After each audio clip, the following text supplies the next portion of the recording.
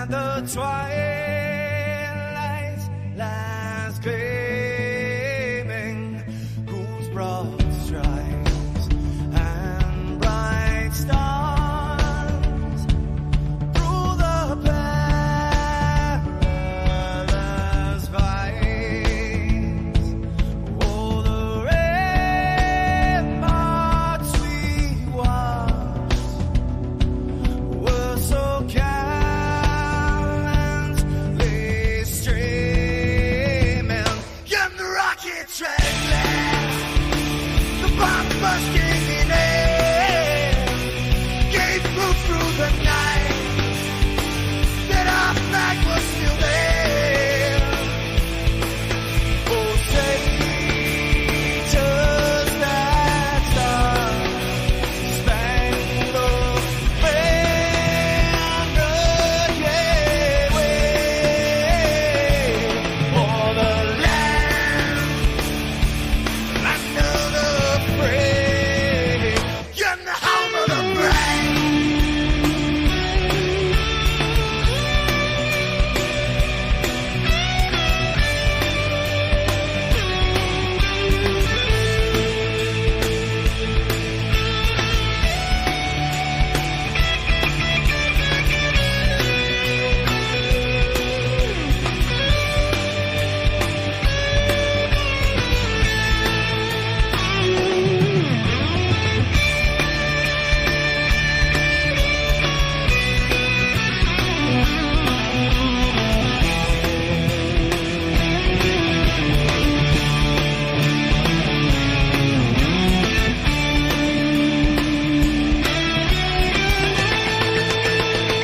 Because we are the brave. Yes, we are the brave. We'll fight till in the name of the brave. We are the U.S. of A. For those unaware, that flag is still there. It's our future to save. Land of the brave, the U.S. of A. Oh, say, just that star-spangled banner, yeah, wave for the land of the free, and the home of the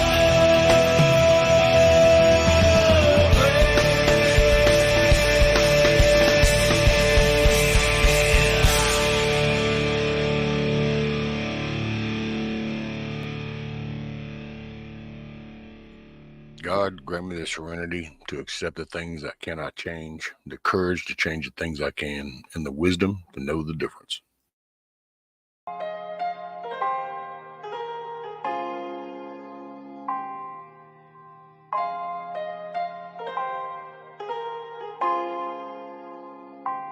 Been a cold winter, looking forward to a hot summer. Still riding around, bumping pots, dear mama. Remember when the music used to mean more? Give them your best, make your hair stand up and heart race in your chest. Talking about all the way we were living, put the truth out, maybe then they'd listen. Crying in the streets where we raised when the struggle's alive. Getting high to escape, and these are troublesome minds. And though we trouble sometimes, it's all good. Try and follow your dreams and live life the way you should. I've been having visions of a place where there's no more pain, no rich or poor, we equal. No more hate, no more envy, cause everything you want you have. Forever smiling and we never sad, never sad. Find a path to the studio, writing some rhymes and take the world on one song at a time. Yeah, until the time comes, meeting our creator. Live life to the fullest regardless of the haters. The world full of fakes and some phony imitators. So I'm gonna keep it real till time to meet the maker. Until the time comes, hope you see the light, cause I've been in the darkness and it ain't nothing nice to be alone, broken in a world full of lies. Just praying that we make it up to heaven when we die. And until the time. I was a victim of a dark mind. As a young man, I fell addicted to the dark side. Wasn't playing, man, I struggled for my dreams to stay alive. Only watched the hope vanish like a spirit in the sky on the afterlife. Praying that their hearts come alive. Though my eyes stay dry, crying on the inside. You wonder why pride wouldn't let a tear slide, and getting high just made them bad times feel right. Until I die, listen to the noises in my head, try to silence evil voices, wondering what the Lord says. And if he cares, if he does, why'd he leave us here? And will he not return if he truly holds us dear? I can see it clear, I gotta live my life as a soldier, empowered to help the whole world move closer. Your hour of death will arrive when you breathe in your last. Surrender all right before you pass. Believe till the time comes, meeting our creator. Live life to the fullest regardless of the haters. The world full of fakes and some phony imitators. So I'm gonna keep it real till time to meet the maker.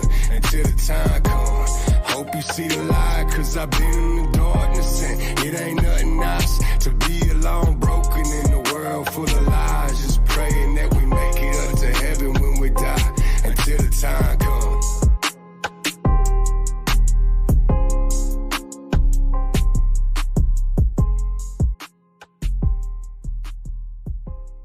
So morning, everybody.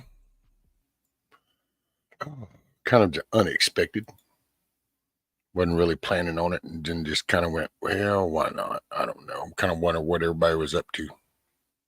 It's almost like I could do a big Zoom call. So morning, Miss Sharon, Dusty, Coffee, Nikki. Let's see. Echo. I think that covers most of the chatters. Oh, let me do this. Don't want to be rude. God, dang, here. Bam. So, chili and rain. By the way, Dusty, that rabbit cage, that looks pretty cool. I like those trays. Were those trays special for something else that you used for that? Did those come from something else? Oh, damn. Oh, I guess I better ought to increase the font. If I don't increase the font, I can't hardly see the chat. There we go. It's sore. It's getting better now. Which, speaking of which, thank you, because I probably wouldn't have remembered till Kiss Off got here. But since you asked me about my mouth, I guess I better take my medicine. I keep forgetting I'm just not a pill person, man. So. Oh, thank you, ma'am. That was a gift. This is actually a golf brand, believe it or not. Most people don't believe that, but it is. It's Tattoo Golf. This is actually golf apparel. Who would have thunk it? A skull with some golf clubs. Who would have thought you just saw skulls and crossbones in golf?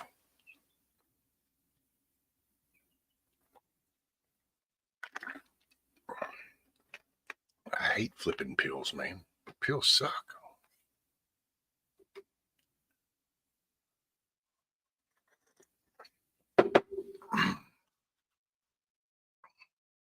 That shit gets hung on that plate in there. And oh my God, if you think pills taste nasty the way you take them, man, wait till that coating dissolves. Whew. That's some gnarly shit. We bought them separate about 10 years ago. Okay, so it's like a pan for that. I'll have to look and see. I will say the only thing I thought of, and I'm not criticizing, so please don't take it this way. It's just my brain. I see things and I automatically, I just notice little things and I go, oh. So when Big Dusty was talking about the pee collecting at the edge, I thought, oh, wow, if you just tilted that then just like maybe 2 degrees, then you could keep most of that up there. And then with a couple of little drain holes, you could actually just drain that down. And then most of the poo wouldn't get soaked with it or something. You know, I don't know. I was just thinking, just random thoughts. I really got nothing this morning. I sent out a bunch of little invites and stuff to see if anybody wanted to come up.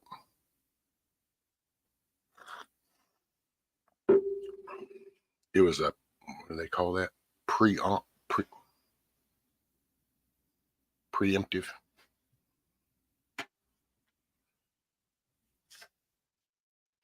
Oh, okay, cool. See, I have to look for those because that, man, I was like, see, that's perfect. Because hell, that's the main purpose of the rabbits is just to poo. Take pills funny. I hate the taste and I hate them touching my tongue.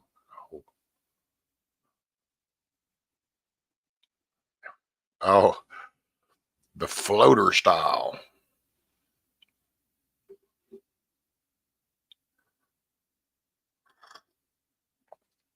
Roger that, sir. Roger that.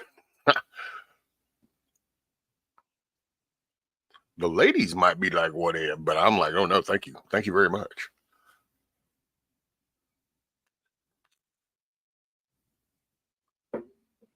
Hey, morning, T girl. By the way, morning, Hutch.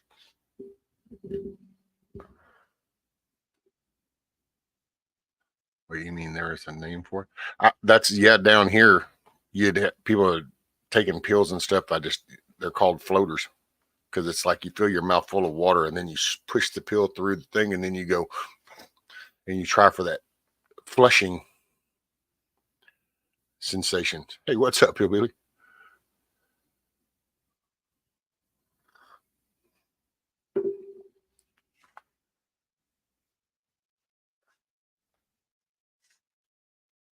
Well, I don't know, Miss Sharon.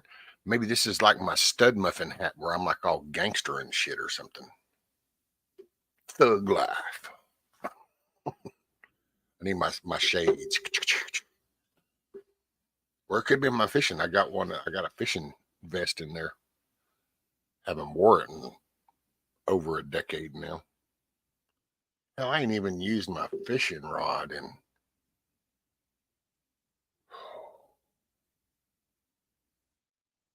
Hell, that's probably been 2 decades. I don't know. You ever been in a boat that's like hauling ass and you're like, and then you just kind of cut it off and it's got that, you do this and then it's got the big swell that catches up and you kind of, that was kind of how my life was, I think. I was kind of working and doing and doing and doing, and then all of a sudden it come to a stop, and then everything kind of, man, yeah, I didn't realize that. Rabbit pee is high nitrogen. You want to put it small. See, that's what I was thinking, Dusty, because I'd heard him say that, the nitrogen. Hey man, it's whatever I want it to be, Hutch. I am a legend in my own mind.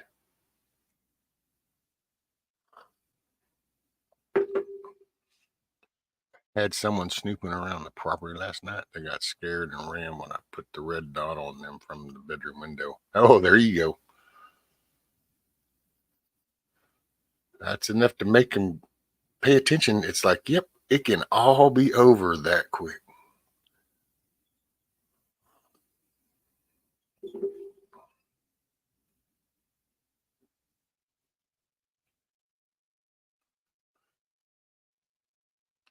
I got some little paracord in. I think I'm going to try to make some paracord bracelets. I figured, what the hell?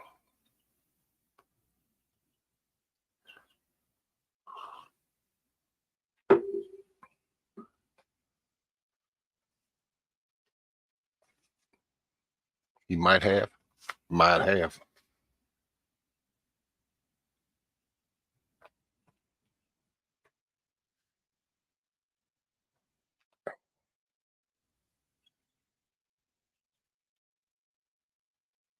So what's the weather like? The wind picked up here. I was thinking about burning some limbs and shit today, but then the damn wind picked up and hell 15, 20 mile an hour gust. And it's like, The Panhandle done had most of all the little burning right now.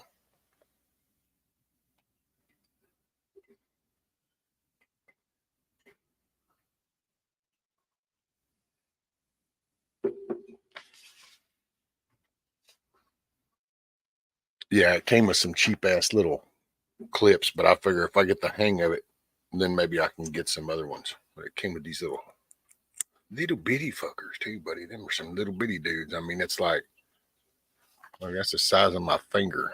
I'm like, holy crap. Rain, rain, rain.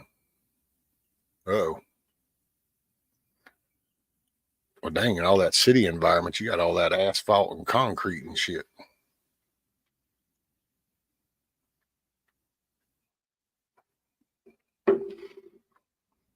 Fires out.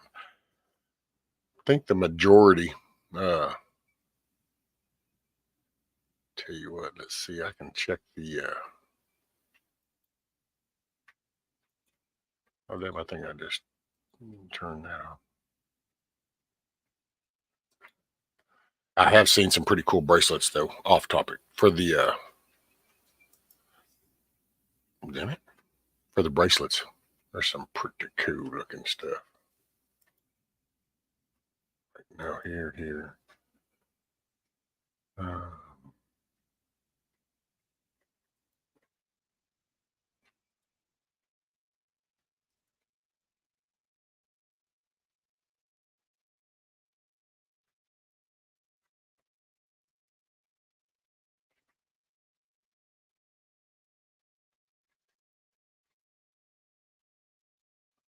Bear with me. I'm not ignoring you. I'm just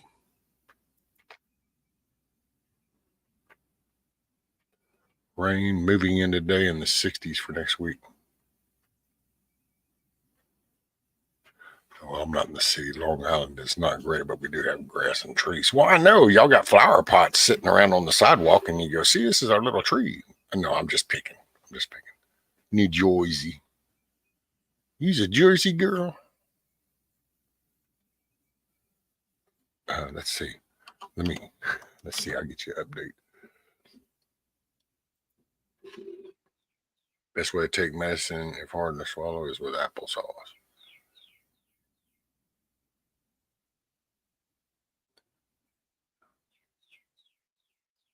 All right, where are we at? Give us an update.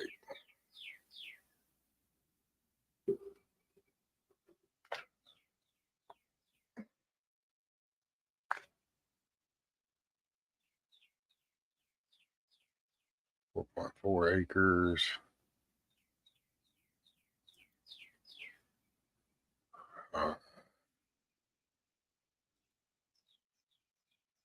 Let's see, what is our containment? So Smokehouse Creek is at 87% contained right now. So that's that big one that everybody heard about. So the Smokehouse Creek one is at 87% contained. And the next big one was the Windy Deuce, and it's at 92% contained. And Grapevine Creek is at 96% contained. So yeah, everything's slowly getting there. And people that live up around there and stuff and that know, and things like this happen. It's not a good thing, but it happens. You know, that was my young adult life, was that shit. Top of the morning to you, Lady Smith.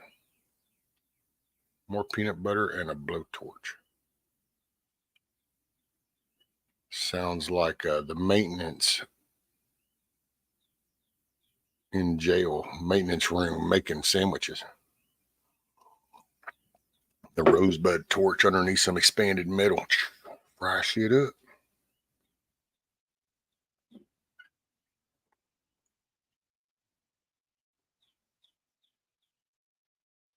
Oh yeah, I went to let out BB yesterday.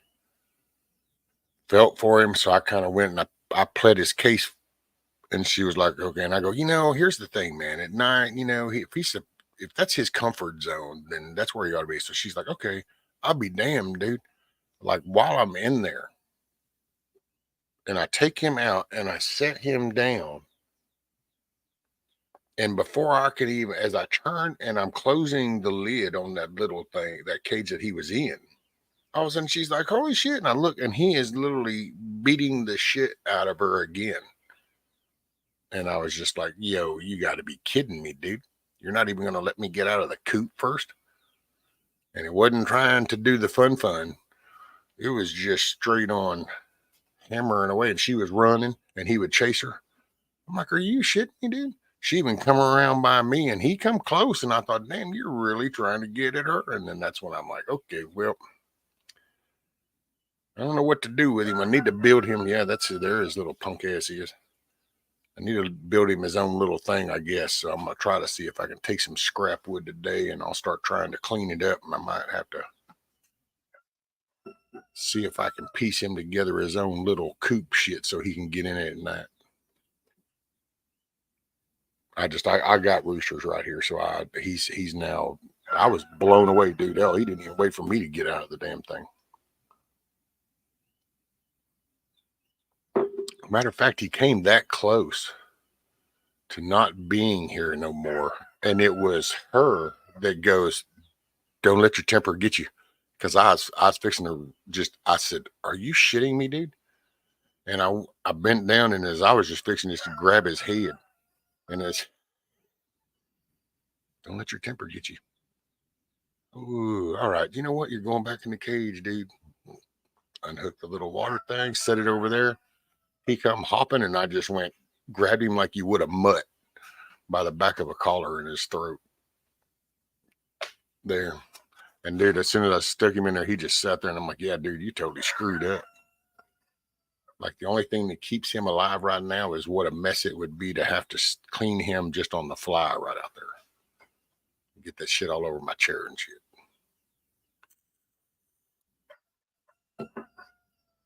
So see, it's a good thing Deplorable isn't here because Deplorable will be like, oh my God, oh my God.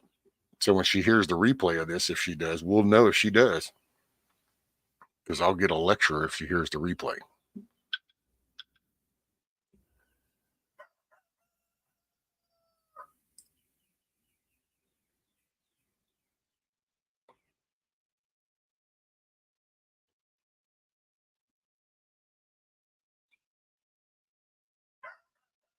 Okay.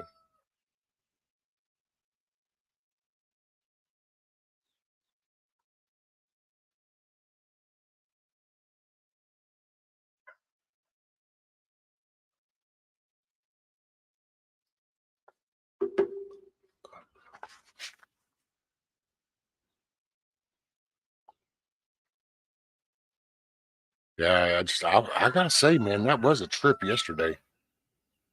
I even told her going, dude, that was like straight like penitentiary type shit. That was almost like come up out of solitaire and it's kind of like walking down that hall and went, yo, you're the one that got me in there, and then just went over there and started trying to smack a motherfucker all over again.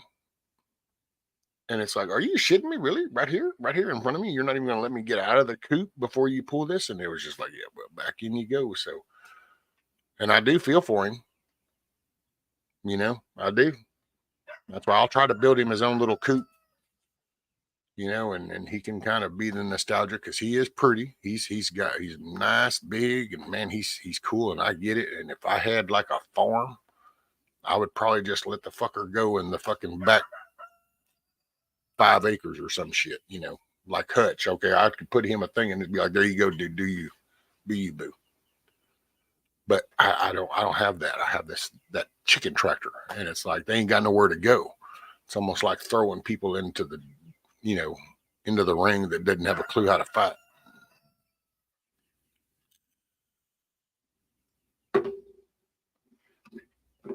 So I don't know.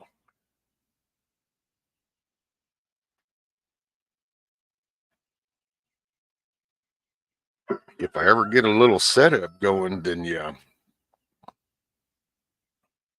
Hey, morning, Kiss Off. What's up? There you are. They need to fill those politicians' big mansions with illegals.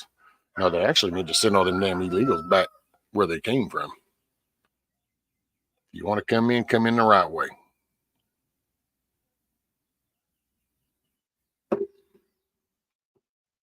You assimilate to the country you're coming into. No different than when you go into somebody's house. You know, hey, maybe you're a Michelob beer drinking every 30 minutes. Don't wear shoes in your house, whatever. You know, you got your little shit, but then you go to visit somebody and you're not like changing who you are per se, but you're respecting where you're going. You know, so then you put your damn shoes on, and maybe you don't drink a damn Michelob every 30 minutes, and you don't, you know, you just. So you come into a country, is this where you want to come? You want to live here? Well, then learn these ways.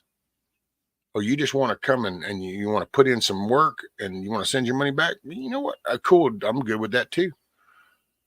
Hell, I've worked in other states sending my check back home. So fine, you want to do it, but do shit straight above the board. And I don't know. But then again, I get to griping about that. And you know what? I just wish we could get a moral compass and a little morality back in just general. Yeah. Well, he's singing it, ain't he?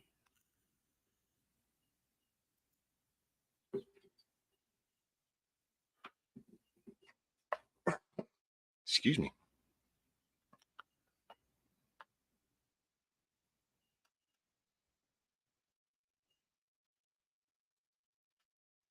I don't even really remember what. Let's see. Man, I don't remember what. I don't remember yesterday much, to be honest. I was just sitting thinking about what did happen yesterday. Oh, I did watch this little. I think he's a representative out of Arizona. He's a little math dude. I listened to him. Oh, I was listening a little bit about the Denver airport conspiracy. That was kind of strange shit. Coffee don't see why they can't throw good out of their mansions. They got more room. They caught it. Hubby is up, making my quiet time noisy. LOL. Make it a great day, Ron. All right, Coffee. Make it a good day. Keep your head on a swivel. Peripherals. The closer this gets every day, you got to just pay more attention to the weird shit.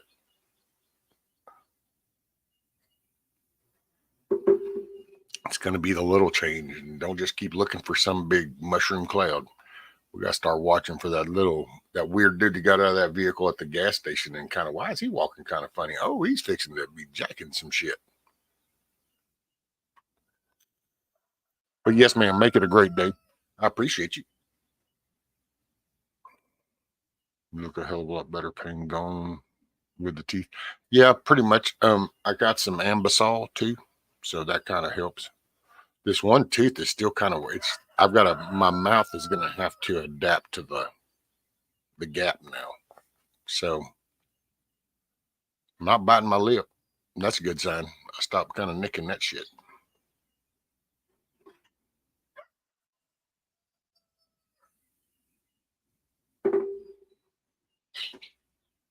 Yeah, I don't know.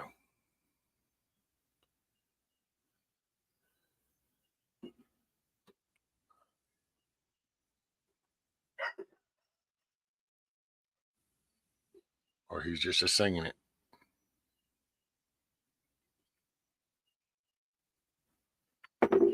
Oh, refilling the coffee.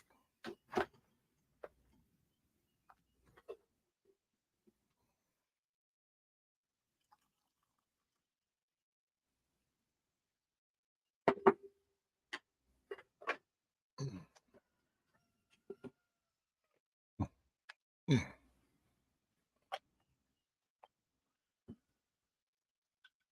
Yeah, I could totally see that, T-girl. Just because of the concentration of the population.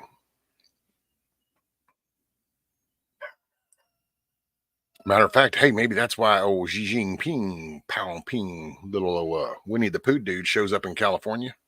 And maybe they gave him the red carpet. So it's kind of like kissing that ass. So, like, hey, if you decide to kind of like, poke some shit, just don't do it right over here. I don't know.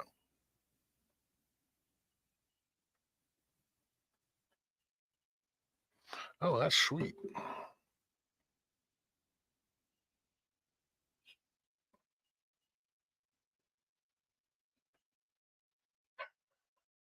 Hell yeah.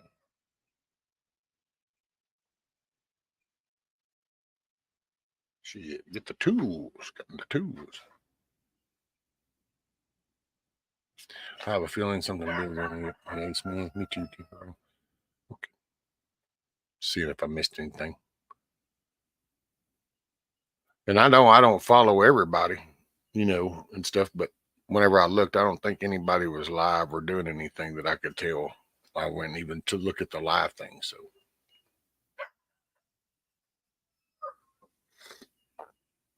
I no sabe.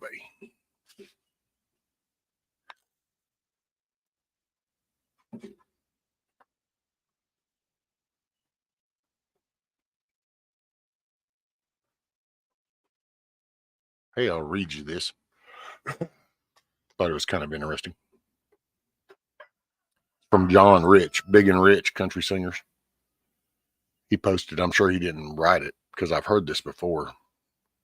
So it's kind of like a story goes around, little tale thing. It says, why did God create evil? A professor at the university asked his students the following question. Everything that exists was created by God, ? One student bravely answered, yes, created by God. Did God create everything? A professor asked. Yes, sir, replied the student.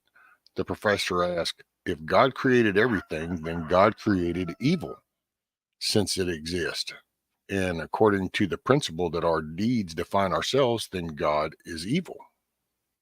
The student became silent after hearing such an answer. The professor was very pleased with himself. He boasted to students for proving once again that faith in God is a myth. Another student raised his hand and said, can I ask you a question, Professor? Of course, said the professor. Professor, is cold a thing? Well, what kind of question is that? Of course it exists. Have you ever been cold? Students laughed at the young man's question. The young man answered, actually, sir, cold doesn't exist. According to the laws of physics, what we consider cold is actually the absence of heat. A person or object can be studied on whether it has or transmits energy. Absolute zero, negative 460 degrees Fahrenheit, is a complete absence of heat. All matter becomes inert and unable to react at this temperature. Cold does not exist. We created this word to describe what we feel in the absence of heat. A student continued, Professor, does darkness exist? Of course it exists. You're wrong again, sir. Darkness does not exist. Darkness is actually the absence of light. We can study the light, but not the darkness. We can use Newton's prism to spread white light across multiple colors and explore the different wavelengths of each color. You can't measure darkness. A simple ray of light can break into the world of darkness and illuminate it. How can you tell how dark a certain space is? You measure how much light is presented. Isn't it so? Darkness is a term man uses to describe what happens in the absence of light. In the end, the young man asked the professor, Sir, does evil exist? This time it was uncertain, the professor answered. Of course, as I said before, we see him every day. Cruelly numerous crimes and violence throughout the world. These examples are nothing but a manifestation of evil. To this, the student answered, Evil does not exist, sir, or at least it does not exist for itself. Evil is simply the absence of God. It is like darkness and cold, a man-made word to describe the absence of God. God did not create evil. Evil is not faith or love, which exist as light and warmth. Evil is the result of the absence of divine love in the human heart. It is the kind of cold that comes when there is no heat, or the kind of darkness that comes when they're in the absence of light. So I thought that was pretty cool.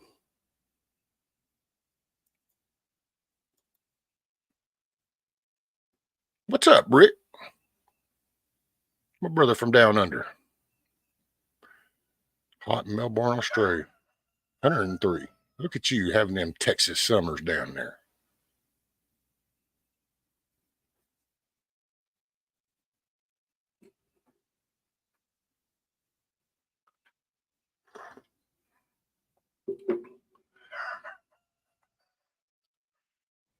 How are you doing, Ricardo? You and the fam doing good?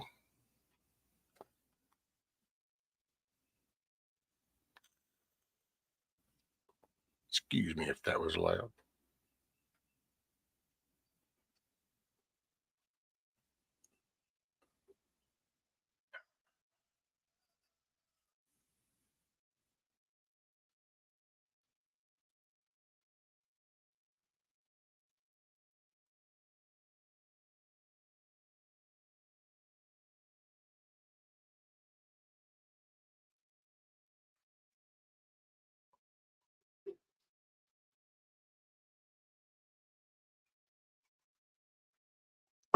Hoorah.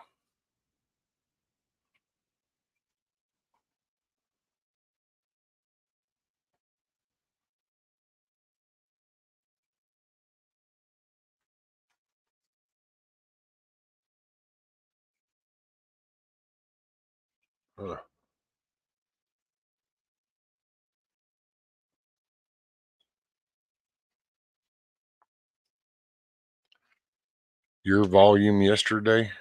OMG. What? What are you talking about now? Hey, Bug Out Adventures. What's up?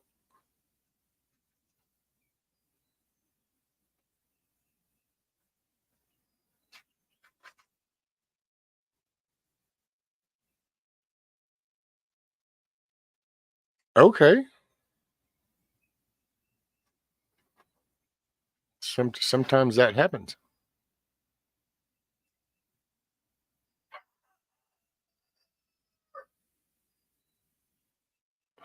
Sometimes it's me because it's like this. If I lean back here, then it's okay. So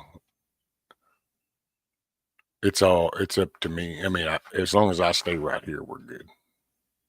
Hey, what's up, Matt Fury?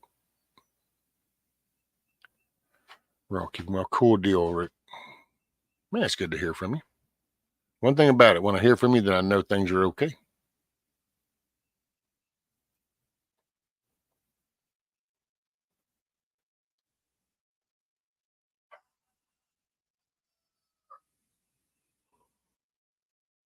That wind is kicking out there. I can hear it.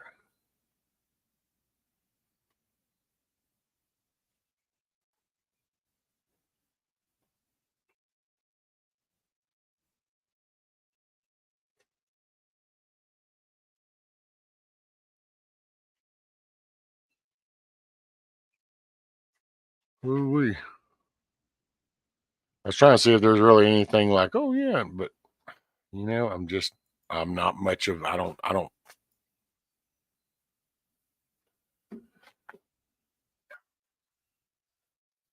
I think sometimes my effing laptop is going to blow. Well, it very well could be. There's no telling what all kinds of shit you probably got on yours. You're probably worse than the missus in there. You probably click on every damn thing that has some kind of link to it. I'd just be willing to bet you. What's up? There he is. We're not worthy. What up, y'all? What's the weather like there? It is right now, it's probably high 30s, low 40s, but we're going to be 50 something today. But it's clear sky. As of right now, it is.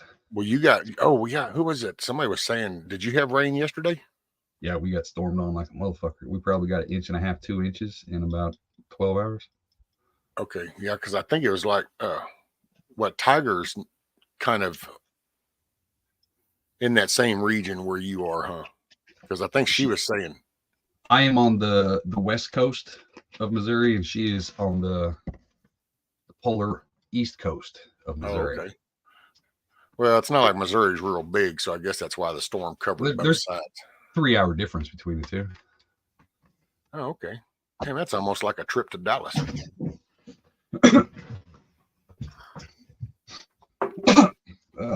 Yeah, because she was talking about it pouring down. Shorty.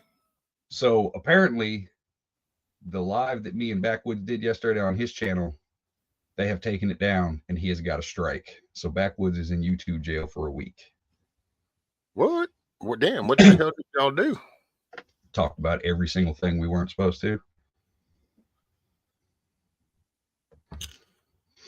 Did you have any chat conflicts? Not till the end. Because, all I can say is that I was not there, so I don't know. So anybody that listens to this, I ain't accusing nobody of nothing, but I just noticed that most of the time, whenever I seem to have some kind of YouTube issue, I kind of go back and I go, oh, it seems to always match up to some chat headbutting. And so I don't know if it has to do with reporting kind of shit or what. It's kind of a toss-up. I mean, I did kind of talk bad to somebody. I mean, it was polite at the end there. If anybody was there, y'all know what I'm talking about. But somebody stepped in at the very end and tried to say that I said something about nation that offended them to get offended for him, and was like, I'm never coming back here as long as you got Hutch on. He's an asshole. I don't like what he said about nation. You were on for how long? I was on for 2 hours. So somebody listens for 2 hours and then they're offended? No, they came in at 3/4 of the way and then rewinded all the way back to the beginning and heard me talking shit about nation. While Nation was in the chat, just so it's clear, I wasn't just randomly talking shit about him. He was in the chat. But this person felt like they had to stand up and be his moral compass, or defender or whatever. So, but we went hard on the touchers for probably 30-45 minutes. So it's hard to tell, because we literally hit almost every single topic we weren't supposed to talk about. Well, yeah. Then there's no, because that's slowly coming to a boil. That type of topic, that, because just the boxer dude, then you got the rapper dude that come out, and then you got the other comedian guy, and people are just talking about that stuff, and which I think they're trying to make us use those code words with fucking touchers instead of actually calling them the pedos that they are and grapists and things like that. So I don't think they appreciate those things. Well, they're slowly trying to redefine, the meaning of words, and so it's like, okay, we'll censor it. It's kind of like the racism only applies to one race. Only one race could be racist, and it's like, wait, what? But it's the repetitive rhetoric. I can't never get any better because the government's keeping me down. It's like, wait, so you can't go work for somebody like your neighbor and do something because the government? Well, they've dumbed down everything, dude. When you look at it, they're slowly trying. They figure if you can't say a word, then that word should no longer be in the lexicon of American words, kind of thing. So you can't say pedophile, the actual word. You can't say grapist, because these are all things that they're trying to promote coming from. Call it what it is. I don't give a fuck. I'm tired of being politically correct for you sensitive fucks. All the brown folks that are coming from cultures that celebrate these kind of behaviors, the grapes and the grabbing kids and all this other shit. That's who we got coming over here. Look, every culture that we got invading this country right now, every single one of them has a culture of accepting these kind of acts. Some of these now places, they have to, you got to protect those things, because if you don't, then all of a sudden, oh no, you're offending these foreign invaders who are coming in here to grape and fucking kidnap you. But you can't say it because that would be racist. I'm thinking that's what we're leaning to. Yeah. Well, They're trying to, you're not allowed to have an opinion that doesn't match up with theirs. And if you do, then there's just a verbarrage that gets thrown at you. Bigot, racist, misogynistic, you're just all this, because they just take all these insultive words that they've collected. And actually, you know, I was thinking about this the other day. I'm like, somehow I can remember, I don't know if I was like a beginning to be a teenager right in those frame of years, but I remember when the dictionary became like a thing. Do you remember when that was like a thing? Like it was like to go learn words, and then you'd hear people like, I learned a new word today, you know. Oh yeah, and, we had the full set. Oh my God, we get to go through the bees today. You know, one of those kind of things. yeah. And so you go, wait a minute. So this is the swing of that. So it's like you geared up everybody with all the word salad shit, and then you've unleashed them. So now they just, everything is ass backwards. Think about that, dude. You go out and shoot somebody, and depending on the color and your nationality, it's either important or it's not important. It's not the fact that you just killed somebody. It's who did it and how did you do it. Now we can weigh this. No, that's not really newsworthy. Oh, wait, this is newsworthy. It's like, really? Value of life is depending on the hot topic titles you can apply to it. That's crazy shit, dude. Scat Pack, I agree. There is only one race, humanity. But there are a lot of fucked up cultures in that one race.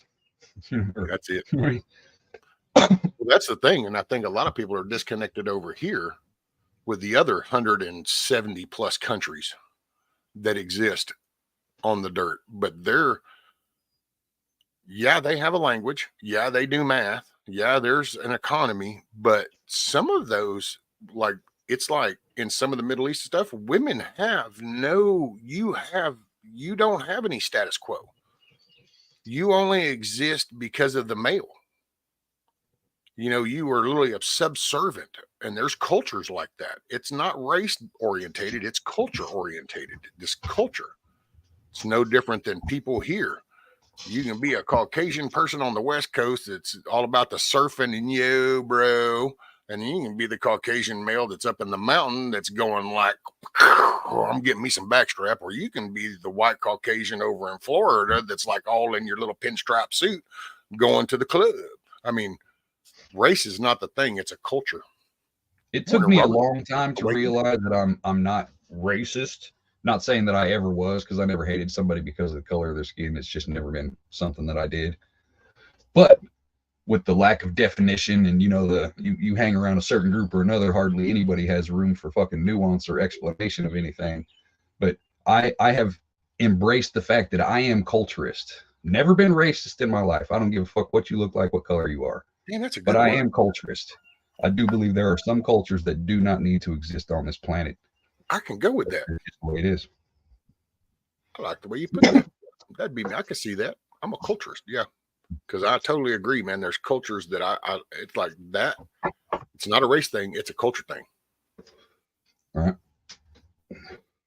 So I think words matter. You know what I mean? The little shit matters. Well, because your culture is that's your character. So that's how your upbringing. That's your moral compass. It's all going to come from that culture. So the culture is actually the bread and butter to the behavior per se. Because really, I mean, it makes no sense. I've known people, anybody who's been locked up knows motherfuckers who hate somebody just because of the color of their skin. You know what I mean? And that's, to me, that's counterproductive, because I hate you for something you can't control. Makes no sense. But you can control how you act in your culture. Your actions are what make me hate you. If you've got Hamas, piece of shit terrorist group, if they've got a culture of graping and killing babies, wipe that entire culture off the planet. I don't give a fuck. Men, women, and children. Bye. Deuces. That's just me. I'm an extremist. I'm a war hawk. You don't have to agree with me, but I'm just telling you, that's how I feel about it. You know what I mean? If you support that kind of mentality, kill the whole mindset.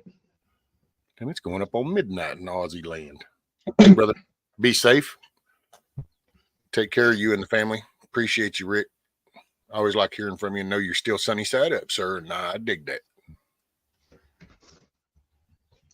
Rony morning.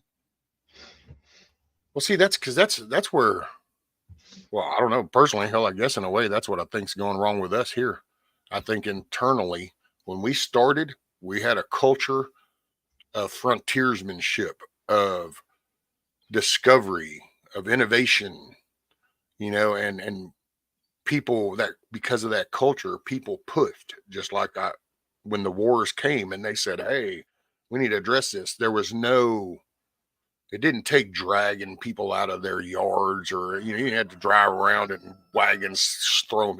People were more than willing the good was willing to defend the good against the bad. That was a culture. That was the way and then it's slowly as we got exposed to more, that core of that culture has now been fractured because now if you were caught in the early 1800s, I know down around here, if you slapped a woman, son, there was a 50-50 chance that you might not be alive the next day. Right. That's just because that was the cultural mentality of the males around here. So if you saw that, oh, no. We've now progressed to where we sing about slapping bitches and hoes and we pimp them out and we actually watch and entertain a degrading of women. So look at the pendulum swing in that. We literally had a culture where you didn't have to know the mofo. You could have just been riding in from the next town. But if that dude come out of that damn place or something, you saw him rear back and go whack to that woman, you got off the damn horse and you went over there and you commenced dealing with business. That was a culture. That wasn't a race. That wasn't only a certain people. That was a culture. This is the mindset. And it swung to where now it's, hey man, the trashier, the better, dude. And it's like, no. And I'm with you 110%. Totally cultural. All right, Ricardo. And see, I can say that because I have lived many cultures. I've done the projects living. I have done the country living. I've lived in the city. I've lived in pretty much anything that you can imagine except for a high rise. So, you know what I mean? Each culture is different. A lot of people don't get to experience multiple cultures from actually, absorbing the culture and being part of the culture and initiating yourself into that culture. Most people just have the one set. Oh, I was born here. I was raised this way. You know what I mean? This is the culture that I understand. So any culture that comes from the outside is automatically going to be like, what the fuck is going on over here? You know what I mean? So I'm a big fan of getting out and living different lives, you know what I mean, in different places and getting to see the country and the people. That way you can kind of get an understanding of each culture, if that makes any sense. Right. Some mental illness will never be okay. Now, well, mental illness, there's one of those trigger words because everything gets thrown under those two words. Mental illness. Well, wait a minute. Because there have been a different decision made by that person. Well, yeah, but they're just, not, well, okay, but they could have been thinking right. So they chose not to. So sometimes we throw mental illness on shit. It's like, no, you just an evil mofo. You're just an ugly mofo that wants to harm people. There are just ugly people. And it's not a mental illness. There's just ugly people. I have to disagree with you, Bug Out. I don't believe there ever was a perfect culture. No. Well, and I will say, and I'm not, damn, see, I hate this. This is the one problem about being here versus people in chat. So I don't ever want it to come across like I'm, yeah, you, but it's a statement that's going in chat. So I'm kind of curious as to, like, what do you mean by early American? And I don't mean any offense when I say it this kind of nonchalantly, but are we talking the whole European and how the Indians all lived in perfect harmony and that we came and we disrupted? Because I've heard this, how like apparently Indians never had an issue and they were all in perfect existence. And it's kind of like, man, that's some weird ass history because that's just not what you hear down here from Comanchero. I forgot how they say that word because Texas actually from up through Mexico and Texas up through Oklahoma and all the way up, that was called Comancheria or something like that because it was the land of the Comanches. And they were some savage sons of bitches, dude, boy. The minute I just watched the deal on that the other day. The Spaniards come down the West Coast and introduce them to horses. And they were the one main tribes that decided they figured out the horses, dude. They watched the Spaniards and they said, "Ah, we got this shit," and they proceeded to raise horses and start using them in battle, and that's what And they became better at it than we did, or Yep. they did. However, you know, same thing with firearms. As soon as it didn't take them a week to have them fucking guns, and they were way better than any military force we had out here trying to hunt them. They were, yeah. See, I'm not one of those. I don't give a damn that America had slaves. Call it what you want to. The whole world had slaves. I don't give a damn that America has, you know, invaded countries and all this other shit. The same way I don't give a damn that Rome has invaded countries and done all these other things. I don't see a good or an evil in war and taking over. I believe maps should be redrawn. I'm a war hawk, never hit it. So I think that's just, I don't base my feelings on somebody based on, oh, they took over this country and they killed 7 civilizations to get it. Them civilizations should have fought better. That's, Well, you know what I mean? I don't see good and evil in that kind of shit. And why does it always? Why is it only America? Because that's what the land has transformed for thousands of years that way. It's the biggest dog gets the biggest yard. We're just the newest one. That's the only. We're just the newest one to do it. Yeah. Actually, when you look at it, yeah, we're the newest ones to do it.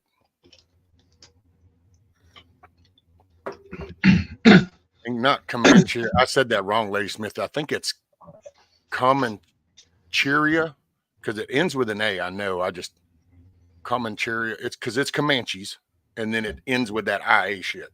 Hey man, you are getting the redneck version because that's all I am. I'm a redneck in the woods. So it was like Comancheria or something like that. Oh yeah, without a doubt. I agree with you on that, Bug Out. I just don't think it's something that we should vilify people over. It's expansion. Oh, well, yeah. Well, we created our own culture because we left one culture and we started building a culture here. And then there was a clash of the cultures. Now, this is, to me, this is the raw facts, and this might trigger some, and I'm sorry if it does, but it's easy to group that whole European thing, but I think it's important to remember that we were deciding, we came, there were families that grew and developed over here. And in time, we said, wow, you know what? We don't want to go over there. We're not from over there. We're 2 or 3 generations deep into here. We want to be here. And then we started to enjoy it. Well, then we started questioning, why are we even sending shit? Meanwhile, we've met the Indians and all these different experts. And yeah, you kick people's ass and you take over some land and you develop this. And that is what happened. I will say that America is one of the few people that went ahead and said, hey, you know what? You were here. We're not going to kill all of y'all, but we will let you create your own little thing. And we won't even tie you into the country we're building. We'll let you be independent and you do you, boo. So, I'm not sure how many America other kingdoms and countries around the world ever did that in the past. I think we might be the only one. America preserved cultures when they had no reason to. There was nothing to gain from preserving the cultures. So if anything, America actually deserves some credit for the fact that they were like, okay, we could easily wipe you completely off the face of history right now, but we're going to allow you to stay here and repopulate and build your civilization back. You know what I mean? Go through history and how many examples of that have you ever seen where somebody wasn't turned into a slave or something like that? You know what I mean? Exactly. And dude, right now, look at the Uyghurs. Hell, it's happening right now. And I want to say I heard a thing, and I don't know the facts to this because I didn't look it up, but apparently there's like 15 other places around the world that have that same shit going on, like China with the Uyghurs. Yeah. And I'm like, okay, so then that puts us up around, there's still like 15 to 20 countries or areas, whatever you want to call them, are still participating in slavery. But people over here, here's where we're so spoiled. This is where we're so caught up in our Western ways that are so complicated. We're so spoiled. We're still hung up on little shit right here that shit's still going down. But we'll talk about 150 years ago when this happened here, but nobody's going to want to deal with the shit that's going on as of right now, as of this morning. Because it's just easier to hit the good. How many thousands of people do you have in Myanmar and Laos and fucking Cambodia and all these other places to where if you get caught with a Bible, you're either killed on the spot or you're put into chains. Same thing if you're a Muslim or Christian in China. They're going to beat the shit out of you, and they're going to put you in prison. It's, you know what I mean? It's everything that we complain about America did is still going on today. So I'm not going to complain about America when we're still fucking, you know what I mean, still allowing it to go on worldwide. Well, and we're still the best option on the table. So there's not a better place. As flawed as we might be, there's not a better place. Right.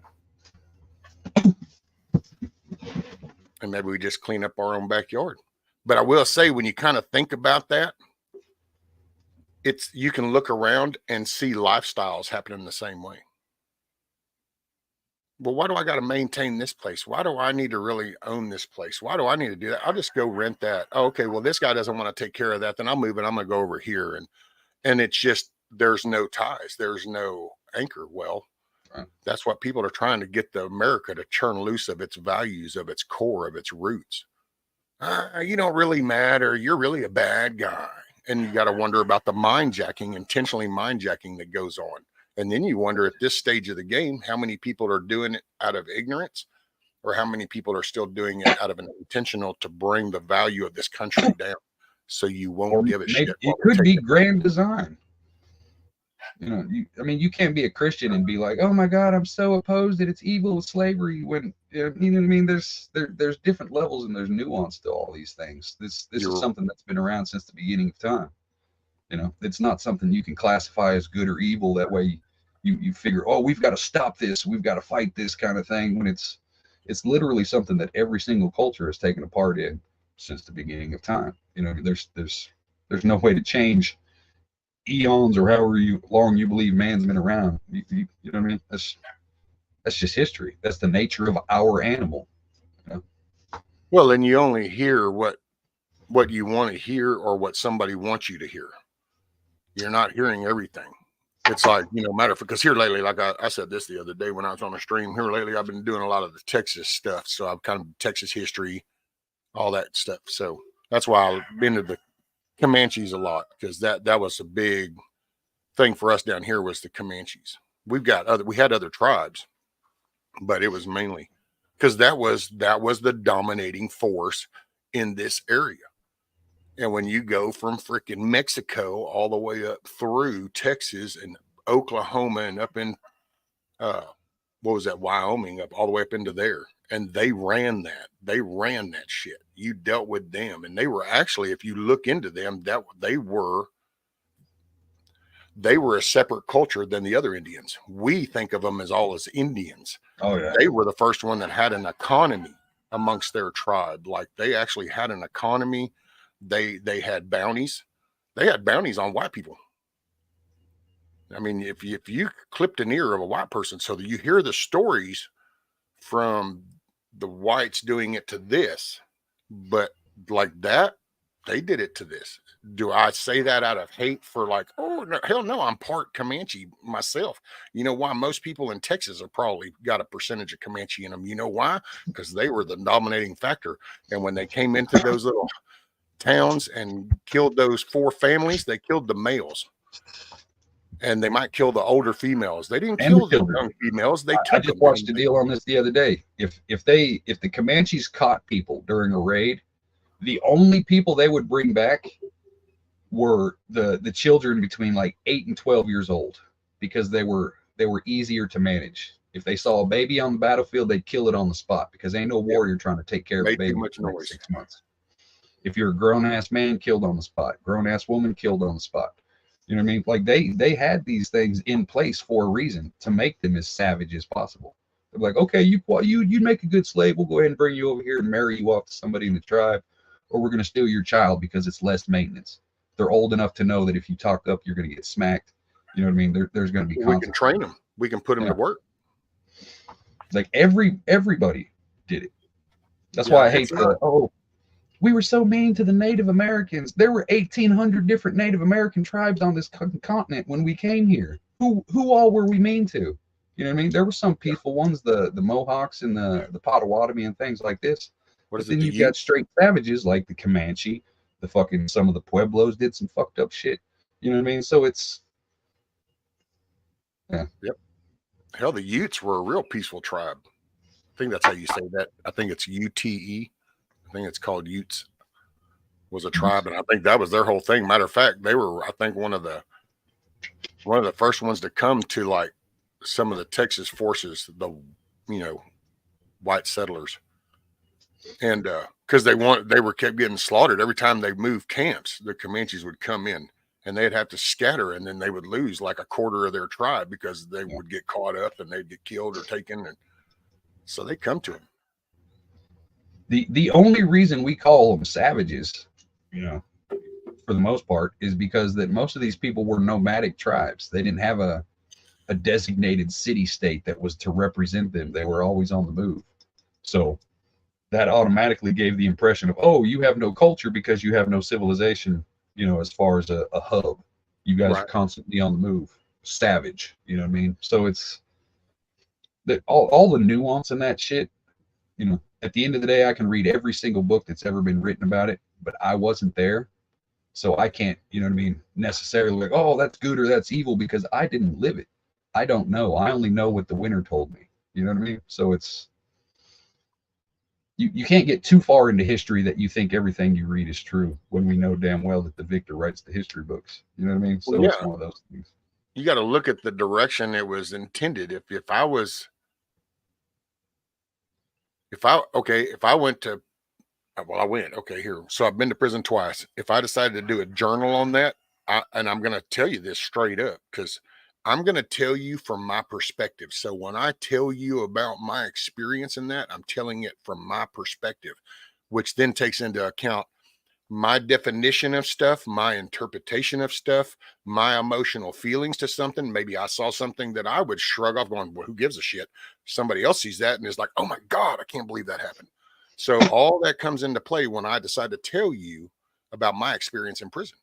Well, if you take my shit as some kind of letter of the law, you're not going to have a very good view of that life. You'll have my perspective, but it can be totally different for you. I mean, it usually is going to be different for everybody because there's so many variables: your size, your race, your crime, your character, how you carry yourself, the way you talk, everything plays a part in what life is fixing to be like behind those bars. So it is what it is. Well, perfect you take example. This example, and you got people that wrote books telling you about these savage people because, well, we didn't understand that way of life. These educated people saw these people that were half naked. They didn't talk their language.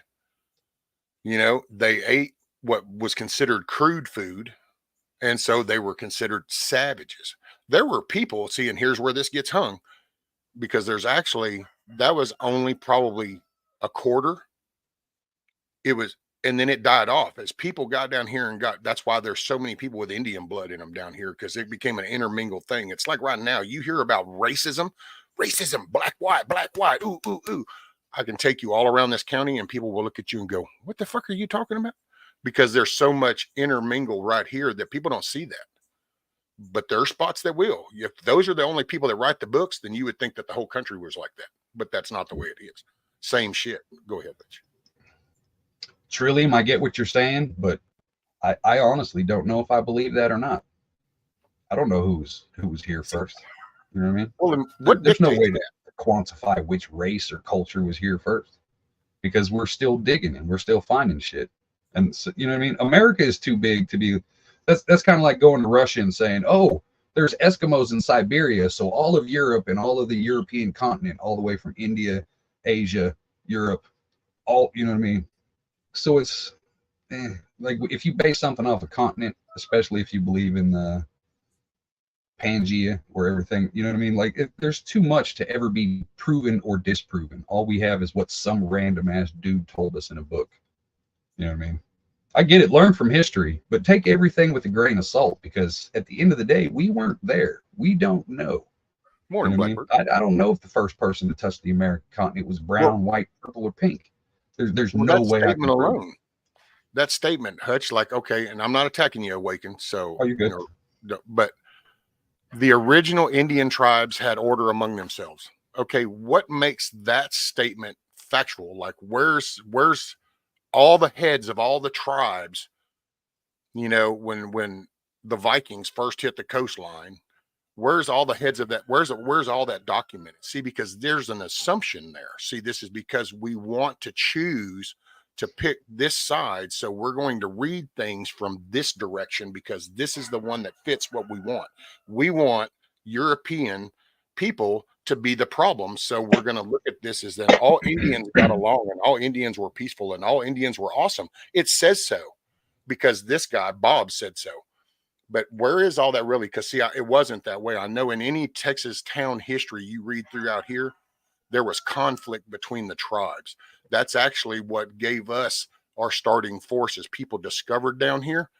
When we had the Mexican War, that wasn't straight up whites that were down here fighting it. That was these tribes that lived in this area that were like, y'all are going to stand up. We're with you. We're your scouts. We're going to tell you how they do things. We're going to help you kick their ass because they've been slaughtering us for however long. And if you're here to help, we're here to back you. See, we're about those stories.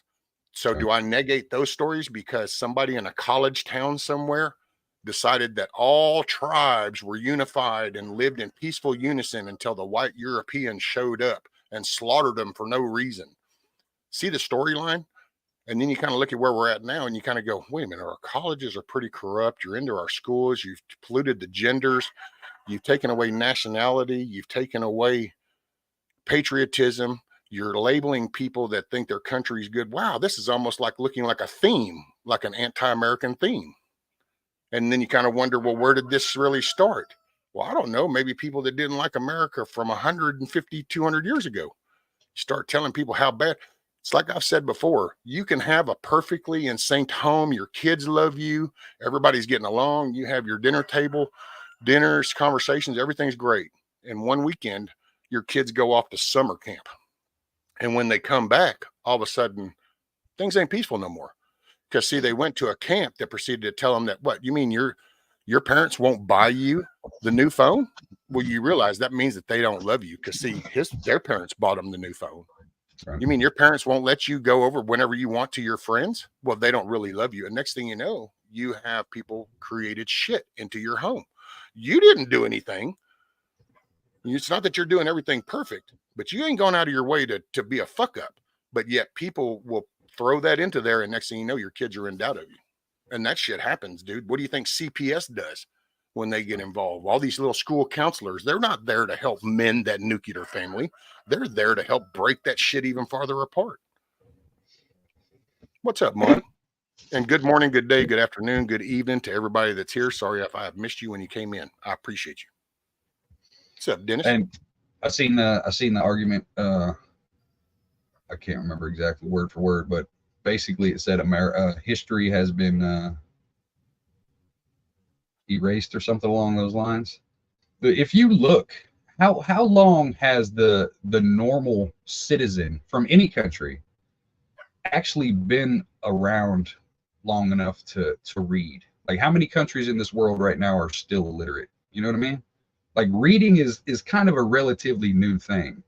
So can we blame the lack of history knowledge and truth on the fact that everybody decided to read what somebody else wrote, or the fact that some of these cultures just stopped sharing word of mouth history as everything was supposed to be since the beginning of time? You know, all the stories, the parables, all this shit, it's all word of mouth passed down from generation to generation.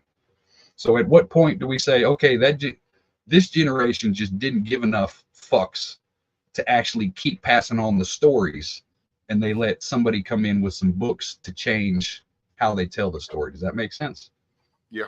Each culture is responsible for their own history. Like, if you don't give your children and your offspring and everybody who comes below you the word of mouth story about your history like it was supposed to have been since the beginning of time, everybody forgets the story because you're relying on somebody else's words in a book.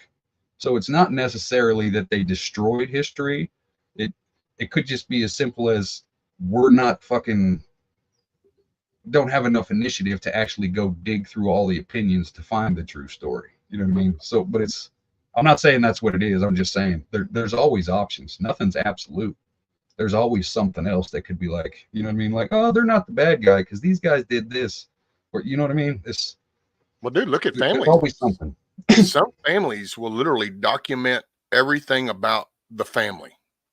You know, there's some families that like, okay, when you were born, it was written down, your weight, the height of you, everything when you were born, what day, the time of the day, everything, your birthdays, how high, tall you are, what your weight on that birthday.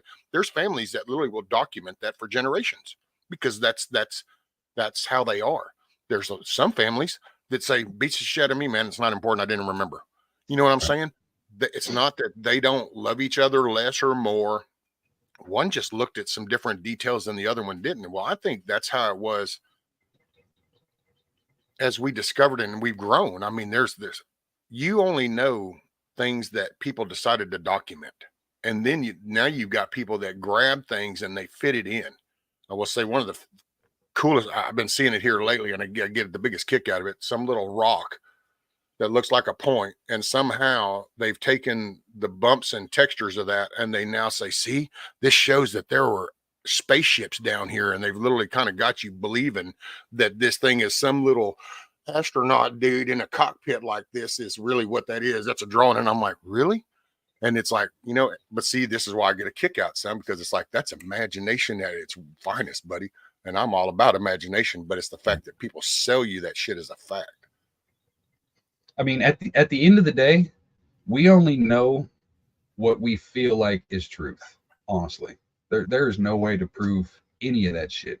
Hey, but Mr. we just live in a world right now that's so complicated and so scheduled and so fucking chaotic and busy that you know there's really no need to go digging through 10,000 books to find the history of something that really has nothing to do with your life and the way things are going right now. You know what I mean? Like there's too much information, and we are too busy as a society, as a country, to actually take the time to learn true history because it's irrelevant. What true history has nothing to do with, you know, most people's lives nowadays. It doesn't matter. They read the Cliff Notes and they form their opinions on that. You know, That's so in your neck of the woods right there. So Missouri got something about a bill.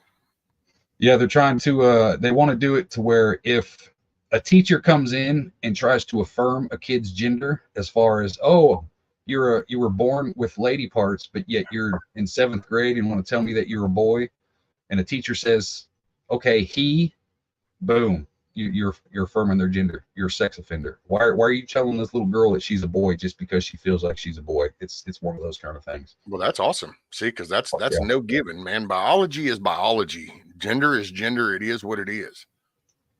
You know, that's that gray area. That bug out, but who is history repeated for, though? You know what I mean? Because if you look over it, say you look at like Saudi Arabia, places like that, these third world countries out in the Middle East, their history has not repeated itself. They're living the exact same history that they've been living for thousands of years. So their history has not been changed. Their history has not been lost. It's been passed down. So it all depends on where you're from.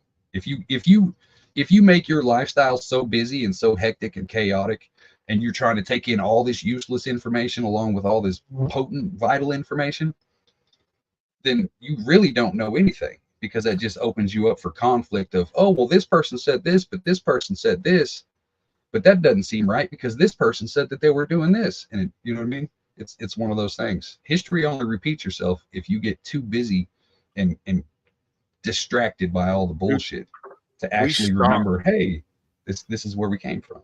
You know, if that makes sense. I think some stuff in history is factual, simply because I think there was a time in our past when we weren't so mentally fucked up, and we actually documented things based on a factual thing. Like, then I think we've been doing this for thousands of years. That's why they understood the solar system and the rotation and the different, you know, layouts up there.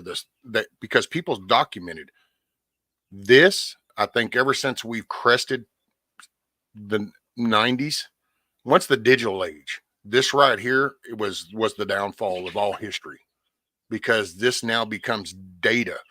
This isn't the facts. This is now, and I actually said this way back when I first started doing this, and we would have some of these talks about all these discoveries and the stories behind these discoveries and these civilizations that existed. And it's like, really? I could take you down some roads right now. If this place vacated and 100 years from now, they found some of these roads, they would go, oh my God, look at this, they were living like this, when really, now I'm going to tell you what really is all that shit that they're going to find down that road is because people use that fucking road as a dump. So you're going to find wheels and axles and refrigerators and stoves and microwaves and old fans. And now you can find that in 100 years and concoct some bullshit story and tell a tale. Ooh, and you don't know. You wouldn't know shit. And I think a lot of the stuff we find now, they go off of, it's, what we accuse channels of doing, clickbait titles and shit. Well, guess what the big boys do? They say, hey, you know what? There's a good half of the population that's into the little green men. So I know, let's just keep making money. Oh, absolutely. Hillbilly. What Hillbilly said. Oh, yeah. Everything that you learn from history, it's going to come down to, do you want to actually know it? Because the masses don't give two fucks about what I think or what Rescue thinks about a certain subject, because they've got their own opinions. You know what I mean? Everybody's got their own perspective on everything. So your history is what you learn and the opinions that you form. Me and Rescue could read the exact same book and draw 3 different kinds of fucking conclusions. You know what I mean? Yep. It's all based on what you've already learned in your life experience, et cetera, et cetera, et cetera. There's no way to prove it to the contrary. This is an uncontrollable variable. You can't commercialize this. You can't categorize this for everybody. Everybody's brains do not think the same way because we have not ever had the same input, same experiences, none of that. So, see, I'll say for a good example, you compare Rome to America. How many of us sit here and talk about we want to fucking end the lives of these nasty ass touchers and these terrorists and all these other people? You know what I mean? But if you go back and look at what Rome was doing, just as an example, they're celebrated throughout the entire planet for doing almost literally the exact same thing that we're bitching about our government doing now. But yet we love watching, 300. We love watching The Gladiator, things like this. We idolize the Roman culture, even though at the same time we demonize the Roman-esque parts of our culture. Does that make sense? So you take and leave what you want. Like if the Romans were alive today, we would be at war with them because they are some nasty, dirty, tyrant pieces of shit, sons of bitches. And we all know it. But yet, for the sake of history, we accept it because, they were this giant, glorious civilization. They did this and they did this and they did this. And we overlook all the wrong that they did just for the fact of, it's an interesting story. Ain't no difference between then and now. The only difference between now and then is we have more information now. That's the only difference. Shut up, Milk. You know what I'm talking about. But it's the same thing. The same cultures that we fucking make heroes out of now did the exact same thing that we call our people tyrants for. But we don't see the connection between the two. You know what I mean? Does that make sense?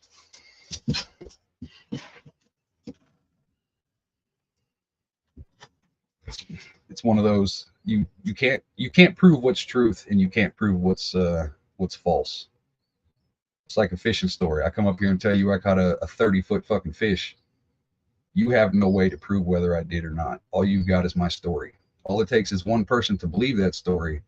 Next thing you know, that person's telling their kid, hey, this guy caught a 30-foot fish. He's randomly telling somebody, hey, this guy caught a 30-foot fish. And that gets implanted. Eventually enough people who don't give enough fucks to be like, oh, that's a lie. Ain't no 30-foot fish. It doesn't matter because more people are interested in the 30-foot fish story as a possibility than they are as a fact. You got to glamorize history. You got to kind of, that's where the whole fishing stories come from. If you want stories to be passed mouth to mouth, from person to person, from tribe to tribe, civilization to civilization, you have to inflate that story enough to make it attention grabbing, to make people want to hear that story. Why would you pass down a story that's just boring and nobody wants to listen to? You have to add those little flares of the dramatic. That way it plants that seed. Oh, I'm going to keep this story in my head because that moment, you know what I mean? It gave me some kind of dopamine rush. Like, oh my God, you fought so-and-so. You know what I mean? It's one of those things. Okay. Sorry. I missed some stuff there. I'm sure. All of a sudden she come in. She was like, I need to take him some food and water. I'm like, shit, man, that damn thing has just woke up. He ain't starving to death. He'll be fine. Well, he woke me up. I said it wasn't because he's hungry. It's because he heard my voice, and now he just keeps chiming in. You ready to trigger some people? Here we go. If you get your feelings, that's a you problem, not a me problem. I don't care. I'm just saying. Hey, Loretta. But like Hillbilly said, yeah, but a 30-foot fish turns into a 60-foot fish. Okay, here we go. Same thing could be applied. Jesus walked on water. Jesus returned from the dead. Jesus turned water into wine. All these are different stories. Whether you believe them or not, I don't give two fucks. That's irrelevant. I don't care what your religion is. I don't care what you believe. I'm not going to argue with you about it. I'm just saying. The word of mouth stories. I believe that Jesus was just a regular man. It is what it is. So my version of that would be, okay, Jesus did this, and it was so praised and worshipped over so many years, 2,000 years, that it turned into Jesus walked on water. Jesus did X. Jesus did Y. Jesus did Z. Just as an example, put your fucking feelings back up. I don't care. I don't want to hear it. I'm just saying as an example. You know what I mean? Change Jesus to somebody else. Same principle. You know what I mean? Hercules, fucking Pericles, all these different stories, you know? Eventually, everything turns into a fishtail, and it gets over-exaggerated because nobody wants to hear the same old story for 3,000 fucking years. So, just saying. Well, I don't even think, and I'm not sure. So, you know, me and God have our own relationship. So if people take this funny, I'm not sure that it was Jesus. Because I will say I've heard, and I haven't studied it to like, okay, I've got to find that. Cause I don't think that my belief I don't think he takes that as disrespectful if it's not, because he understands what I'm referring to would be my take. So, but I've heard tell it's just like, there's no J in the Jewish language. So how can you have Jesus if there's no J? Right. You know, and so you kind of, well, okay. But then you kind of look at, there's that culture stuff again. You look at the different cultures that have documented stuff, and it's actually, you know, he's got different names. That persona per se has some different names, but there's references to this from different perspectives. So that's been some of the validations. But I will say with Jesus, I got to say, I've heard stuff that I don't know that for a fact, but that there's no J. And I'm like, well, then that would kind of, but then humans, we do this. We do things to make things our own comfort. We dumb things down. You know, I'm sorry, look at right now, we're in 2024, where we're literally living the abbreviated world. Like if you literally cursively wrote out a letter, probably half of the population of this country could not read it. And so you wonder, okay, well, what would that do to history? I mean, take that little fact right there, because we all talked about that before, how the schools don't teach cursive anymore. What would happen if all the people that were 60 and above started documenting everything that they could remember in cursive writing? All of a sudden, you're only going to have a select few that are going to be able to read this. Well, this says everybody with beards that have gray hair in them are bad. Well, guess what? If you're a mofo with a beard with some gray hair in it, all of a sudden, you're not sure that you're going to want to scream that line out too loud. So all of a sudden, It's like, maybe they didn't say that. It's kind of like I don't know, if you were a certain culture that, you know, skinned people and beheaded them, you might kind of want to change that to where you were like, oh no, we all got along. It's all cool. You know, I mean, it's all interpretation, man. That's why really does it matter what happened yesterday, or does it matter what you're doing today that's going to affect to tomorrow? Right.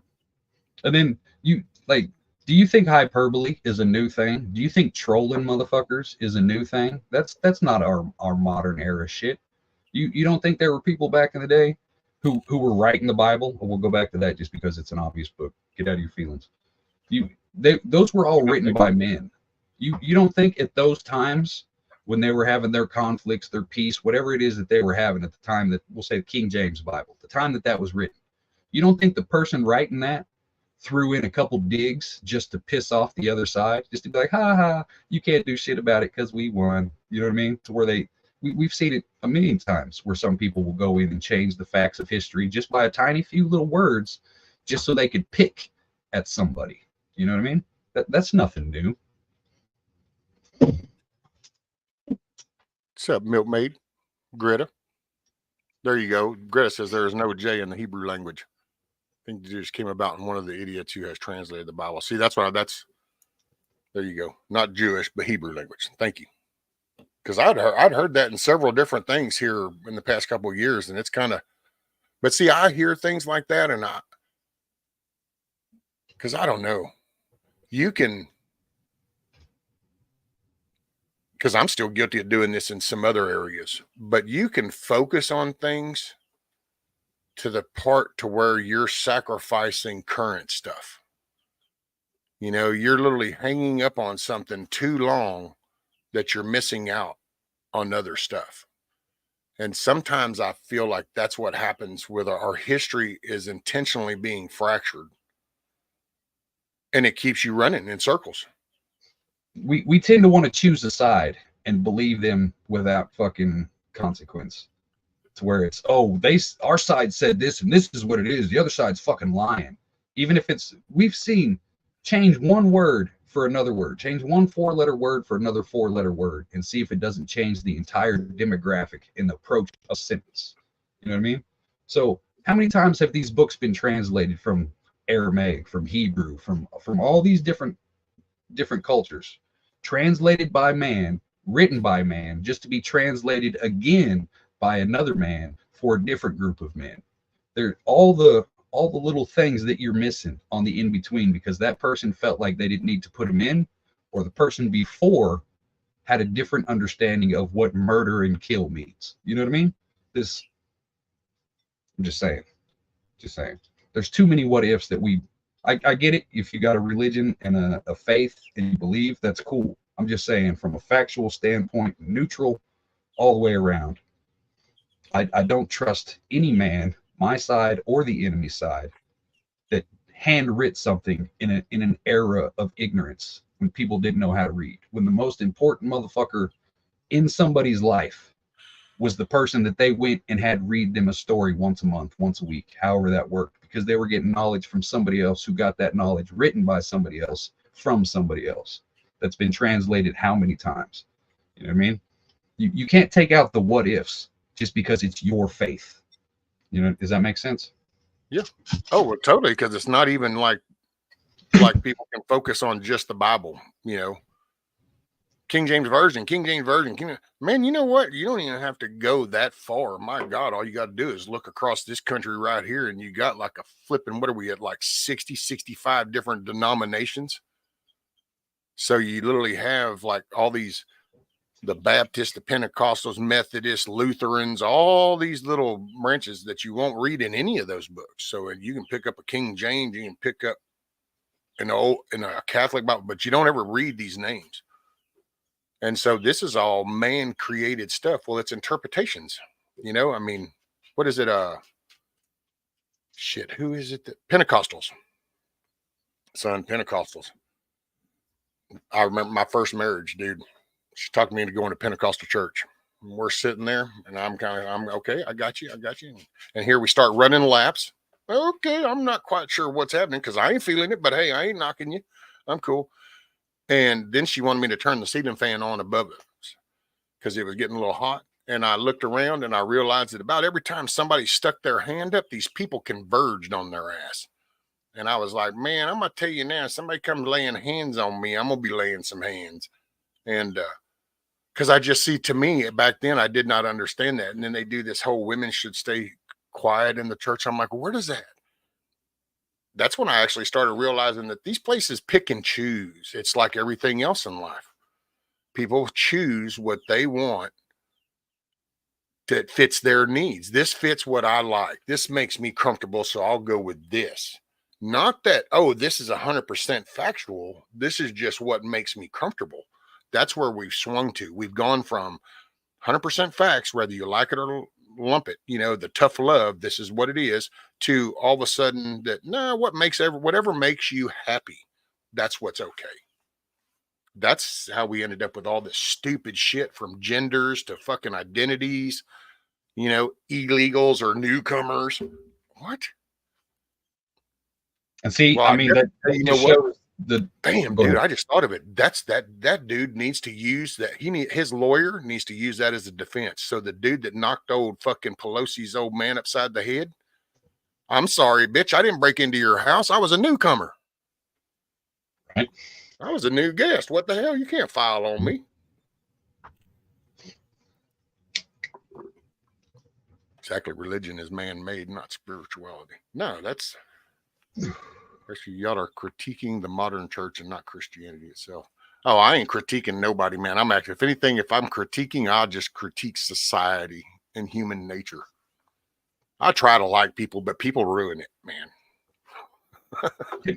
Can I just throw this out there as a caveat? If anybody is triggered by the things that I just said, good.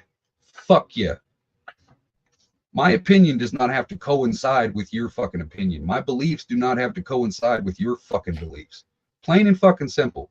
I mean, if you don't agree with what I'm saying, it doesn't matter. It does not change my day. It's not going to change what I believe. Plain and simple. That's the problem with conversation, is nobody can have a conversation because everybody thinks they're a fucking expert at every goddamn thing. There's no room for fucking interpretation. Yeah. Give me 1 sec.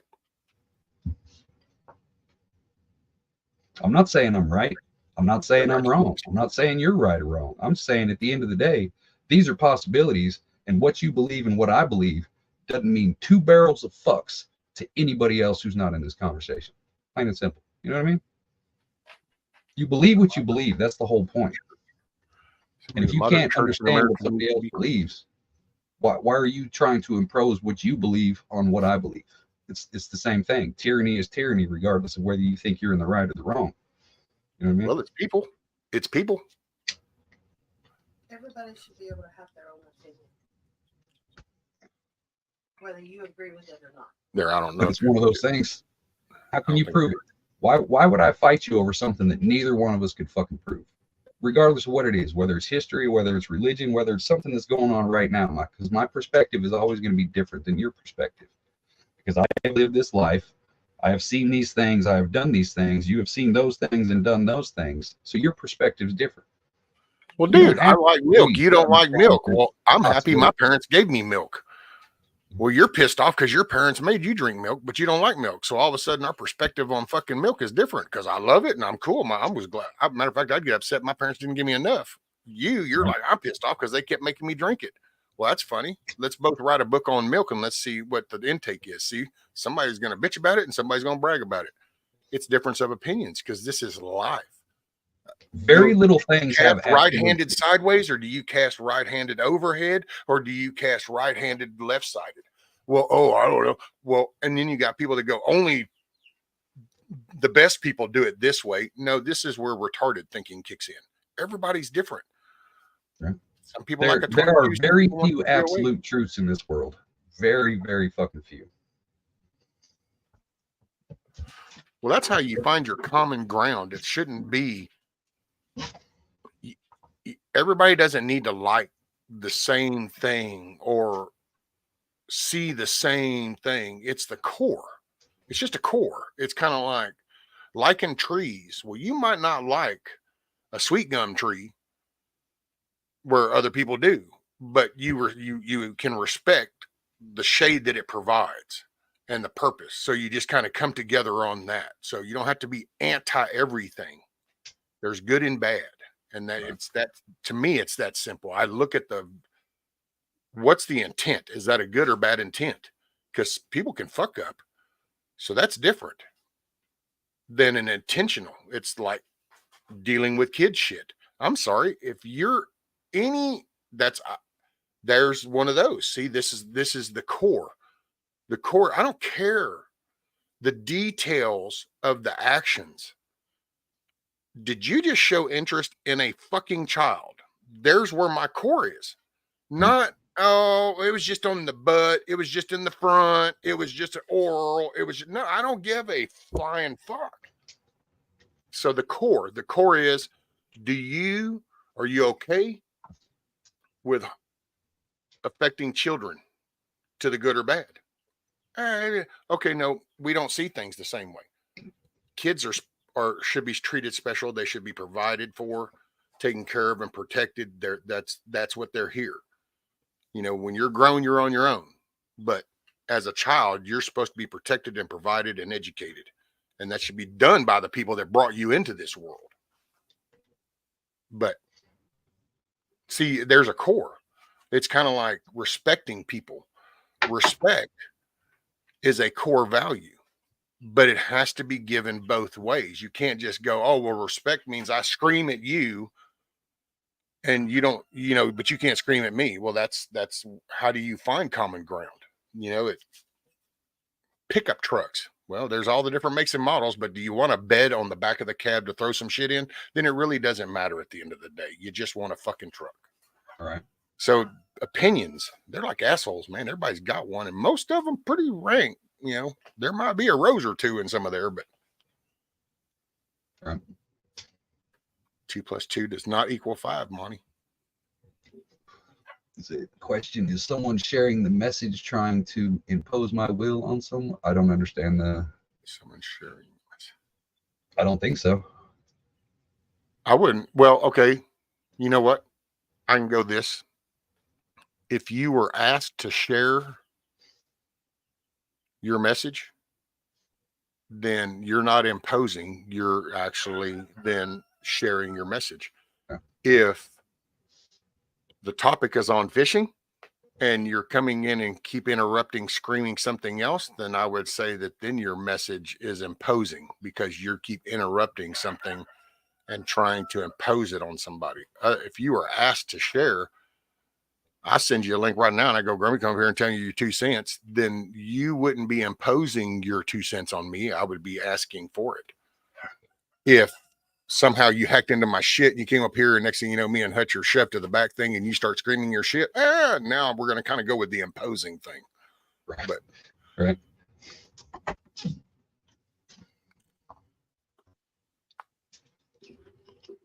It's freedom of speech, but not freedom from consequences. All in the delivery. It's all in the delivery. How do you present it?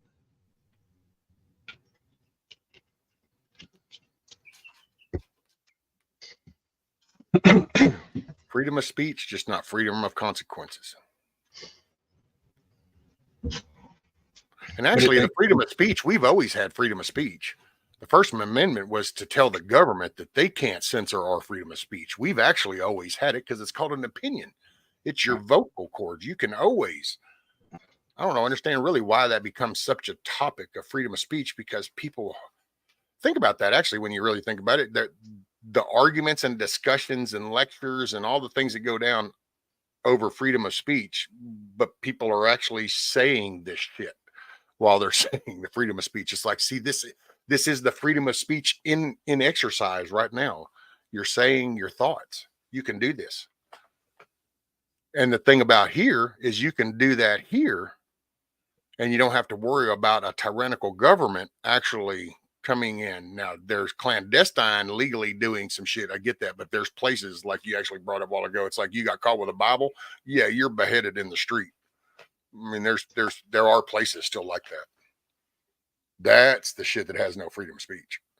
I mean, if you're looking at it from that way, technically there's always been and there's never been freedom of speech. I can sit up here and say anybody could literally say anything they want to out of their mouth. People could accept it. People could refuse it. People could respond.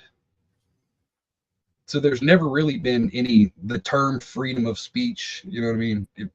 It's something that's always been there. And you know what I mean? The freedom is just the freedom from consequences. That's technicalities. You know what I mean? At the end of the day, it doesn't have to be a government. It doesn't have to be nothing. I can go say something to my neighbor that he doesn't like or disagrees with, and he can make an action to stop my speech. You know what I mean? It's not a government. It's just plain and simple the same. You know what I mean? Right. I look at it like war. It's not good. It's not evil. It's just necessary for the progression of civilization. And no, Miss Teresa, no Nixie in here. That chick was funny. That was this funny chick on Mayhem was doing a live, and some chick I think she was from the UK. She was going all off about pro-Palestine and, all this. And it was like, she's been studying it for 8 years. Oh, She sounded like one of them fucking feminazis that hates men. If you open the door for her, don't you hold my door. I'm a grown ass woman. I can make my own door. She seemed like one of them fucking types of twats. I think it was Southern. I hope she sets herself on fire in protest. Did a video about freedom of speech and how really, see, look, that's just reading that even sounds funny. So Hillbilly said, I think it was Southern Prepper One who did a video about freedom of speech and how you really don't have freedom of speech. And I'm not making fun of you, Hillbilly. It's just, see, there, think about that. So somebody does a video, puts it out there telling you that you really can't put a video out talking about this. Wait, what? And it's like, yeah, it's a video on a social media platform telling you that you don't really have the right to do this very thing right here. So, hey, you know, you're really not watching this. I'm not saying that they're not dicks. We just need to see it for what it is. It's their world. It's their platform. They can set terms and conditions, and how you speak to that. It's like these stores. If they got rude fucking people in them, you don't go in there anymore. It sends the message. To be quite honest, if most people wanted YouTube to change, unfucking subscribe, literally make it a point for 90 days to go over to Rumble and just entertain yourself. And when that's that number, because that's the only way you get their attention, their profit loss. As long as the staircase is going up, you're saying shit, and it's just kind of like, yeah. They've got to see that staircase down to all of a sudden go, what? Best example I can give you is Prohibition, dude. Prohibition. There you go. Hey, I got a bright ass idea. We're going to do this. And that was fine until that little fucker comes out the back room going, what the hell did you do to all our money? And they're like, what? And it's like, yeah. And they're, oh, we need to bring that back. And all of a sudden now you can still drink all over. So it's amazing how fast the money speaks. Wizard, you do have the right to yell fire in a movie theater. If it's on fire. Yeah. Even if it's not on fire, you have the right to say it. And the populace has the right to respond in kind because you're inciting. You know what I mean? You can say whatever the fuck you want. Just because they're like, oh my God, I got a ticket because I yelled fire in a movie theater as a prank. Well, that's the societal thing that was set. You're inciting people to potentially get hurt. There's going to be consequences. If I drive down a 35-mile-an-hour speed limit or in a school zone and I'm going 65, the parents of those kids are not going to be happy about that. If you cause a ruckus and people get trampled, those people are not going to be happy about that. You know what I mean? You're free to say it as much as you want. Just be ready to take that ass whooping or that ticket that comes with it. You know what I mean? You could say it while you're in cuffs. They're not going to put tape over your mouth. You can scream it from the top of your fucking lungs. But you know that there's the consequence behind it. So it's one of those, it's neither free nor restricted. It's just societal consequences. You know what I mean? Well, what a society allows. It's like we can blame the 3-letter agencies, and they do wrong. I'm not trying to like say that they don't, and they do, but it's not every one of them. So we get used to talking in those terms, you know, the FBI. Well, it's like, really, does that really? So everybody that works for the FBI has the same mindset. See, that would be, to me, that's not smart thinking. I mean, there's people, because I mean, hell, I know where I worked, there were people that loved the job. There were people there for a check. And then there were people there looking to try to, until they could find something else, you know, and then there were people that didn't even last. They came in and went, I don't want to fuck with this. So and I look at each one of those, you know, the meter reader dude. Yeah, there's meter readers that enjoy it when you don't pay your bill and they can disconnect you. Sure, there's them fucking retards are out there. Most of them don't really want to do it. They're just trying to pay their bills, you know. And so until we address actually, see, it's like that. To think that freedom of speech, well, somehow that's been flipped around on people. We somehow seem to take this, that stuff is for us. And it's not, it's to tell them what they can and can't do. Well, them are the people that we elect. And I think that's where a big disconnect comes in. We somehow seem to think that them is all of a sudden just self-regulated, and it doesn't. That will be, and it slowly kind of is, because they're slowly keeping people from focusing on the core of the system. Your voice matters. Unity in a core issue matters. Right and wrong matters. If the majority of your county does not agree with touching kids, then when somebody does, they're going to get the severe punishment. So they keep everybody fractured so that you can't gather together. That's what just did it in 2020, dude.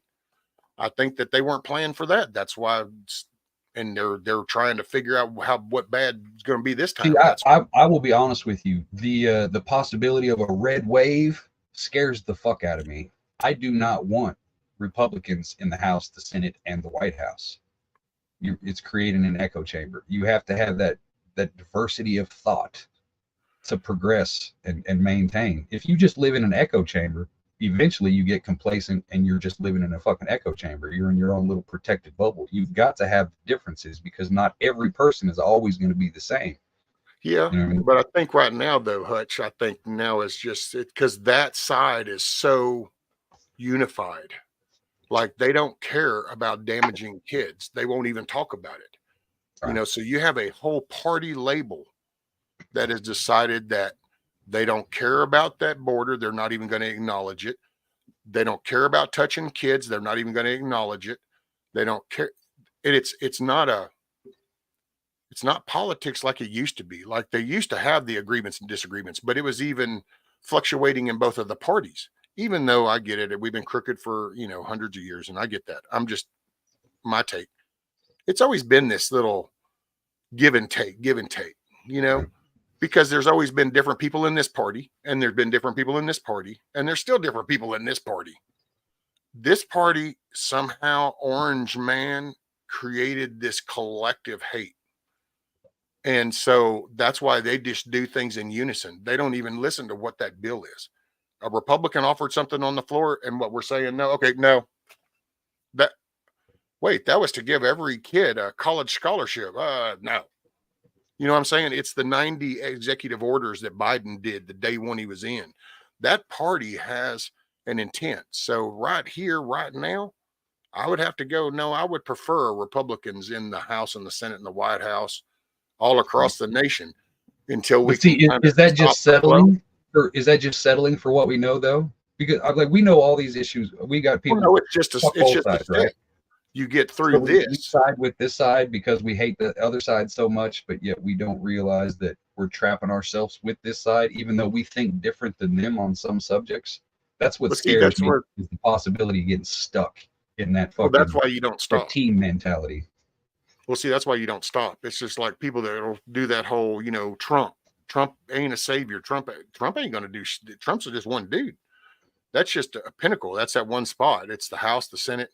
But I think that if you did the first initial stop, you get the wave up there, that boom.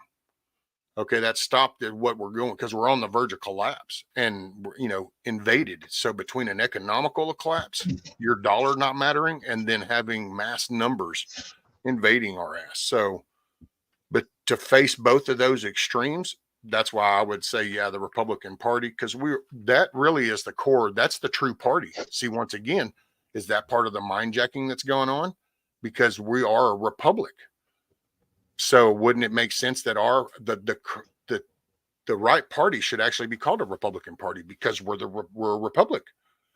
We've let them pervert that shit. Right. Exactly. That's what gets me, is like, why are we waiting for these red wave to come and save us? What do these 1,000 fucking people have that's more important than we, the people that can rise up and fix both sides? They say, I hate this side, but they're the ones fighting for us right now, so we'll back them. Why don't we fight them both? Why don't we try to fix the whole fucking thing instead of fix this one issue? If we're to the point to collapse, let's fix everything. Let's fix both sides instead of relying on one side to come in and be the savior. You know what I mean? If the whole system's fucked, then let's get rid of the whole fucking system. Let's stop fighting for the status quo and actually reach beyond, this is my teammate that's fighting for me. Fuck you, you're a piece of shit too. You know what I mean? That's what we need to do. If we don't want to collapse, that's what we need to do. But what if it's not oh, I'm picking them. What if it's that you take on the Republican Party? You say, yeah, okay, Republican, they're in, but then you clean up that Republican Party. So now you're not with the typical stereotypical political Republican. You've now actually taken the party back and taken it back to its moral compass. You know, dad has finally shown up at the house after being gone and is now getting people are cleaning shit up. You're going to clean your room. We're cleaning the fucking kitchen. All the dishes are getting washed. It's time to clean up. But And see, you know I what? see When it's that. all said and done, guess what? You ain't paying rent here. You're some bum that moved in here. You're out. Dude out here in the garage, you're out. You start cleaning house. But at the first, you go ahead and take care of the major mess. Right now, our major mess is we have a Democrat Republican side. The only way we can approach this major force that's unified is to, and I say, take our party back.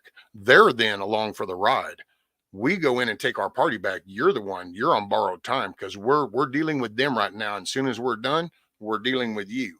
That's my mentality. When I say Republicans, that's where I'm coming from. I'm coming Right. from the approach. I get it. I fully understand because I do it too. But I'm just at the base foundation of it all. Compare Hollywood to politics. Moral compass. We see the new Ghostbusters movie. All right. We all know the original Ghostbusters, Bill Murray, fucking classic, American goddamn classic, damn near perfect movie. They didn't like the structure of it and they wanted to change it. So they came out with the all-female version. Isn't that the exact same thing we're doing with politics?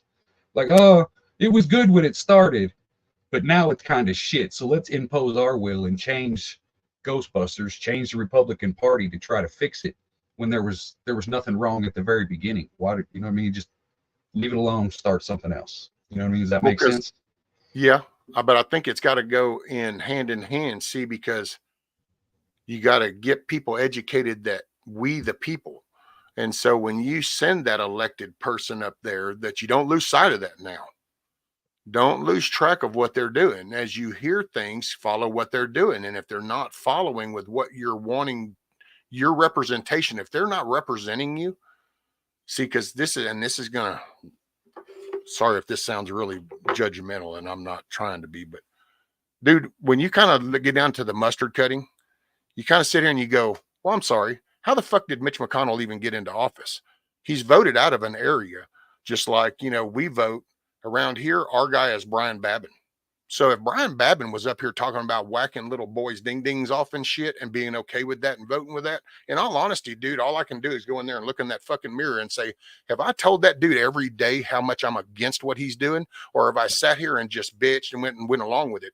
Because that's the dude who came from my area to represent my area. So I guess if I don't like what the fuck he's doing, maybe I ought to go, wait a minute, dude, you're representing our area. My county's not all about that. Why are we letting you pass on them bills? And no, see, that's why it gets kind of, people need to step the fuck up and own up to their fuck ups. We've all been ignorant. We've all been oblivious to shit, or we've been distracted by looking at stuff. But these people work for us. They are our elected officials. We only lose that when we decide to get on our knees and give it up. It's like, you know what? I'm only not going to have supper tonight when I decide not to fucking go eat something. That's how I'm going to not have a meal today. I'm of that mindset. I've been around addicts. I've been around fucking convicts. I've been around successful people. To me, you get what you want. So if you don't like the shit that your area is fucking doing, you got to unify that. If you feel outnumbered, then you start working on your communications between people. And if you can't do that, then you fucking move. Mm-hmm. You know, and I don't want to be just so ugly about that, but we're here and it is what it is. And it's time to just pony up. But you got to look at these fucking people and the shit that they're passing. And if you're in their area and you're not day to day saying something about it, then it's part of the problem. You've always got a choice. Either fight it or leave it. You know what I mean? At the broad spectrum of either side, that's all you got. Fight it or leave it. No matter who you got on your side, how many people you got with you, it comes down to the personal decision. Are you willing to fight? Is it bad enough to where you're ready to fight or ready to leave? And at the end of the day, that's all that really matters. You know what I mean? All the other nonsense in between is irrelevant. If it's that fucking bad, fight it or leave. Otherwise, shut the fuck up about it. Why are you complaining about it, wasting your life? You know what I mean? We know that some of these things are bad. Why don't we stand up and fight up against it? Or why don't we leave the area where we're, you know what I mean? Well, and you know it's what? got You to be can't fix everything, but you can at least say that, hey, I did what I could do. Because, this is going to sound pretty wrong. It's going to come down to personal choice, man. Man, we sit here on a digital platform. We have internet. Hell, you actually got portable laptops. Almost everybody got smartphone. So you pretty much got a portable laptop. And I'm going to say it again. Hours upon hours, days upon days, pointing out what's happening and not taking 5 minutes to just send a simple email to that representative on a day-to-day business. You know, like, I'm going to be in your ear. I'm so mad. Think about that. People talk. You're not mad enough to take 5 minutes and go, dude, I'm watching the bills you're passing, and this, you need to change, or we're voting you out. Send. Monday, Tuesday, Wednesday. Your neighbors, you go to the store. Hey, you need to say something to that guy. He's voting on bills. It's getting back to that core communication. Dude, that's what used to happen. People used to talk about shit. Hey, that's why it was so, see, that's why politics was a little different. That's why the parties were mixed up. They focused with Orange Man bad, and that's what brought, because hate, all you got to do, everybody's got something fucked up in their life. So everybody's pissed off about something. And instead of trying to find out what that is, you just need to tap into that anger, that hate. So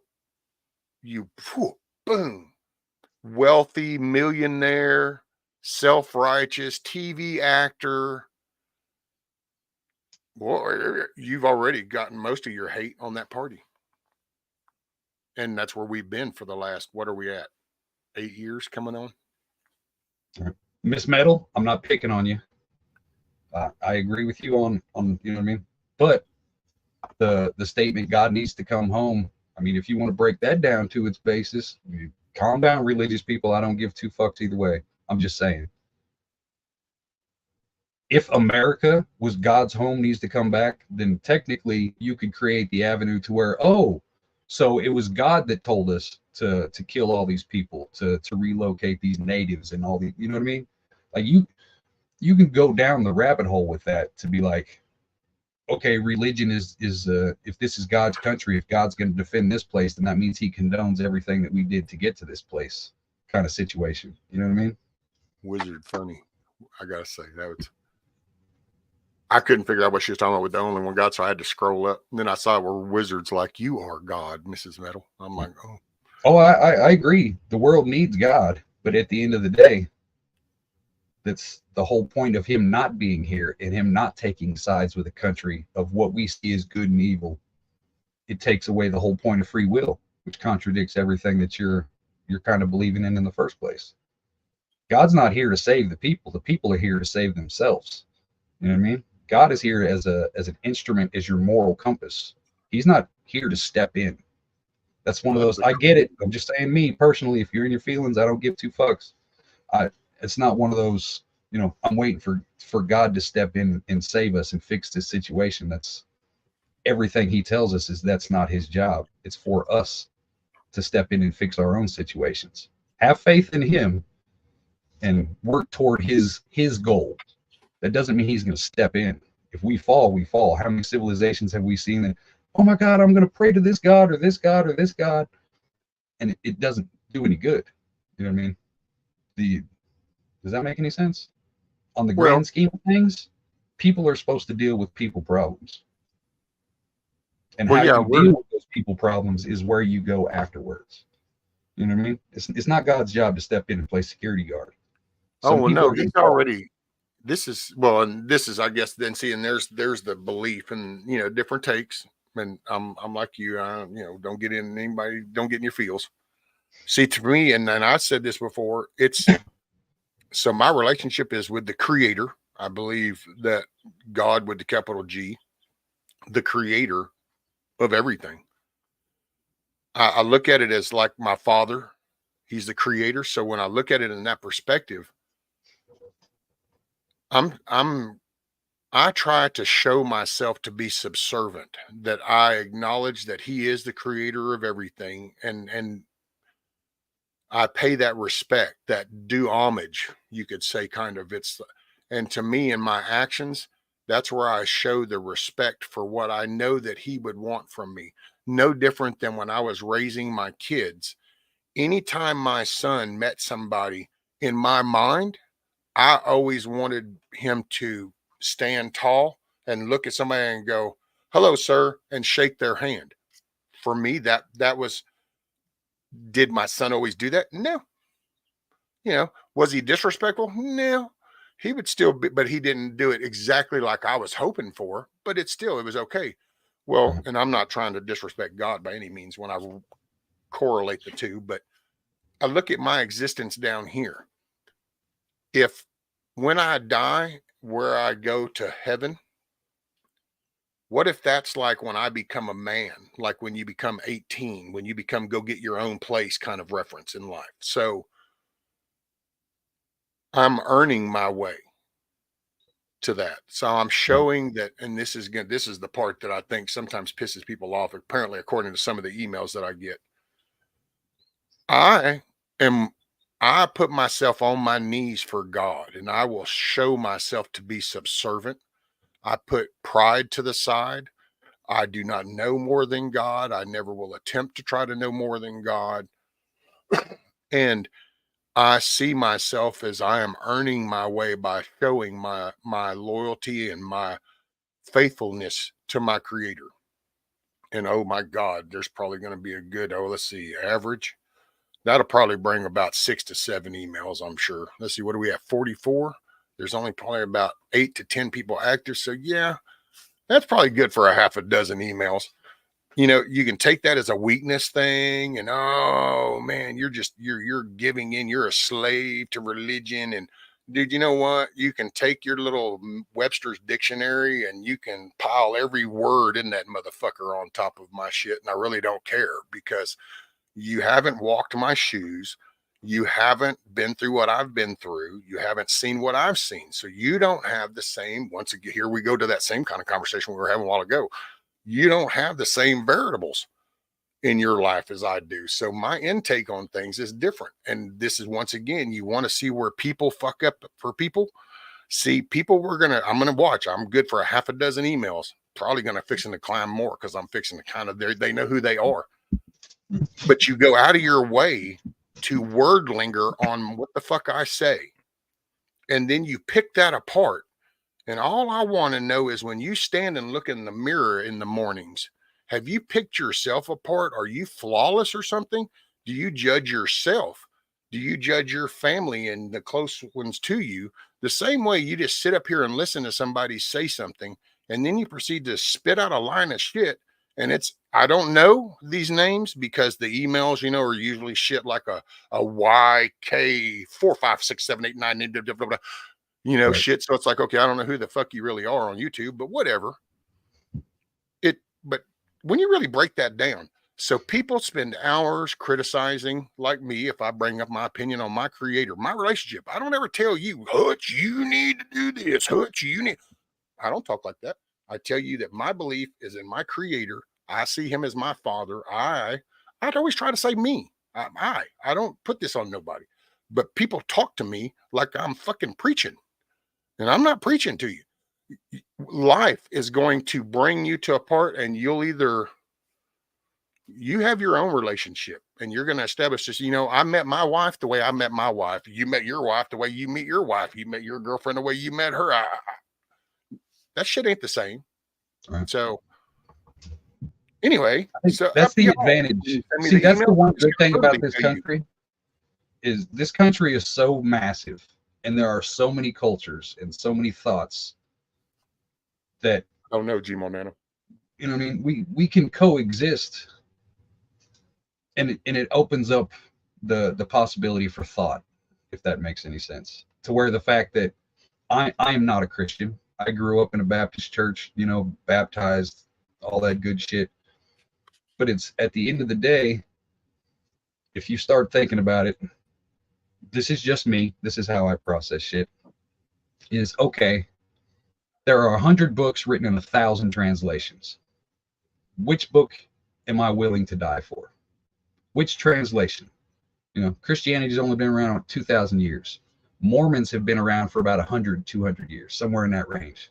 You know what I mean? How many religions have died and disappeared from history before Christianity, before Catholicism, before the pagans, when there were multiple gods? You know what I mean? It's like, how do you know something is exactly right? Like, why am I willing to take your life or end my life for something that I have no proof on other than a feeling? And if I take that stance, then why would I harm you over how you feel? That's like saying, oh, the sun's out and you're happy. Oh, I fucking hate you. The sun's out and I'm pissed off. It's one of those, it's you know what I mean? It's a You know what? personal experience.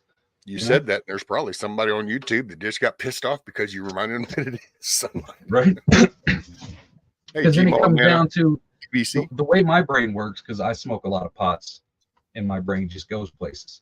So Sure. if you look at it that way, is you know what I mean, which God is the one that's fighting for you, is the one that you're fighting for? Where is your moral compass coming from? If I could read this story, just because all these different books have the same story, they have different principles that guide people on different paths. Catholicism, Baptism, Pentecostal, Islam, you know what I mean? You got Shiites, Sunnis, there's different sects to everything. So does that not equate to multiple gods?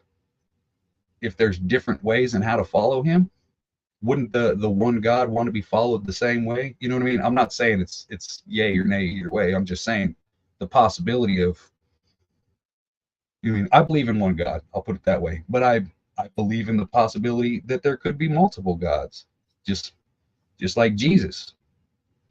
For those of you who believe Jesus is the Son of God or God himself, God incarnate, however you want to believe it, could you not say the same thing about, you know, the multiple gods from the native religions, the multiple gods from the Hindu religion? You know what I mean? Are these not just offsets?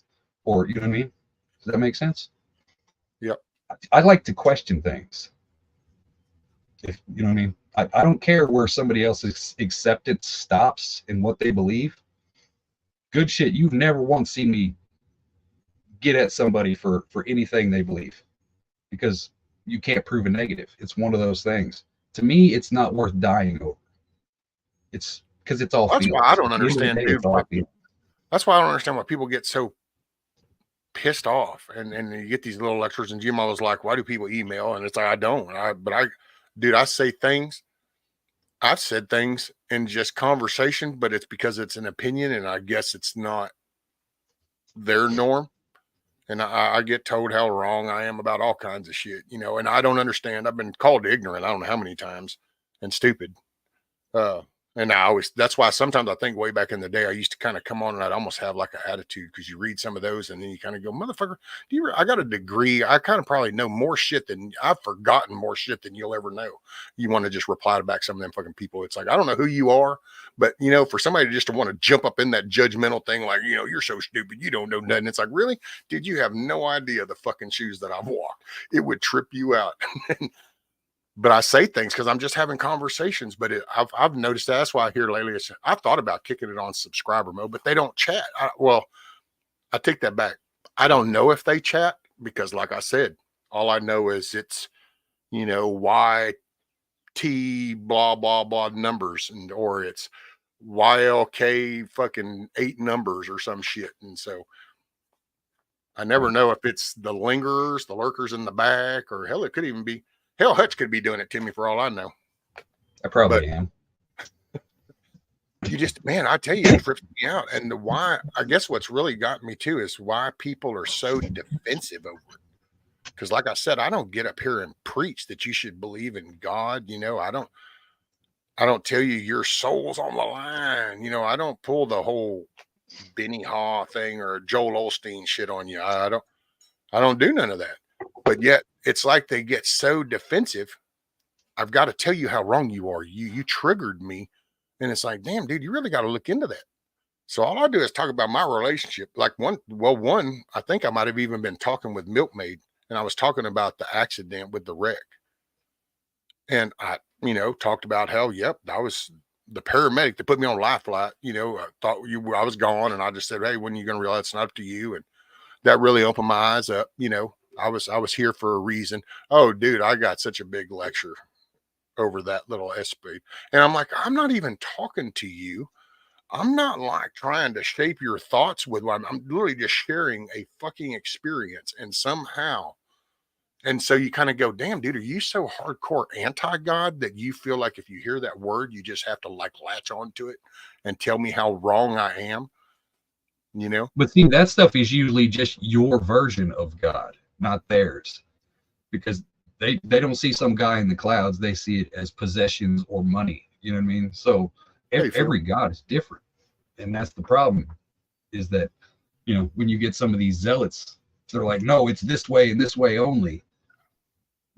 You don't know that. You know what I mean? That's just what you've been told and what you feel. Like you can literally not prove it.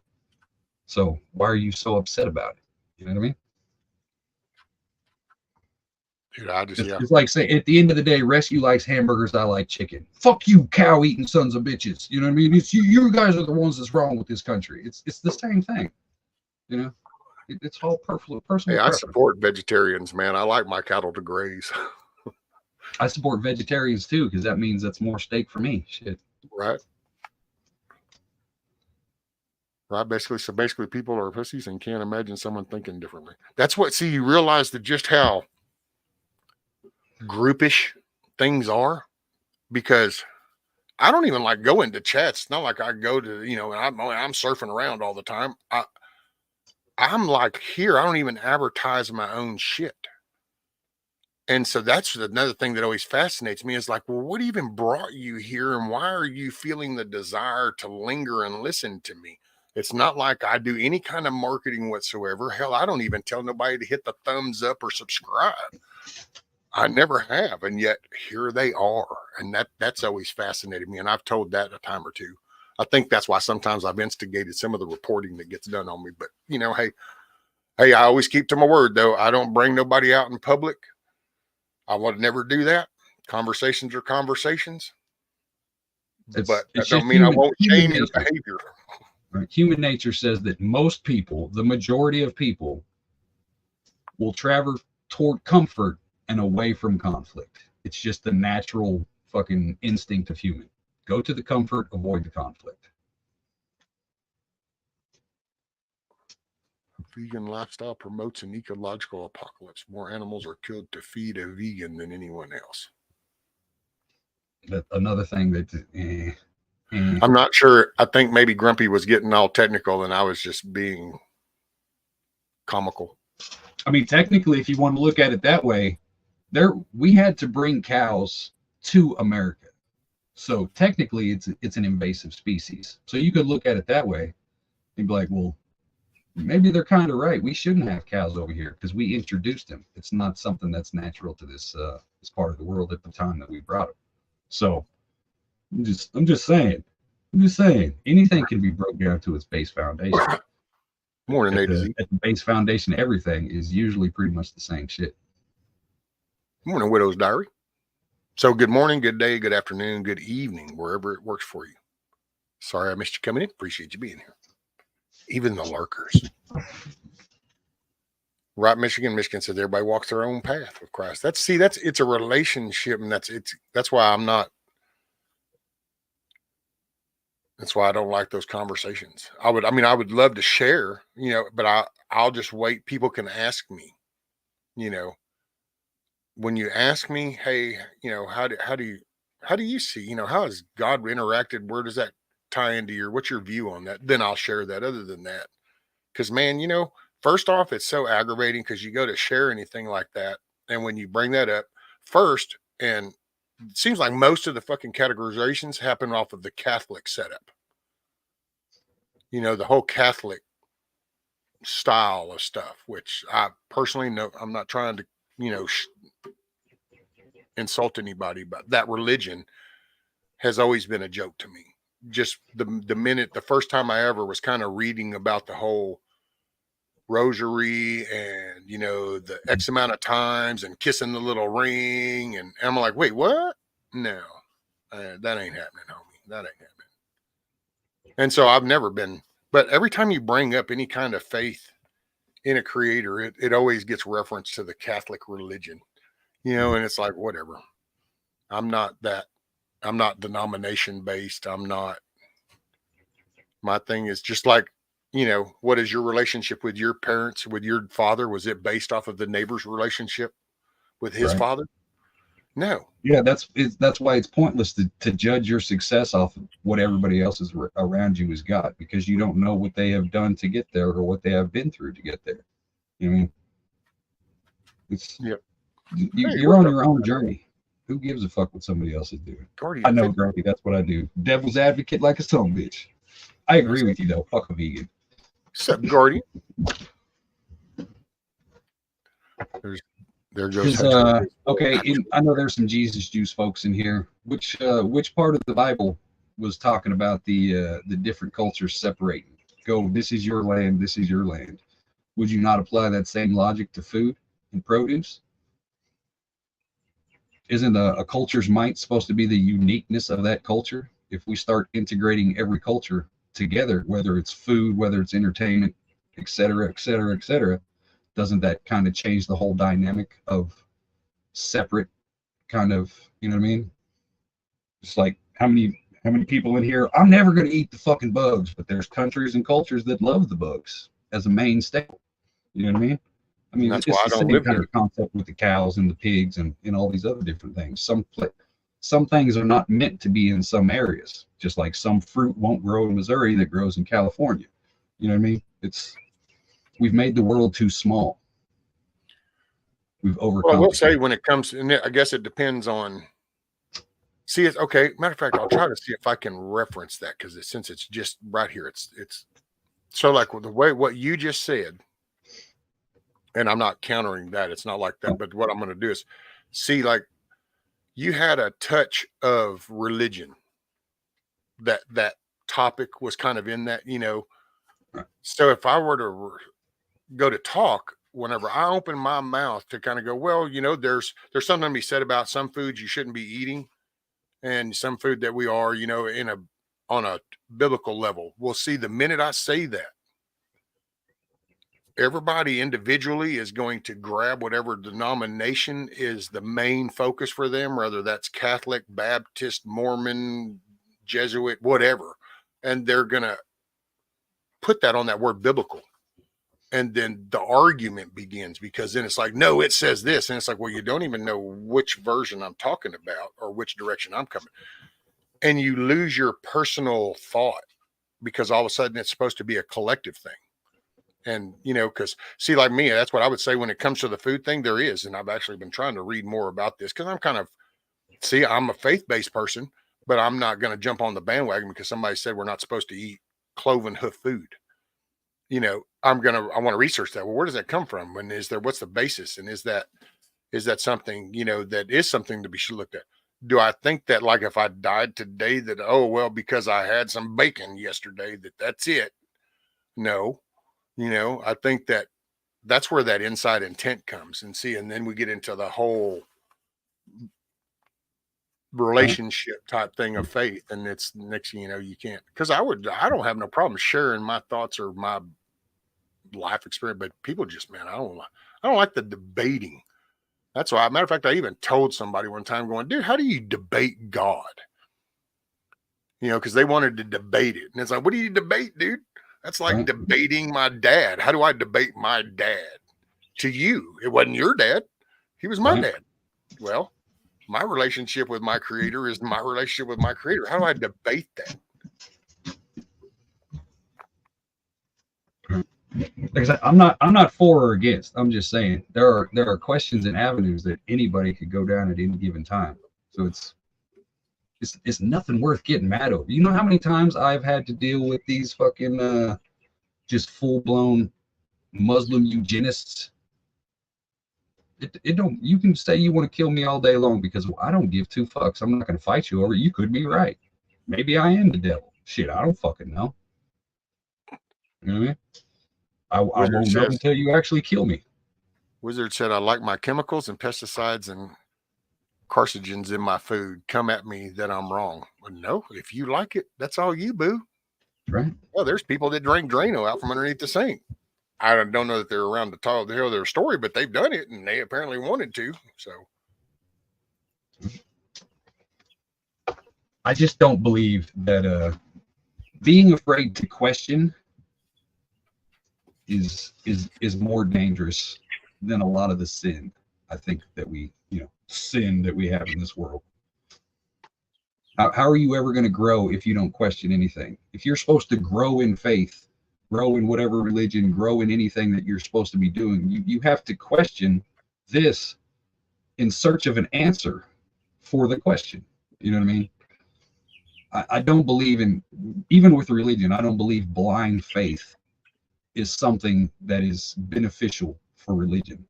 You have to question. The whole point of free will is that you do question, to either disperse your faith or to compound your faith.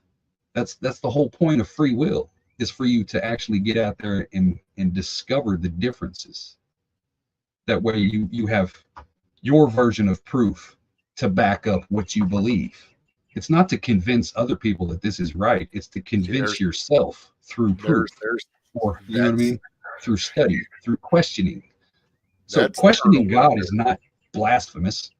You know what I mean? Why am I here? Why are you questioning God? It's the exact same concept. What does God have in plan for me? What does God want me to do? It's the exact same fucking concept. You're questioning God. The only difference is some people just don't like the questions that are asked. And that's where you get in trouble. You got to be able to ask these questions. If you believe that your God, any God, whatever God it is such a forgiving, loving God and a vengeful God, and you have the free will, it's your choice to question these things. How else are you going to know what's right and wrong if you're not questioning anything? Just blind faith following somebody? It makes no sense. You have to question God. That's the whole concept of God, is to question it, to make you get a deeper understanding of what the fuck the universe really is, you know, in my opinion. Yeah, I don't know that I'd go there. I would question anything man said. I don't know about the questioning God. Would it not be if okay with the kid touchers and the diddlers, you're like, why would God allow something like this to happen? Why is this part of life? That's not questioning God. No, because see, well, I'm not saying that he did, but I'm just saying the question itself. No, but I want to word this because I don't want to come out like I'm attacking anybody or doing any of that. So in my thoughts, my thinking, just from my perspective, see, God does not allow that. It's not that God is allowing that. God, now this is my take, my 2 cents, ain't preaching to nobody, ain't convincing nobody, just here you go. The minute we had the Messiah come down, we had Jesus, that was God in human form. We were shown how to walk this life in this sack of flesh. We were shown. Here it is. It's documented. Here we go. This is what I expect. And this is going to sound kind of crude, so sorry. I'm not trying to offend any kind of religious people, any people faith-based or anything. But to me, that was when God pretty much said, okay, here's how this works. From now on, you're on your own. You go do you. The only way you're coming up to talk to me and see me is through my human form, Jesus. So you accept my son, which I believe was the spark of God was in that. So I think there was the path. So it's kind of like the kids got just shoved out the front door and is like, here's my cell phone number. When you get ready to do and you're ready to do right, then you give me a call. That's kind of the way. Sorry to dumb that down. So if that offends religious people, then that wasn't the intent. So I will, yeah, that was probably good for a couple of emails. But I think it's that simple. So what you see right now, this is man. This is why we're on a path. We have this way.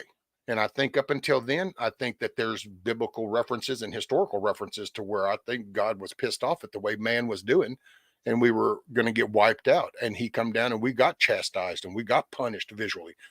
And to be honest, I think that at this point, it became I'm either going to have to wipe my creation off this ball because they've gone plumb stupid, or I'm going to go ahead and give them one more chance. And then that's where the Jesus came in. That's where the Son of God, I'm going to come down. I'm going to do it. I'm going to show you. And here, 10 commandments, dude, 10 things. And so when you really break down the simplicity of it, this is all us. All this technology, all the man-made shit, dude, this is all us. So the abortions, the pedophilia, the rapist, the murdering going on, the robbing, the stealing, this is humanity. This is humanity doing what he said not to do. And that's why I read that thing earlier. It's like evil. God didn't create evil. Evil was self-created with an absence of the good. Right. You know, the darkness isn't created. It's because of the absence of light.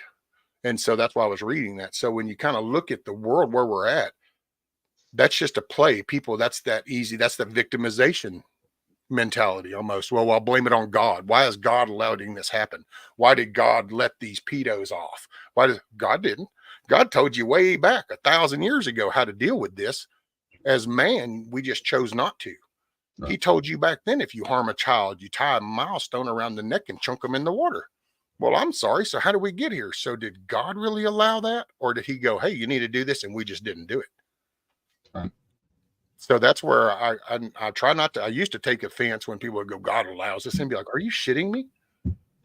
You know, that's like because the son goes out and has a drunk driving accident, you're going to say that the dad wanted that? No. You know, he told him numerous times not to drink and drive. That kid did it. Well, we're here. God said, don't do this. We did it anyway. And here we are. Now people look and want to blame God for that, saying God allowed this. No, he didn't. He told you how to not do this. And so anyway, there we go. Oh, I agree with you 100%. But the caveat I would have would be, you said we were shown. Technically, I'm no devil's advocate with the technicalities. They were shown. The people who hung around Jesus were shown. Everybody after that was told. Well, this is true. And that's where the question would come in. You know what I mean? But see, don't you kind of wonder why you would be encouraged not to follow something good? It's like if somebody goes, hey, you ought to hug your wife every morning. Isn't it kind of weird that somebody would come up to you after somebody says that to you and they go, no, you don't, dude, don't hug her. You don't have to hug your wife every day. Then you kind of, at some point you zoom out and you go, then what's the intent? Why would you want to encourage that? Because what is wrong with hugging your wife every morning? And so what is the intent of somebody to tell you that that would be wrong? So when you kind of look at the 10 commandments and a belief in a creator, well, wait a minute, what's the negative here? We're going to love each other like ourselves. You know, we're going to love God above all. Okay, well, there's a lot of love going on here. You know, we're going to hold people accountable. We're not going to rob, cheat, steal, you know, lie on people. We're not going to do these bad things. Wow. I don't know, man. That's too iffy for me. So it's kind of like you wonder, it's like, what is the direct intent of pushing you away from those simple 10 things? Again, I agree with you. I think the 10 commandments make sense. I think it's the only rules the entire world needs to live by. But if you look at like I said, it's relatively new. If you look at all the cultures before, you could make the argument that this was founded just for the sake of civilized community. These advanced societies wanted to create order out of chaos. And they say, okay, we want these societal norms. So they set in place the rules for societal norms. You know what I mean? Does that make sense? Yeah. Because think about the time that these things were made. How many different religions and how many different gods were around at that time? If you're trying to integrate and civilize the world, the best thing you could do is give them some kind of law and order and structure instead of, a witch doctor and a tribal chief and all these other different concepts that come from paganism and the rituals and all these other things. So, you know what I mean? To me, it's just a question of, like I said, there's no way anybody can prove it. There's no way I can say that I believe in the right thing. There's no way I can say that you believe in the right thing, because at the end of the day, the people who kind of share the stories and share the other things, we forget the actual times that they lived in. You know what I mean? If the Native Americans would have won, would we be so gung-ho about Christians, or would we believe that there's a sun god and a moon god and a star god? You know, so it's all situational. And then you got to look at the bigger picture behind it. Did these uppity fucks just want to civilize pagans and make them conform to a certain standard, and that's how we got to where we are? You know what I mean? It's all feelings at the end of the day. Like, I appreciate the morality of it, but at the end of the day, it's all feelings. You know what I mean?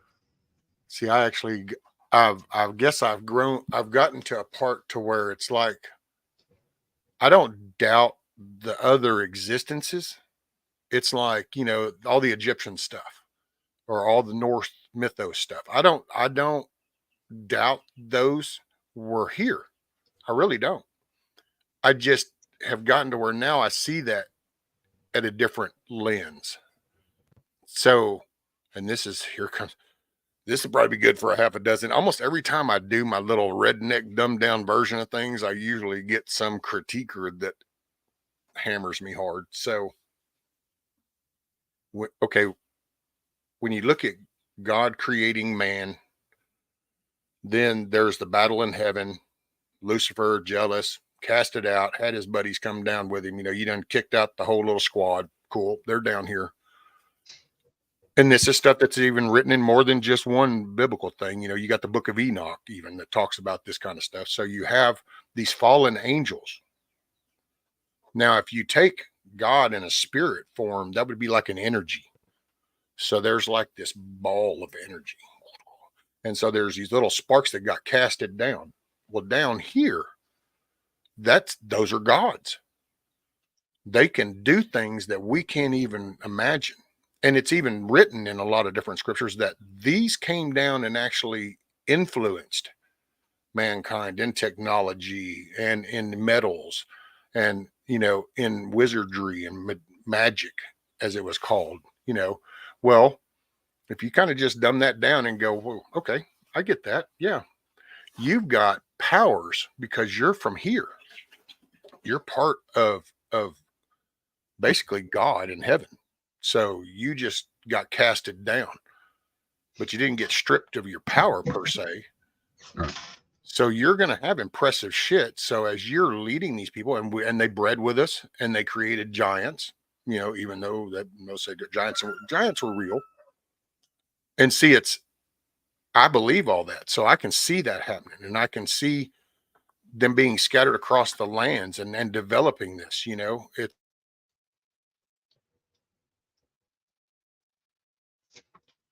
Did he glitch or did I glitch? Oh, I must have just glitched because I just saw my little buffer wheels in my back. I'll make 2 points real quick on what Grumpy said. The 4 people died horrible deaths for what they believed. The same logic is you could apply the soldier who set himself on fire because he thinks Palestine is going through a genocide. He died a horrible death for what he believed too. So that kind of voids the point. You know what I mean? It comes back to feelings. And then somebody, I think a Scat Pack said, why do a lot of civilizations have the same stories? Am I back?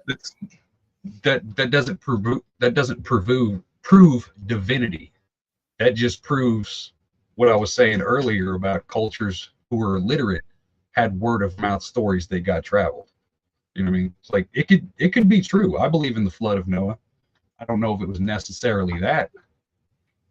It's not apples and oranges because they died for what they believed in. At the end of the day, they died for what they believed in. They stood, I have this faith and I'm willing to die for it. It's the exact same thing. It's not apples and oranges. They're both fruit. Well, now as far as now biblical stuff and with the gospels, I can say this. This is one of the most impressive things about the Bible.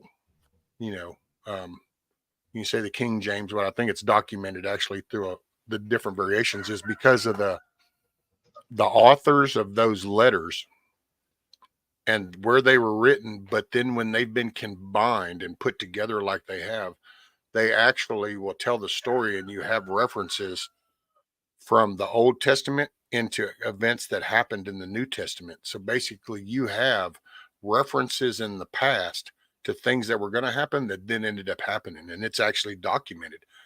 And I will say that actually is what got me a belief in the creator, was when I kind of really stopped and I you take all the biblical stuff out, but just look at the data and the dates. Well, wait a minute, because this is all written stuff on skins and stuff and then sent by boats over, and there's, this isn't like an email. And you look at how Paul is addressing an issue over in this church over on this continent that he was asked about, and then how it'll reference over into something James is saying over on this continent in writing the letter to this one. And when you kind of look at how that kind of merges and then all of a sudden tells this, that's why I'm not saying that it's all, there's something to that. And then when you look at the gift of life, that to this day, they can't reproduce that spark, and they know it. That's the one thing I think that drives them crazy, because science would love to try to disprove it. I get that one was murder, one was suicide, but at the end of the day, Hey, Lady Scott. I'll be so black and white about it. At the end of the day, every civilization has somebody who has died for their beliefs, murdered or suicide, regardless of what it is. Dying for your belief is the principle. It doesn't matter how you fucking die, whether you do it yourself or somebody else does it to you because of what you believe. You're still willing to die for that belief. It's the same concept. It doesn't matter who kills you. You're still willing to die for that fucking belief.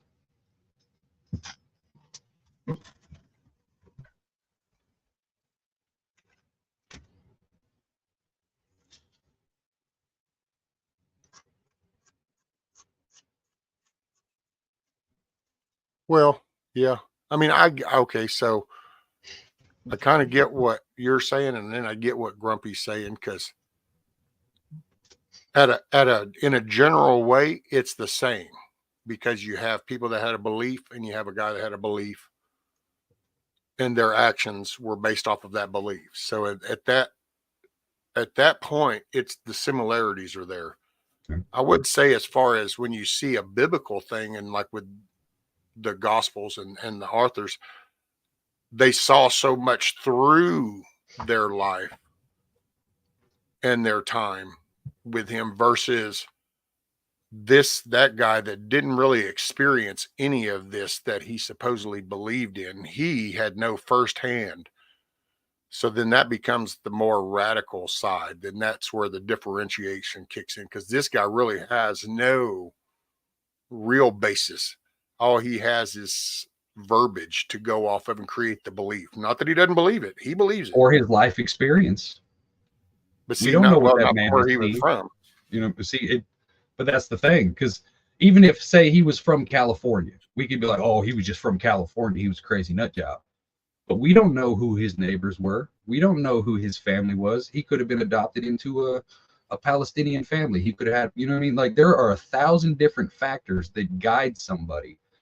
But I think it's going off of the simple fact of, like, now, if he had lived like over there or lived in Gaza or something, then you could see, because that's where you can say the differentiation to his could be an existential exposure to it, where with the gospel, he was a soldier. He could have fought on the ground over there and found sympathy with those people.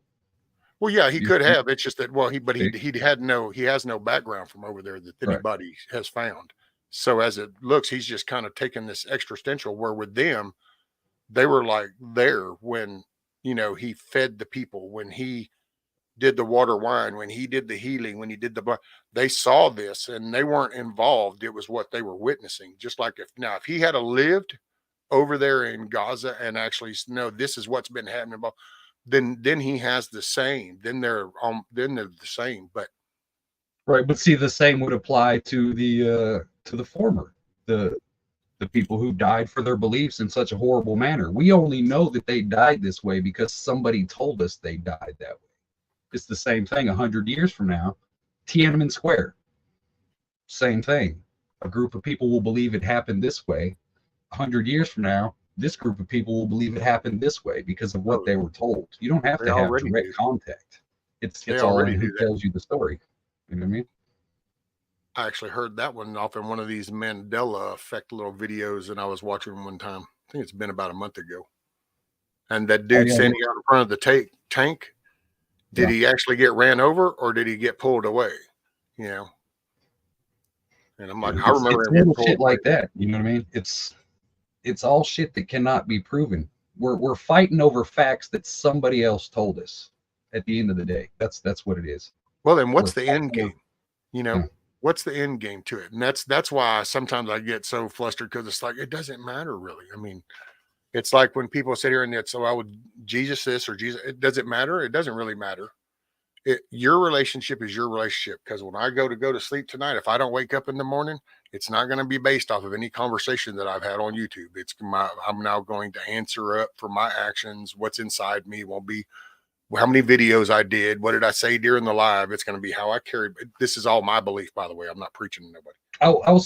I'll pose this question, serious question. How many other religions have had multiple versions of their book? How much innovation has been allowed into other religions? I'm not picking on Christians. I'm just saying as an example. How many different Bibles are there? You know what I mean? Like if Christianity is so true and so right, and this is the actual word of God, then why do we allow the innovation in the actual text? Why don't we go back and actually read from the time that Jesus was actually there instead of relying on second, third, fourth, fifth hand information passed down generation to generation because of where you live? You know what I mean? So it's one of those kind of things. How many books has Hinduism had? Are they on the same book that they started with, or have they allowed innovation to come over the centuries? You know, same kind of concept.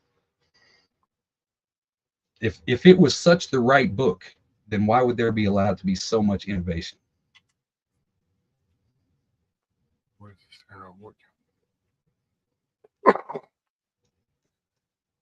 So I'm just Like, catching up I'm with not chat. I'm not shitting on religion. Y'all do what you do. I'm just saying, you know, I just like asking questions. I don't give a fuck about the answer either way.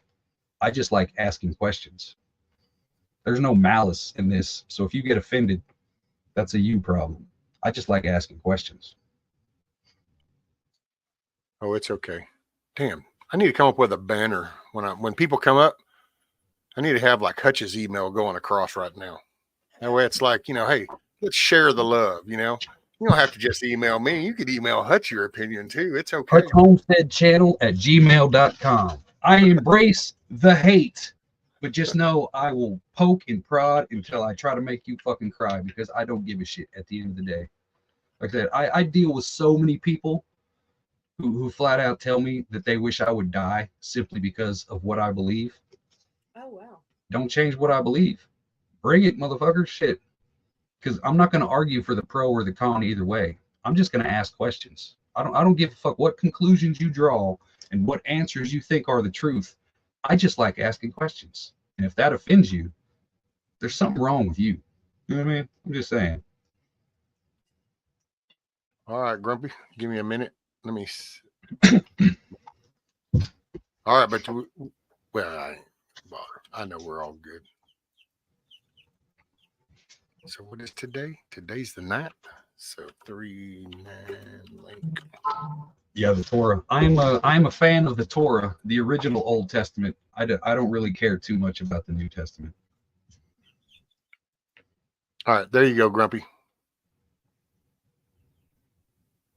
Grumpy said he wanted to come up. He said, bring me up. Hutch's question is too hard to answer in 200 characters. I thought you were a flipping Marine, dude. Can you not adapt? You mean to tell me that poor little keyboard just whooped Mr. Big Green Marine's ass? What? Say it ain't so. Adapt and overcome. I gotta go. All right, Mama. Okay. Maybe to you. Aww, I know. so cute. What's up, Miss Rescue? The better of the rescues. Good morning. All right, I gotta go. I love you. I'll see you this evening. All right. Is dipshit in there? Yeah. Okay. I'll talk to you. Didn't Grumpy? I believe Grumpy has a rider to where if he appears on a live stream, he needs at least a 64 pack of crayons to keep him entertained while he's up here, right? Isn't that how that's supposed to work? Yeah, but I don't even know if he prefers the purple. I think he's more of like the green. He looks like an orange crown kind of guy. Ooh, little tang. Right?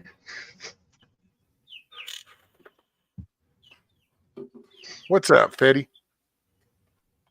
Morning. So good morning, good day, good afternoon, good evening, wherever it works for you all. Appreciate you being here. Glad you enjoy the conversation.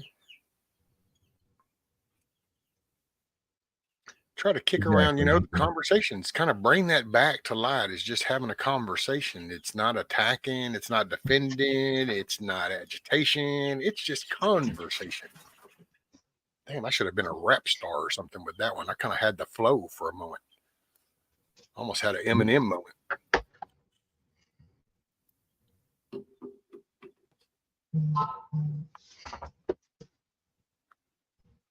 As I believe most people, because of human nature, are scared of the absolute truth in the end game. I think I already know. Just saying. Hey, give me 30 seconds. I got to go hit this bathroom real quick. Alrighty. Well, we got Grumpy coming up. So you got to give Hutch 30 seconds. He had to go. Damn, I'll go all old school there, but he had to go drain the weasel. Hey, it's that time of day, isn't it? Isn't it? Happens to the best of us. What the hell am I hung up on? I got too much. You see all this behind you? This is an illusion. The floor is covered with crap, and it's a complete mess behind me. So because the floor is full of crap, then the things hanging on the wall is an illusion. Yes, all this cleanliness and orderliness back here is an illusion. When you look at the whole picture, it's chaos in here. That's everywhere. Yeah. Oh man.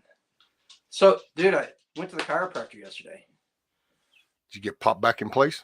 Dude, it was painful as hell. I was crying. Woo! But I tell you what, I feel better. I feel better now than I felt in a long time as far as all that stuff goes, man. I got one. He wants me to come back again, and then hopefully he gets everything put back in place. And for the record, Hutch. Oh, damn, son, you got the knife hand even. And then he froze with the knife hand. Look at that divine intervention. See, he froze. Damn, son, he froze with the knife hand on you too. It was like. Did you hear what I said though? Red is my favorite flavor. I do not need any other colors. Red. That makes sense. It's the only one that I need, man. I said it before. I'll say it again. That whole Marines and Crowns thing was not a thing when I was in the Marine Corps. That's got to be the funniest dang thing, as far as people digging on each other in the services. That is the funniest thing out there, man. Seriously. Okay. Let me start off by saying, when I popped in and I made the comment about the critique, I think you guys were talking about all the right stuff. The modern American church is, if the Gospels were written today, Paul would be writing a letter to the American church. Okay, that's how screwed up it is. And the whole thing, the question about the different versions of the Bible, that's a fantastic question. And you guys, whenever you say they all they're man's interpretation, that is absolutely correct. Here's the thing, and this is where a lot of people get hung up. They get hung up on all these different versions of the Bible.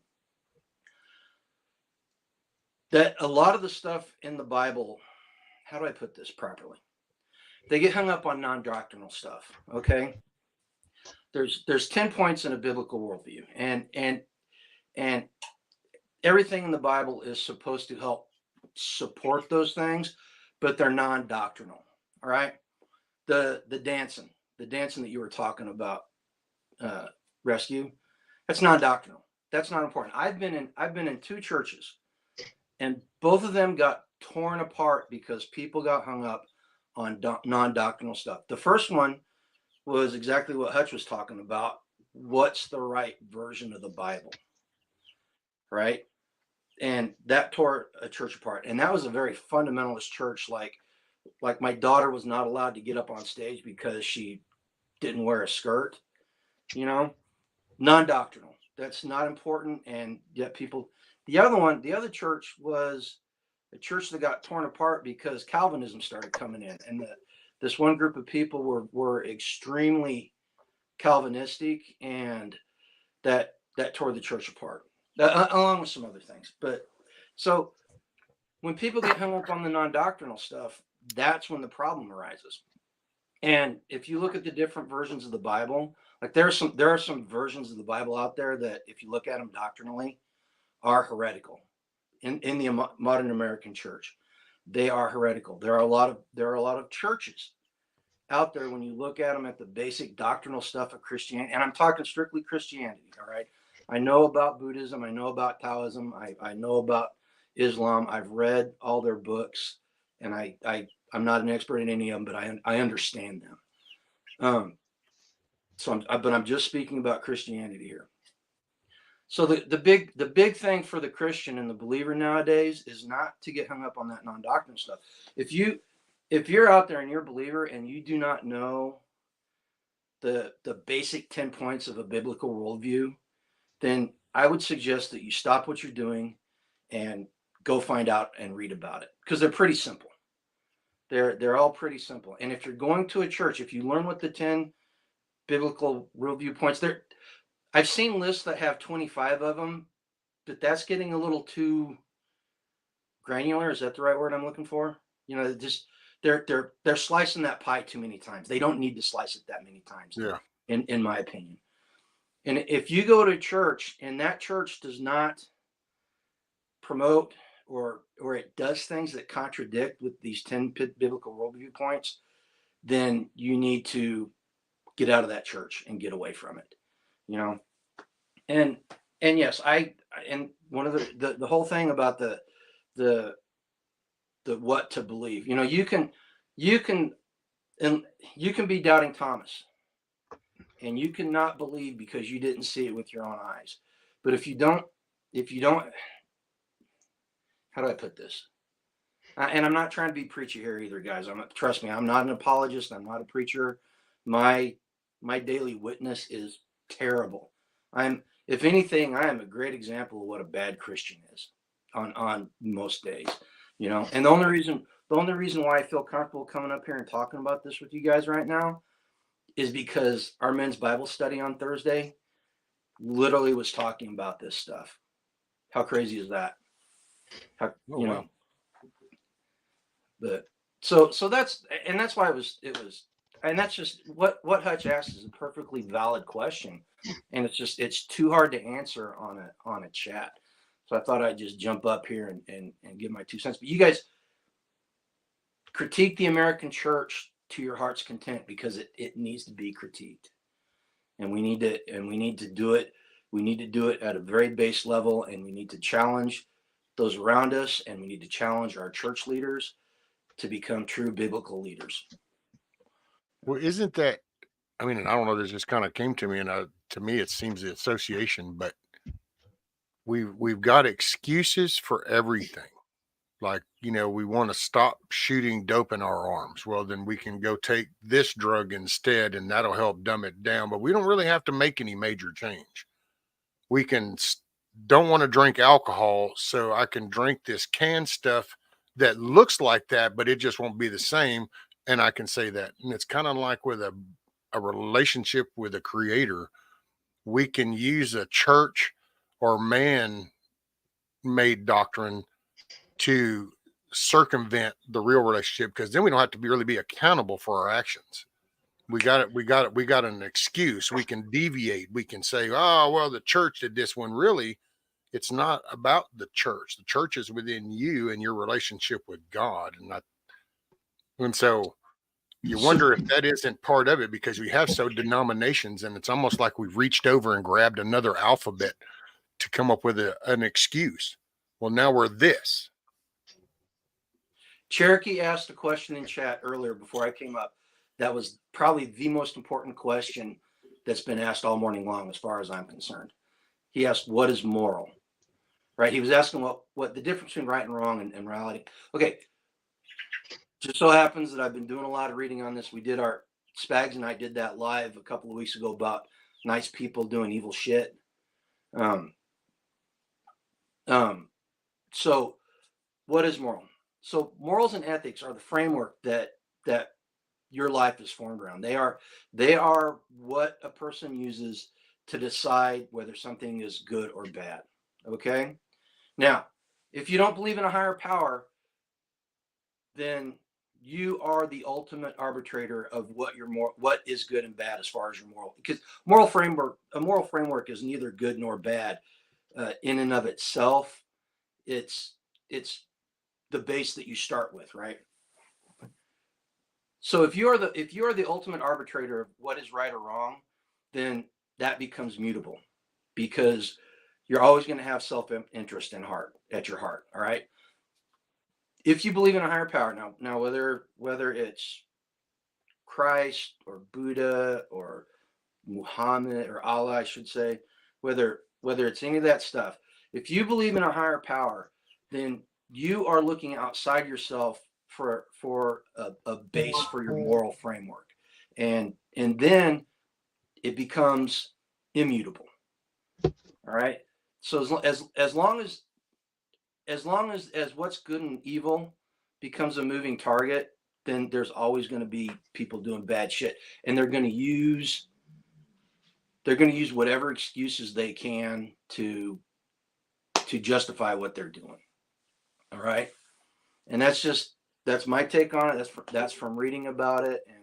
And in my opinion, the concept of morality and sin is based on the culture or the civilization that you live in, because our culture is not the same as Hamas's culture. Our culture is not the same as the Taliban's culture. So it's situational. Okay, let me ask you this then. Is pedophilia good or bad?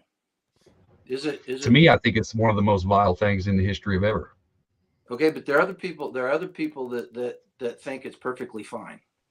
Exactly. All right. So does that make their view of pedophilia proper? Does it make it right?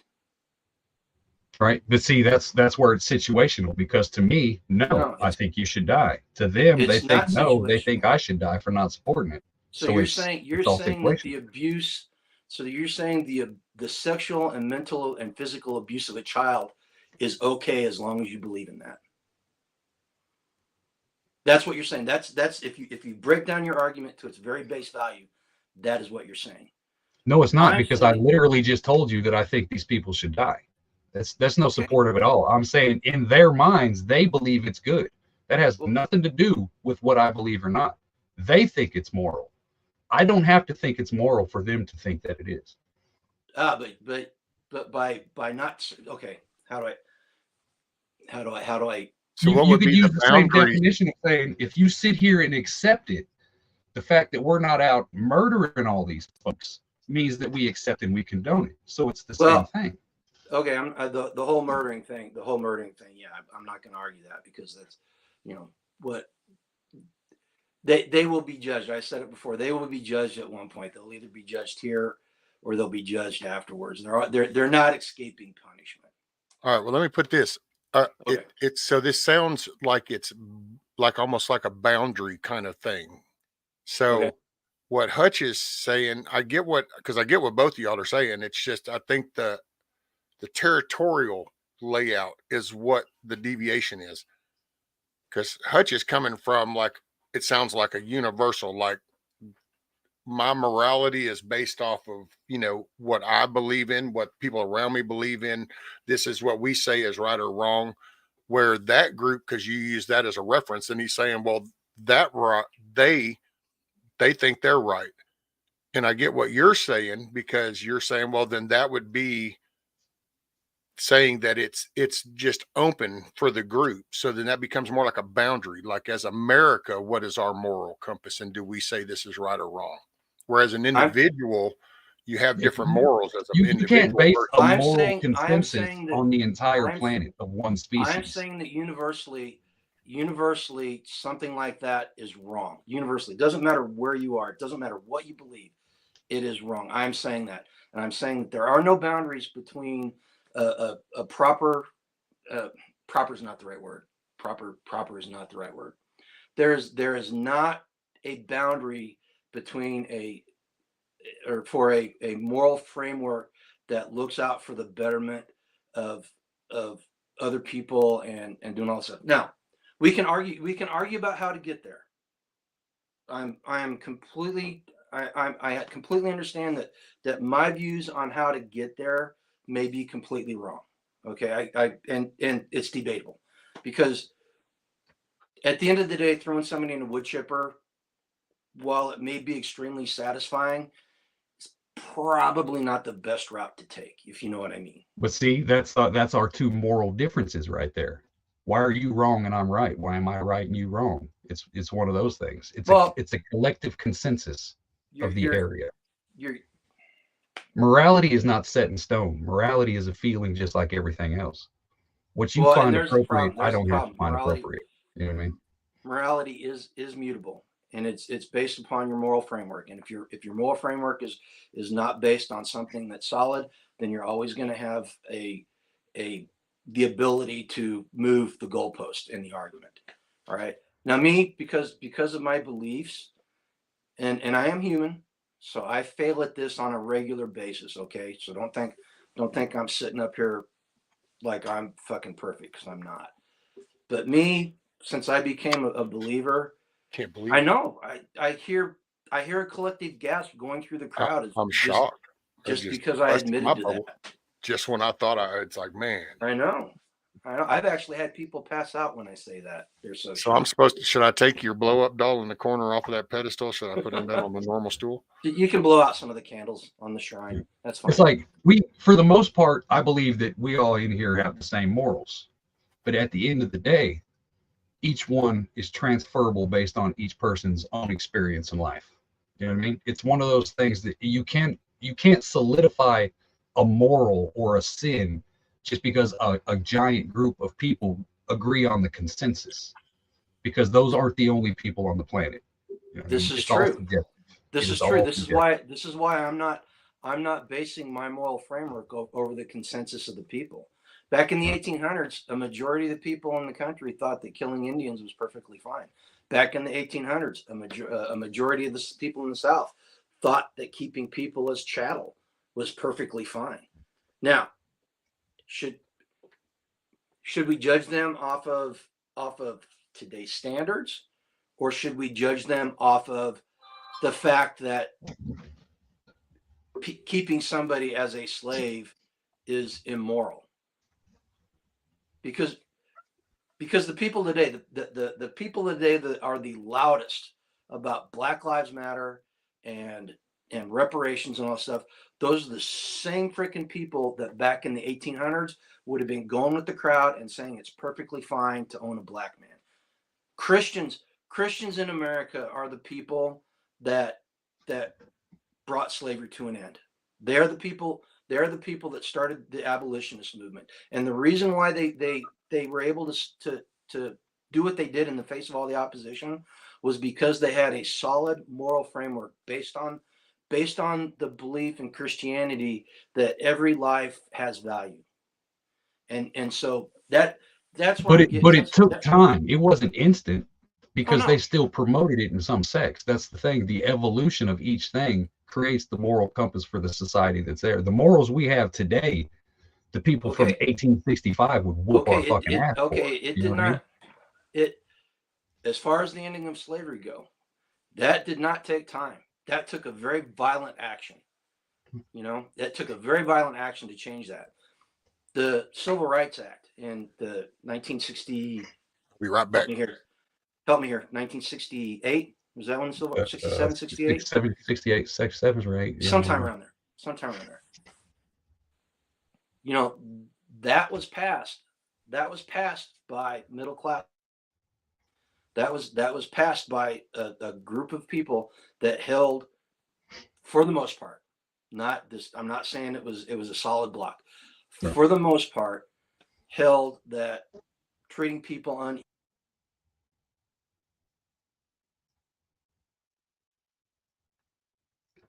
Damn it, man. Oh. You froze up again. That was me. Yeah.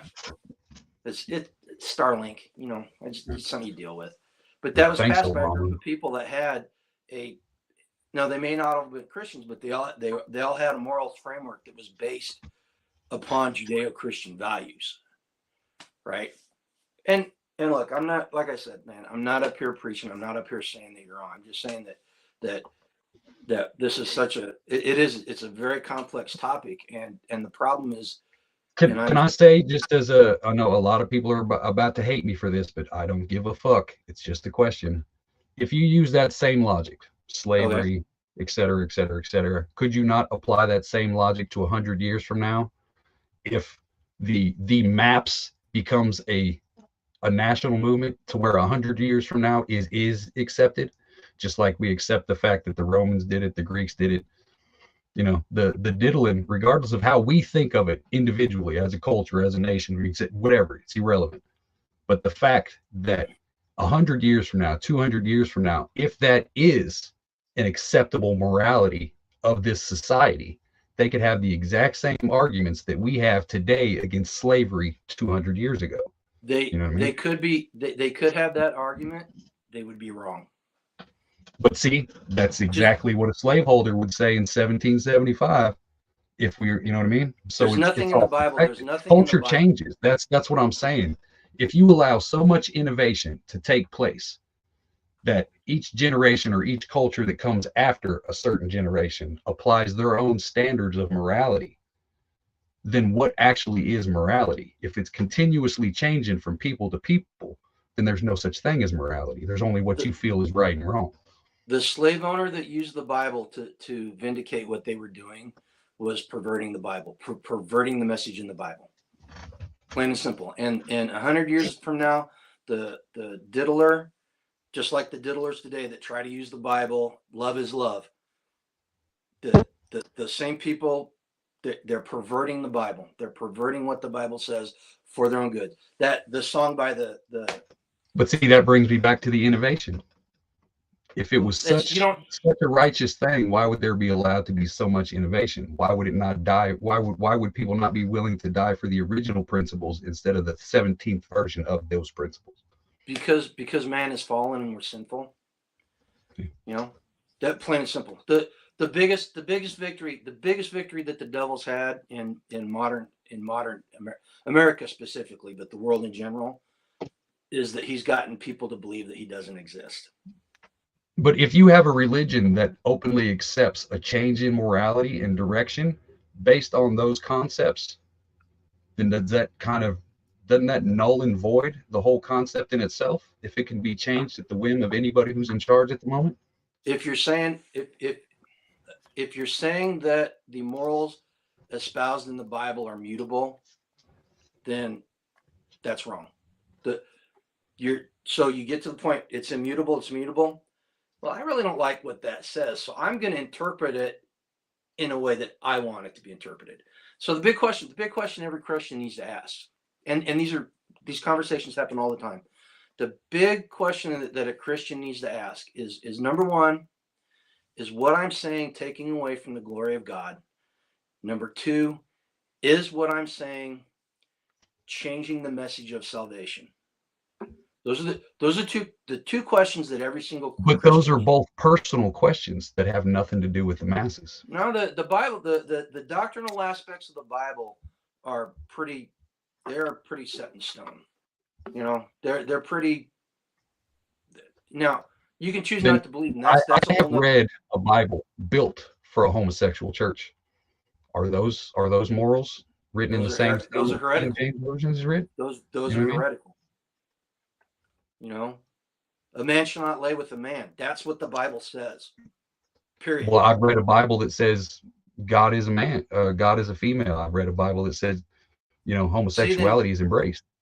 Then that's what I'm saying. It all comes down to personal preference because there's no way you could prove it either way. If you've read a Bible that says that God is a woman, or God is transgendered, or God is gay, then that is somebody with an agenda that's changed what the Bible says. Because if you read the Bible, they used the original authors of the Bible used he and masculine form because it was the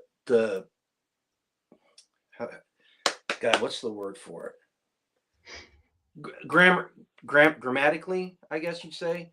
Grammatically, that was the way they would have written it. Okay. Right. But if you look at the biblical worldview, God is immaterial. Now, he did come down, he did manifest himself in physical form, in the form of Christ, in the masculine. So I guess you could use that as a basis of you saying he for God. God just as easily could have come down as a female. You know, there are only two genders, people. All right. Anybody that tells you different, there's only two genders and a million personalities. Okay. So well, go ahead. Well, this is actually, you know, when you kind of look at the complexity of the conversation, it actually once again, you kind of go back to a belief is either we were created, because I will say, to be honest, in my head as I'm putting this together, you know, about the only way you can have morality is to believe in a creator, because that's what establishes right and wrong, good and bad. You know, this is what establishes the care even to have the negative. Because if we were a germ that just slithered out the damn water and evolved, or we were some little ape that transformed and decided to walk up and start becoming so super smart, then we would not have the polluted thoughts of all this morality of right and wrong and just and cruel and my family. We would be primitive, just like we watch animals still act on a very raw, natural, primitive way. So to me, it actually is showing that there's a proof of a creator, just the fact that the human race has reached a level to where this is all debatable on morality. But if you look at it from that aspect, wouldn't technically all the gods and the worship of like the moon, the sun, all these things, wouldn't that supersede any modern day civilized written down religion, because those people were more in tune with God's creation and God himself than the people who are distracted? Oh, I've got this book, so I know all the secrets of the universe, yet I am not in touch with a single thing that God created. Depends on how you want to look at it, because if you kind of look at it and you go, okay, well, that was their intent as fallen angels, were to go out and portray themselves as demigods and important people and beings of importance. And so these cultures picked this up and saw them, you know, Ra, the sun god. Yeah. He really wasn't. They just didn't know any better.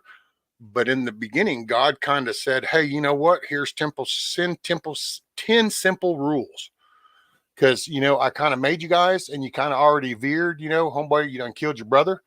Bad shit. I'm sending you out here. And in the meantime, there's these fallen angels that say, hey, you know what? We can run with them little human creations over there, and we can create. But that again, that all comes back to, you're just, the foundation is off of what somebody else told you or read to you or wrote down in a book for future generations. It's the same way now. If we come in and say, hey, we want to get rid of the Republican Party and do it this way, it's just changing it. It doesn't change from the fact that the people who had the original concept of a higher being, regardless of how many gods it was, they were still more in touch with God's creation. That angelical battle and the fallen stuff, that's not just like a Christianity King James version. That's several different. Now, it's like Jesus. Jesus actually come in as Muhammad. It's multiple stories from thousands of religions, though. That doesn't prove that one is superior to the next. Because that's why I go back down information. That's why I go back to the creator and the 10 commandments. And when you look at those 10 commandments, because there's the core of your morality for humanity, are those 10 commandments. And you look back throughout history, and at some point they reference that. Now, it might have been a perverted variation, but that's what they're taken off of. So without the creator, if we were just an evolutionary thing, then we wouldn't be in this more. I think it would be different. So I think it's kind of just shows and proves the point of our creation and the way. But see, are we just basing our decisions on this based on the comfort that we have now? How do we know that the pagans from back in the day who who had the witch doctors and did the trees and all this, how do we know that they weren't correct and they were just defeated by a more powerful civilization that thought, no, this is the standards that we want to go by? At the end of the day, it's just a story that you heard from somebody else. It just equates to feelings. There's no way to prove it because we don't That's live why. like Well, the pagans did. If we hold on a lived second. back in 1300, we might have a different understanding. I agree with Touch up to a certain point. Morality, and it's a problem because morality is mutable. And I think I agree with what you're saying, Rescue. You cannot have a solid morality unless you look outside yourself. Now let's talk about the pagans for a second. Let's go down that avenue for just a second. So the Mayans killed 80,000 hostages as a sacrifice to their god. I have no problem with that. Well, I don't see anything wrong with that at all. Honestly, I kind of do. I don't. I think slaughtering 80,000 people to satisfy any god is, like that sacrificing hostages like that is wrong to satisfy God. I think that's morally. Why? How many Christians have sacrificed people in the name of Jesus? The Crusades. Well, that didn't make it right. That didn't make it right. Under the command of God until God stepped in and said, "Don't do it." Same story. Sacrifice is a part of every culture.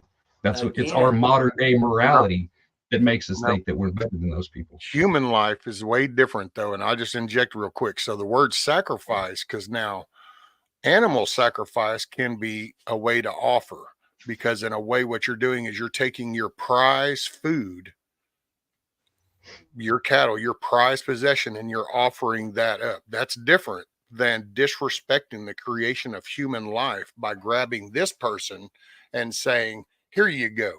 That's where I think that sacrifice. Well, see, if that same logic applies, then you would go back and say that God is evil for destroying Sodom and Gomorrah because he should have never took those lives, regardless of how evil they are.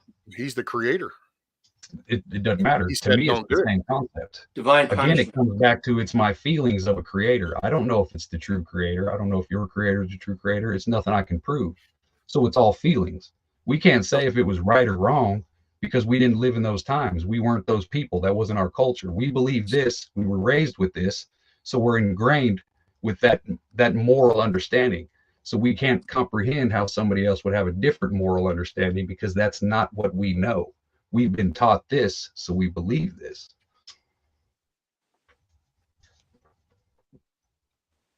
Well, to them, they're right. To everybody on the outside, if the trainees looked at us right now, everything we're doing to them is wrong. But we'll sit here and fight to the death that what we're doing is right. But it's irrelevant because somebody else thinks that it was moral or not moral from the outside, and that's all that matters. From my moral framework, I can make the argument that sacrificing 80,000 human lives is wrong. It's easy to say in a civilized world, though. No, we've been taught that nonviolence is not the way to be more civilized. You make a great point, and that's probably the biggest. Hey, Jane, good to see you. That's probably the biggest hurdle I'm going to have if shit goes south and the world comes apart and society falls apart. The biggest hurdle I'm going to have is ensuring that I stick true to my moral values and I don't do something I'm not supposed to do. My wife has to force me to be charitable, and I understand being charitable is one of the things that I should do on a daily basis. I should make that part of my personality, and I should be charitable. My wife, even in good times, has to force me to be charitable to people, right? And I do it because if it's forced, does that not invalidate the whole concept of the charity in itself? She's not forced. I know, I get what you're saying, but I'm just saying in general. You know what I mean? She has to remind me. Let's put it that way. She has to remind me that I'm supposed to be like this, right? And I've allowed her to be charitable, and yes, I allowed her to be charitable a couple of times, and it came back to bite us in the ass. And this is the reason why I have a hard time being charitable and trusting people. Okay. Now, because I have a hard time trusting people, does that make me unchristian? Because I don't follow? No, it doesn't make me unchristian. It makes me human. All right. And judging judging the overall ideology on the sins of the people that follow it is wrong, in my opinion. That's not a good way to judge the ideology, because simple fact is God is perfect, and the standards that we are supposed to live up to are supposed to be perfect. And then it goes to the sacrificial thing. I think sacrifice of any being like that is wrong, because Jesus died on the cross for my sins. He made the sacrifice. Okay, so that's where my moral framework goes. Now, does that mean that if I'm a Christian, does that mean that I don't think I should defend myself? Does that mean that I don't think if somebody comes in my house to do my family harm, I shouldn't poke holes in them with my pew stick? No, I'm a firm believer. There's passages in the Bible, they're non-doctrinal, but there are passages in the Bible that I can turn to that gives me solace in the fact that I'm not doing something unchristian. There are also passages in the Bible that enable the true pacifist, the person that's not trying to be altruistic, not trying to show people how great they are, but the true pacifist. There are things in the Bible that show those people that they can be martyrs. There are stories of dudes that went out to preach to like remote tribes and stuff, and they allowed themselves to be killed because they felt so strongly in the mission that they'd been given, right? And so it goes back to, well, the dude that lit himself on fire, right? Sure, he lit himself on fire, and he believed what he said. He believed in what he was doing. He had to believe in it, or he wouldn't have done it, right? I mean, that's just a given. He died for a lie. He died for no reason whatsoever, and his action did absolutely nothing to help the cause that he supposedly supported. We don't know Whereas that. That man that died on the just same, because we didn't act doesn't mean that somebody else acted. The thing that he did was planted a seed, so it did do something. You can look back. What he did was not something to be mocked, because you can look back at Christians who did the exact same thing on the Roman pillars in front of the Roman church and all these other things when they were, you know what I mean? So there are hints in Christianity to where these things have actually happened. Christians have set themselves on fire in protest of being. Hold on. Well, the monks inside. Hold on just one second. So can I just want to inject this real quick, because when you say, because like the Christian, but then see, because this is, man, just because they might be labeled that doesn't mean that was a representation of Christianity. Just like that guy being in uniform and doing that wasn't a representation of the whole military branch. That was just that individual. So that's because it's just the Christianity part. Because there were some batshit crazy stuff. Hell, my big thing, Westboro Baptist Church is a big bunch of piece of shits, and yet they get run under the Christian title. That's between them and God when it comes time.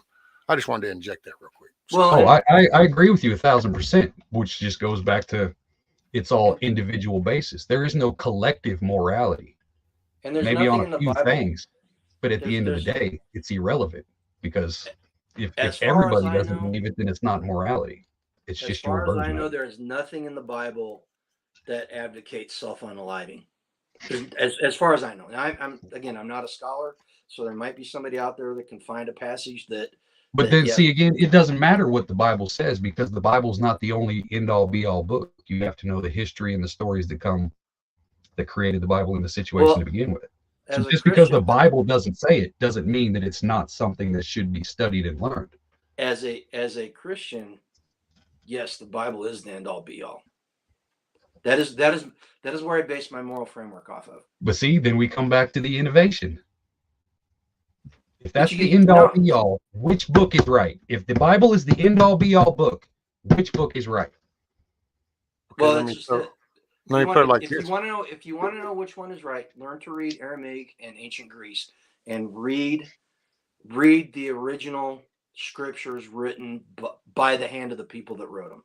Then why don't the people push that book?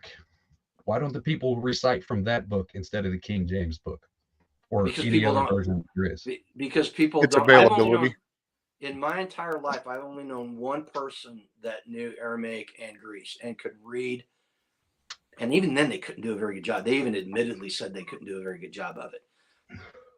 I've only met one person that knew both those languages and could And that in there muddle lies their the way problem, through. that we're blindly relying on somebody else's story and translation to tell us what is the end all be all, when we could take the effort to study Aramaic or whatever the language is and learn the true thing. When I learned to read the Quran, I spent 2.5 fucking years learning Arabic so I could read the true Arabic Quran. If you're willing to die and fight for a concept, shouldn't you know the basis foundation of where it started instead of the watered down version of what you know what I mean? If you feel the Like, need. that's serious. If it's See. really your soul and your afterlife and your forever eternity, shouldn't you take the effort to say, no, I want the original instead of the fucking copy of a copy of a copy of a copy? You know what I mean? That's my hang up with that. Well, again, If it's Okay. that again, it serious, goes. learn the actual words. Well, Again, what it goes back to knowing the biblical worldview. I'm sure that an Islamic worldview. does that mean, by the way? I've been meaning to ask you because you say that biblical worldview. So I've never heard that. Everybody has a worldview. Everybody's experience and everybody's life has given them a view of the way they see the world, right? Right. So a biblical worldview is a worldview based on the doctrinal stuff in the Bible, and I'm terrible at this. I apologize. I'm not going to get all 10 of the basic ones. I'll try to, off the top of my head, I will try to remember them as best I can. Number one, God is omnipresent. Number two, God created everything. Number three, God created man and woman. Number four, God created the family. God created the family in order to help man prosper. Jesus came down in human form. Jesus is God, and he came down in human form. Jesus hung on the cross to absolve me of all my sins. How many was that? 1, 2, 3, 4. Is it 7? There's some. Hang on. If you lose me, I apologize. Okay. I was with you. I'm kind of with you so far, except for the family thing. I'm not. That's, and I don't mean to Yeah. disrespect when I say this. To me, when I hear that, that's the deviation to excuses.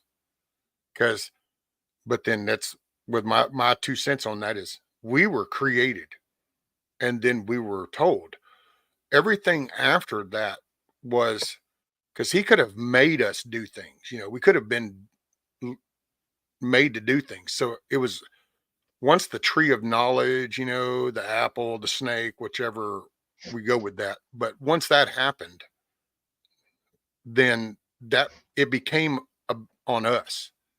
And see, and that's why like my thing with morality is really this. If you believe, okay, yeah, because I want to make sure I say this because I'm not trying to target nobody, ain't trying to highlight this, I ain't trying to, exasperate this shit. There he goes. But if you, Sorry about that. so if you like, I have a belief in a creator. So I believe in that creator. So that means I believe the creator created life here. Then the first thing I can do is respect the creation of life. That's how I would respect and honor my creator. If I accept the fact that I was created, then in order to honor that creator, I would then respect and honor life because that's the creator of life. And in doing that, in doing that very moment, the very moment I accept that I'm going to respect and honor life that my creator has brought, then I'm going to be compassionate to people. I'm going to be empathetic to people. I'm going to be caring for people. I'm going to be loving. I'm not going to want to be harmful, disrespectful, rude. I'm not going to want to cheat on my wife. I'm not going to want to be ugly to my neighbor. I'm not going to want to watch people down the street starve. I'm not going to encourage conflicts with other nations. I'm not going to see, these are all these man-made generated things. I think if you back up to the creator And that's for me, it's like, okay, I believe a creator actually, whichever variation you want to look at. I believe in Adam and Eve. I believe in that concept. So Sanctity of life is one of the 10 biblical. That's well, and that right there is to me your core. There's your morality core. Sanctity, you have belief in the creator. Sanctity of innocent life. There's the distinction. Good point. God is not against war. God is not against those things. He's against the innocence being hurt. There's a big distinction, like thou shalt not kill or thou shalt not murder. Big fucking distinction. Well, that's why, I don't mean like, all conflict is like some bad thing. Cause yeah, no, you're supposed to, but I think that's where I think that core belief in a creator, then you would want to respect life at that point. And I'm not judging when I say this out loud, but that's where your gauge creates. It's like, if you go to that, and that's for what I've been doing myself. That's why I went from a very ugly person with some serious ass anger issues and a very physical, conflictual kind of lifestyle. And I've gotten to where I try to be as chill as I can. I will try to walk away. I try to tell you 20 times before we ever get to this major, because that was my progression. And I did that because I started to slowly feel a respect for me being here, my life being here, me being blessed with a life here. And then I started to respect and I see life a little different nowadays. That's why I just don't end things so quick, because you start to have a more respect. And I think you bring up a good point. The Hutch, it's one of the things he wants addressed. As a Christian, you have to believe in miracles.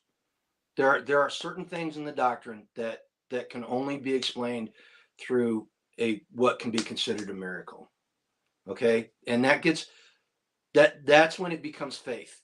When you believe in the miracles, that's when it becomes faith. All right. The atheist, there are 4 miracles that the atheist has to believe in order for their worldview to be correct or to even exist. Number 1, that something comes from nothing. Number 2, order comes from chaos.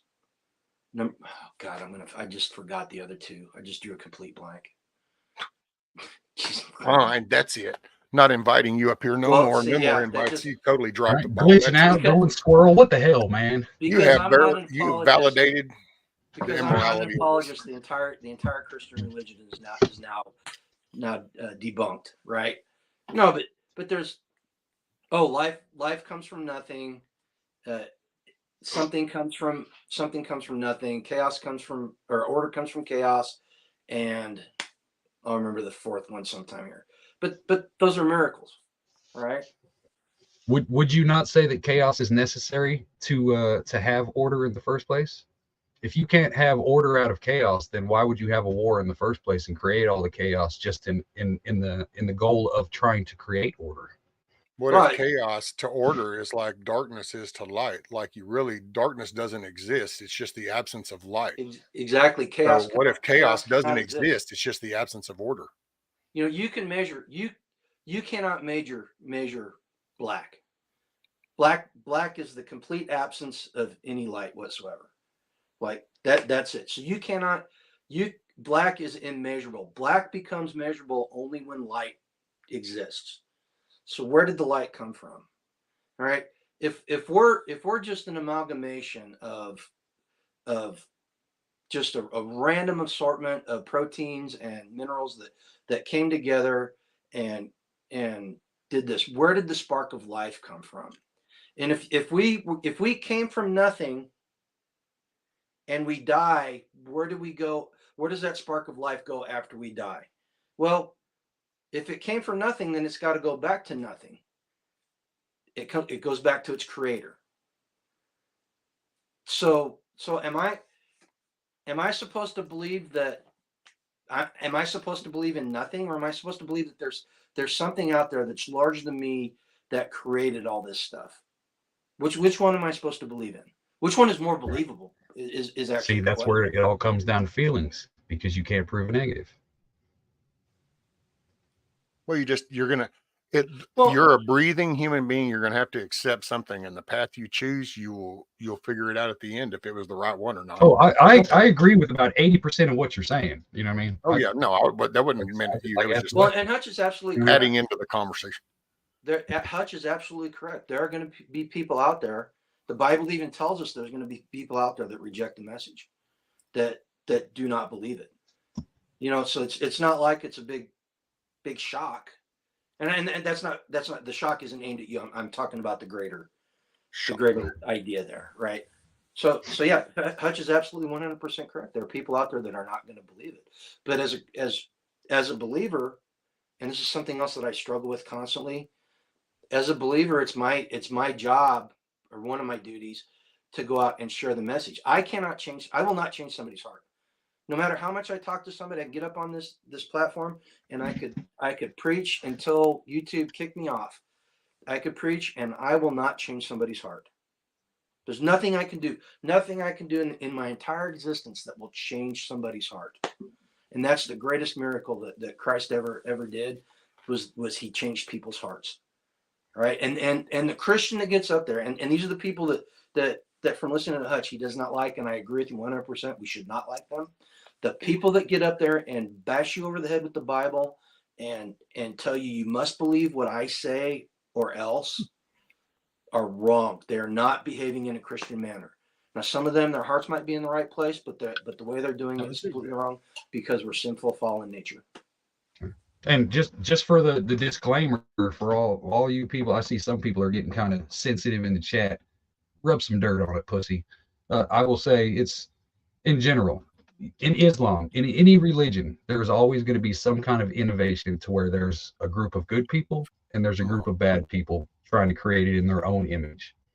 This is not just a Christian problem. This is just religion questions in general.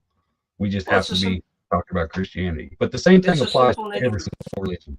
You know? Yeah, it's a byproduct of the sinful nature of man. It's the byproduct of the fact that people were separated from God whenever the original sin happened.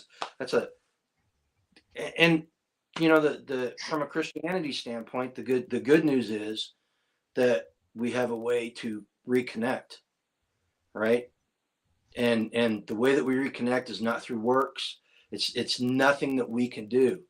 It was a dispensation by Christ, right? Like it would make me a fucking moron. I would be the biggest piece of shit in the world if I stood up here and fucking talked down to all of you. Like, no, what I'm saying is true and you're fucking wrong. That's a liar. This, and this happened. So your guy's a liar. It makes no fucking sense. That would make me the biggest piece of shit in the history of ever. Because I can't prove you right or wrong either way. The one thing I found that people that get upset whenever you talk like that, and this is probably going to piss some people off, they're immature in their journey. They do not understand. Because immature or insecure, either or. Well, immaturity leads to insecurity, but I used to be the person that got upset when people talk like Hutch did. By the way, I do want to point out that, because I wasn't going to, just so we're all clear and we all keep up with the timeline. We don't fall for the fake narrative that's fixing to come out. So we're aware of the facts. You notice that Milkmaid just said peer pressure is annoying rescue. So she brought up peer pressure and she actually named me. So she called me out. So when I say what I say, I feel like she's trying to want to clarify. I've been called out. I did not do this as the big bad mean bully. Okay. So now that we're clear with the facts, because facts don't care about feelings, that woman has had an invite since the beginning of the stream, and I've tried to get her to join, and she doesn't want to join. So that's where the peer pressure comes in. So y'all feel free to let her know that she should be coming up here. She's too scared to get on panel. She don't want none of this smoke. Girl. She ain't got the balls to get on this panel with these grown-ass American-ass men talking about real subjects because she's just a woman. Dude, I hope she don't have balls. My opinion. I don't know. If she got balls. Mm-hmm. Mm-hmm. And here she was going to firefighting school, supposed to be tough, strong, willing to challenge the fight. I can take on the challenge and overcome it. And oh no, they're talking about stuff, and I don't know. I better keep my opinion to myself.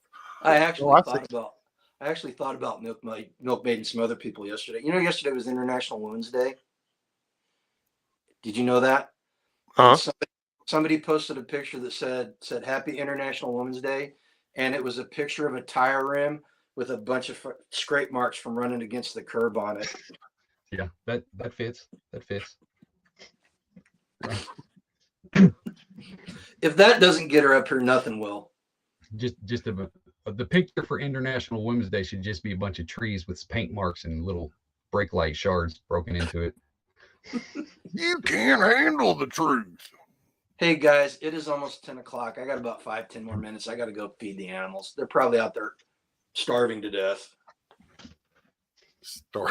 My little furry socialists. My God. Oh, by the way, I don't know if y'all caught the very beginning, but like, yeah. So we had a BB episode yesterday evening. I actually had sympathy for him, dude, and I went in there and I pled his case. I mean, the little fucker turned on me, man, and it's like, okay, dude, you're shit out of luck now. So I went in there and pled his case, and I was like, look, how about we like let him out or something? I said, I feel really bad at night. I mean, this dude's supposed to be the protector, and he's stuck down there on the ground. He can't even get up on anything and roost. And that's got to be nerve wracking. And she's like, oh, okay.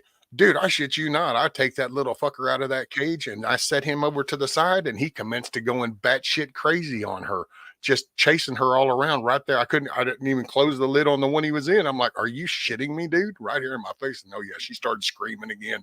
So homeboy went right back up. I grabbed him like a mutt from the back of the neck. I don't know. Hopefully I didn't hurt him, but I just reached and grabbed his ass. He needs to go to freezer camp. Oh, there she is. All right, I'll see y'all later. There's my Good favorite day. firefighter. I have nothing to bring to the table. Oh, I don't know what you're talking about. Typical modern woman. Mm-hmm. How'd your test go yesterday? I rocked it. Awesome. So proud of you. How much more do you got to go? When do you officially graduate? Oh God, it's like the end of June. That's why I was hoping that your Missouri meetup was later, because I can't bow out and out there. Right. That kind of sucks, but yeah, that's gonna be like the hardest week too. So yeah, there's by the way. There was, so what, 2 dropped off and 1 almost did. And I'll tell you, the one that almost did, I used to have a hard feeling. I'll just throw it up there. It's neutral nowadays because I'm not really involved. I used to have a problem with those guys too. Because it was like, wait a minute, you scraped by. I don't know that I have a lot of trust in you scraping by some of this stuff. You either learn this or you didn't learn it, dude. So here's the weird thing about people, right? You can see characteristics in people. Like, they could be intelligent and a piece of shit. They can be super strong and a piece of shit. But you can see somebody who maybe they're not like the smartest person in the crowd, and maybe they're not the strongest person in the crowd, but that person is going to go all the freaking way. And he's one of those. Like, I adore that guy. So I want him to make it, because eventually he's going to get smarter. Eventually he's going to get stronger. But so you can kind of see the natural ability where it's like, okay, you're just got to wait till you get your traction. Right. Exactly. And so I was cheerleading that guy. I've worked with him a lot because, yeah, he's not the smartest, and no, he's not the smartest, but so that almost sounded like a return thing. So somebody was doing some kind of burpees and stuff, and it sounded like the squad and the team kind of came to support them. And then now it's sounding like during testing times, that person went to support somebody else. Wow, it's amazing that works. What's funny, that's how sarcastic humor. Yeah, I know what you're talking about. But like, well, Milkmaid's going all officer and a gentleman on us. Look at her. Right? Little mayonnaise. Going back and cheering those people on. Look at her. I have a feeling that they're trying to set me up for like instructor kind of stuff, and I don't want to do that. Like, if they are, maybe they see that characteristic in you. You were just talking about seeing characteristic. Maybe somebody on up the food chain seeing some characteristics. Well, maybe I'll just tell them, and then I'll keep working. So, Milkmaid, clarify something for me. Mhm. So when you graduate the academy, do they have a slot open on the department for you, or do you have to apply and do all that stuff too? No, it's part of the whole department. They have some departments are doing this where they do a 0 to hero kind of thing. So you come street, maybe you have some experience, maybe you don't, all that stuff, and then you train, and then when you graduate, you move right into a role. Yeah. So, and the reason I ask is because my son, when he went through the law enforcement academy, there were kids in it, or they're not kids, they're adults. There were people in his class that were specifically going to departments, whereas he graduated, he had to apply to different departments. Yeah, and that's kind of the norm. But I think what they've found is that if they bring somebody through, like if they're a department that actually has their shit together, they can bring somebody through. They just have a rigorous hiring process. So they're trying to weed out weakness basically through the hiring process, and then they bring somebody on and they invest the time and the money into that recruit. And the thing is, though, is when you hit the streets, like when you actually have to do the job, they want to know that you can do the job. So when you graduate, are they going to allow you to drive the bus? Yep. Oh God. I Get ready. You're going to see the tanker on its side. We need a booster seat stat. Right? I don't know. I've been practicing with my backup camera. So all the like ambulances have backup cameras, and I suck at those. I prefer the mirrors and looking behind me and all of that stuff. But for those, you have to actually like know how to use the camera. You look at it. That sounds funny. You got to learn how to use the camera. It's like, just look at it and then look back out the mirrors. Right. I'm on your side, Milkmaid. There's a learning curve. Well, it's a learning curve, and also like you can learn all this stuff, and then you go out there and then you're hit with something pretty heavy, and all of a sudden you crumble. That's honestly why I'm doing this, is to learn if I can crumble or if I don't crumble, that kind of thing. Because, and I was telling, it was BB telling actually, I was like, the reason I actually applied for a job, I wanted to learn the skills, but the reason I applied for the job was to kind of desensitize me to all that stuff, and be able to function in a harder environment. You don't get that by just taking a class, No, you got to play Call of Duty at least 12 hours a day. Oh, yeah. I'm making it even 13. That way it's a majority. Yeah. If you're not going to study for the whole test and go the whole time, you know what I mean? Yeah. But I came up here and changed the subject. I didn't mean to do that. We'll circle back then. What's your opinions on it, Milk? Enlighten us.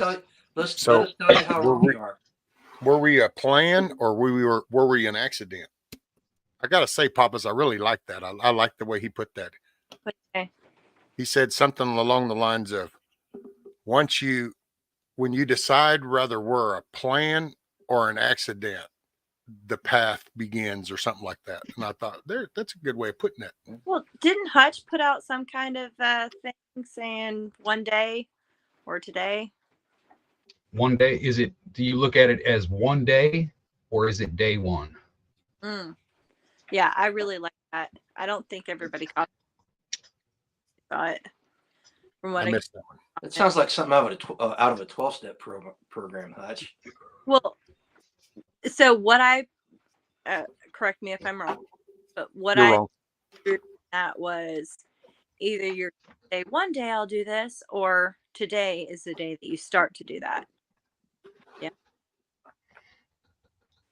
See, that's why bumper sticker slogans are a double-edged sword. Yeah. Because it allows for free thought. Like, take it to where you want it to go. How does it hit you? How does this question affect you? Firefly. Take it in the direction you want to take it. But at the same time, it kind of oversimplifies everything, and it takes out all the nuance in the debate and the conversation from a topic, because people get used to saying bumper sticker slogans, and then they're stuck on that. Oh, I've just been saying these 4 or 5 words, so I don't have to expound on why I believe these 4 or 5 words. Boom, this is it. Yada yada yada. XYZ. Plain and simple. I don't have to explain anything else. Rinse and repeat.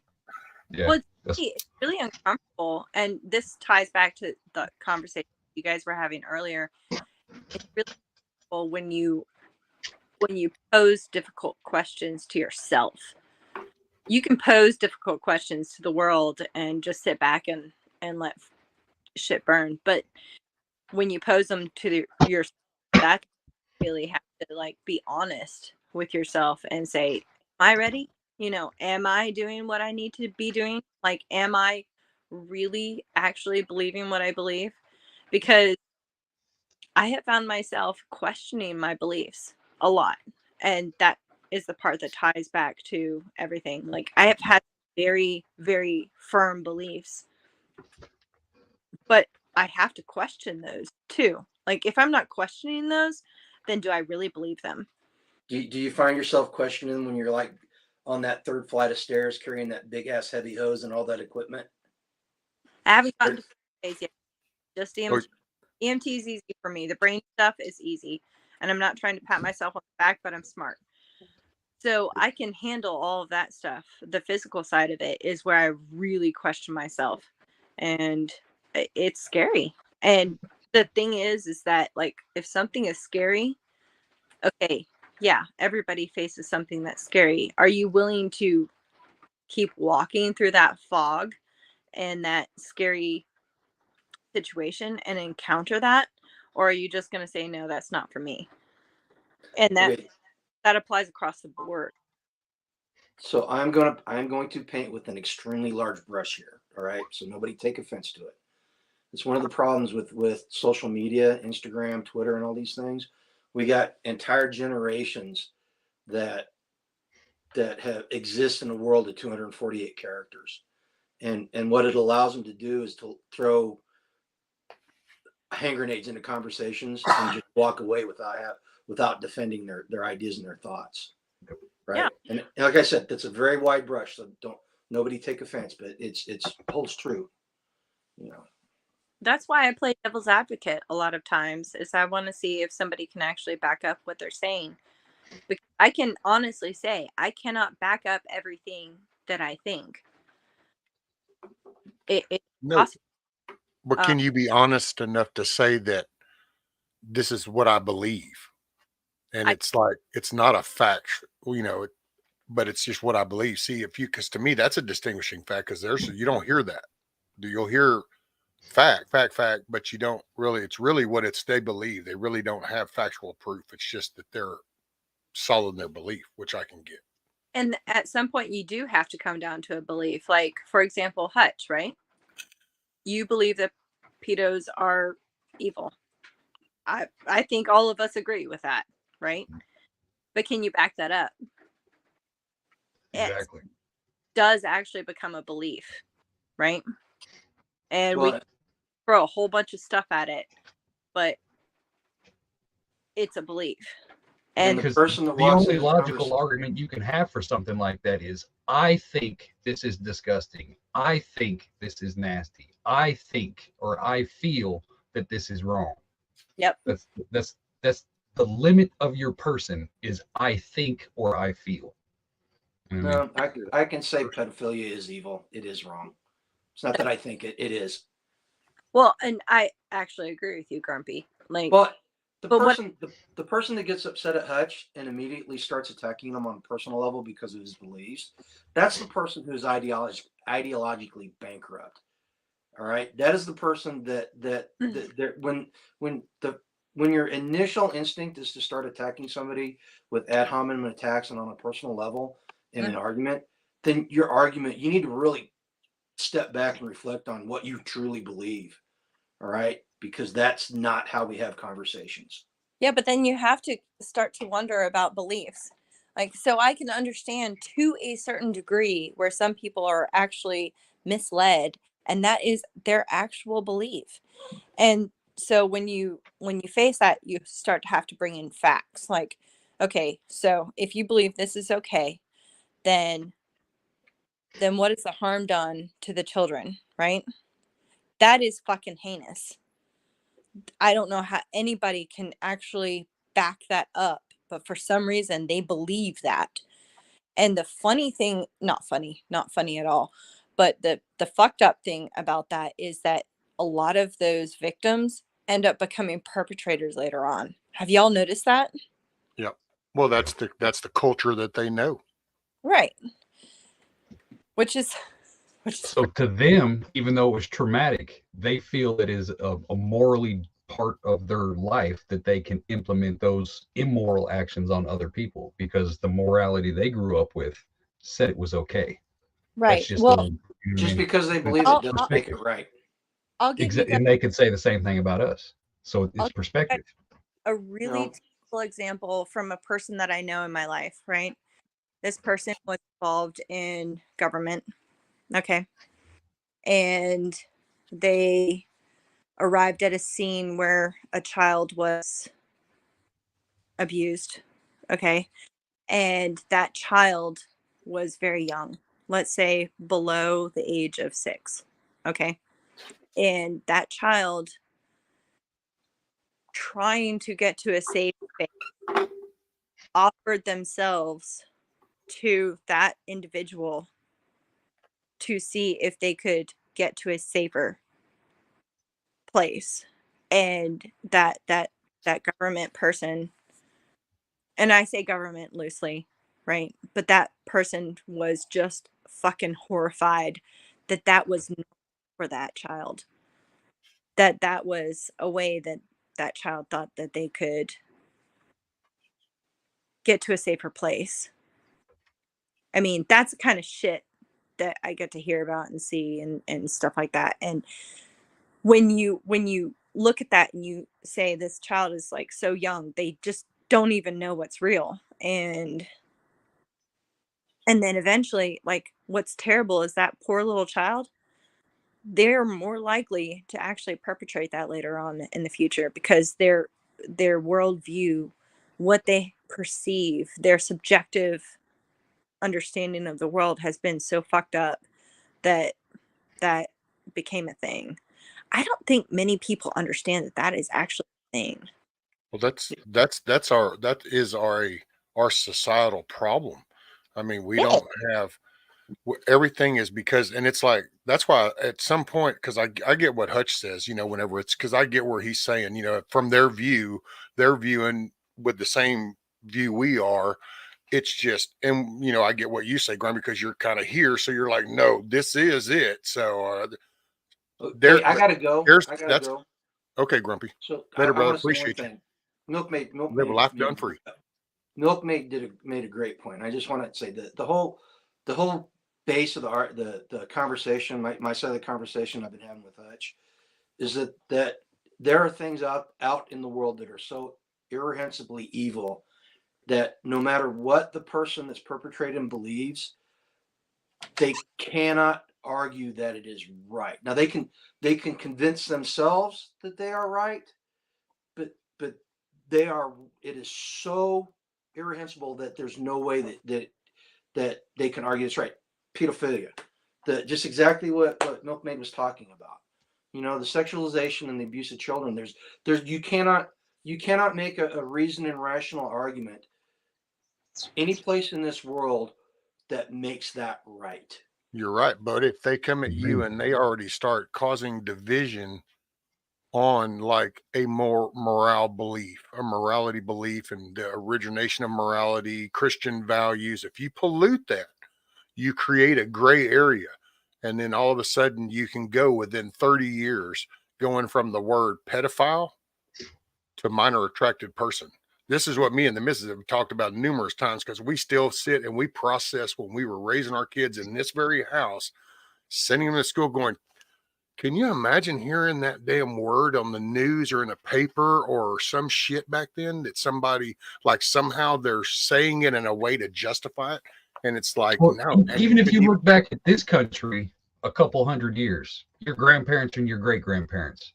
How Mhm. old were they when they got married and started popping out children? What was the age difference between those two? Oh And yeah, look at man, all they the other get young cultures at around the 13 and world 14. where you've got 13-year-olds marrying 20-year-olds. And most of our grandparents went through that. Americans who went through the, you know what I mean? So it's the Different gray circumstances. area where when is it nasty and when is it acceptable?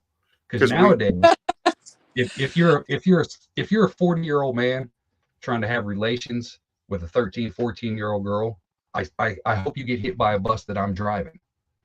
200 years ago, that wasn't the case. I mean, obviously the cultures are different. There was different, you got married, you stayed with this person, et cetera, et cetera, et cetera. But the root of it is the same. The only thing that's changed is the relationship after that happens. Does that make any sense? Yeah. yeah, Well, but my husband proposed to me. I turned 18. He proposed to me on my 18th birthday, and he was 17.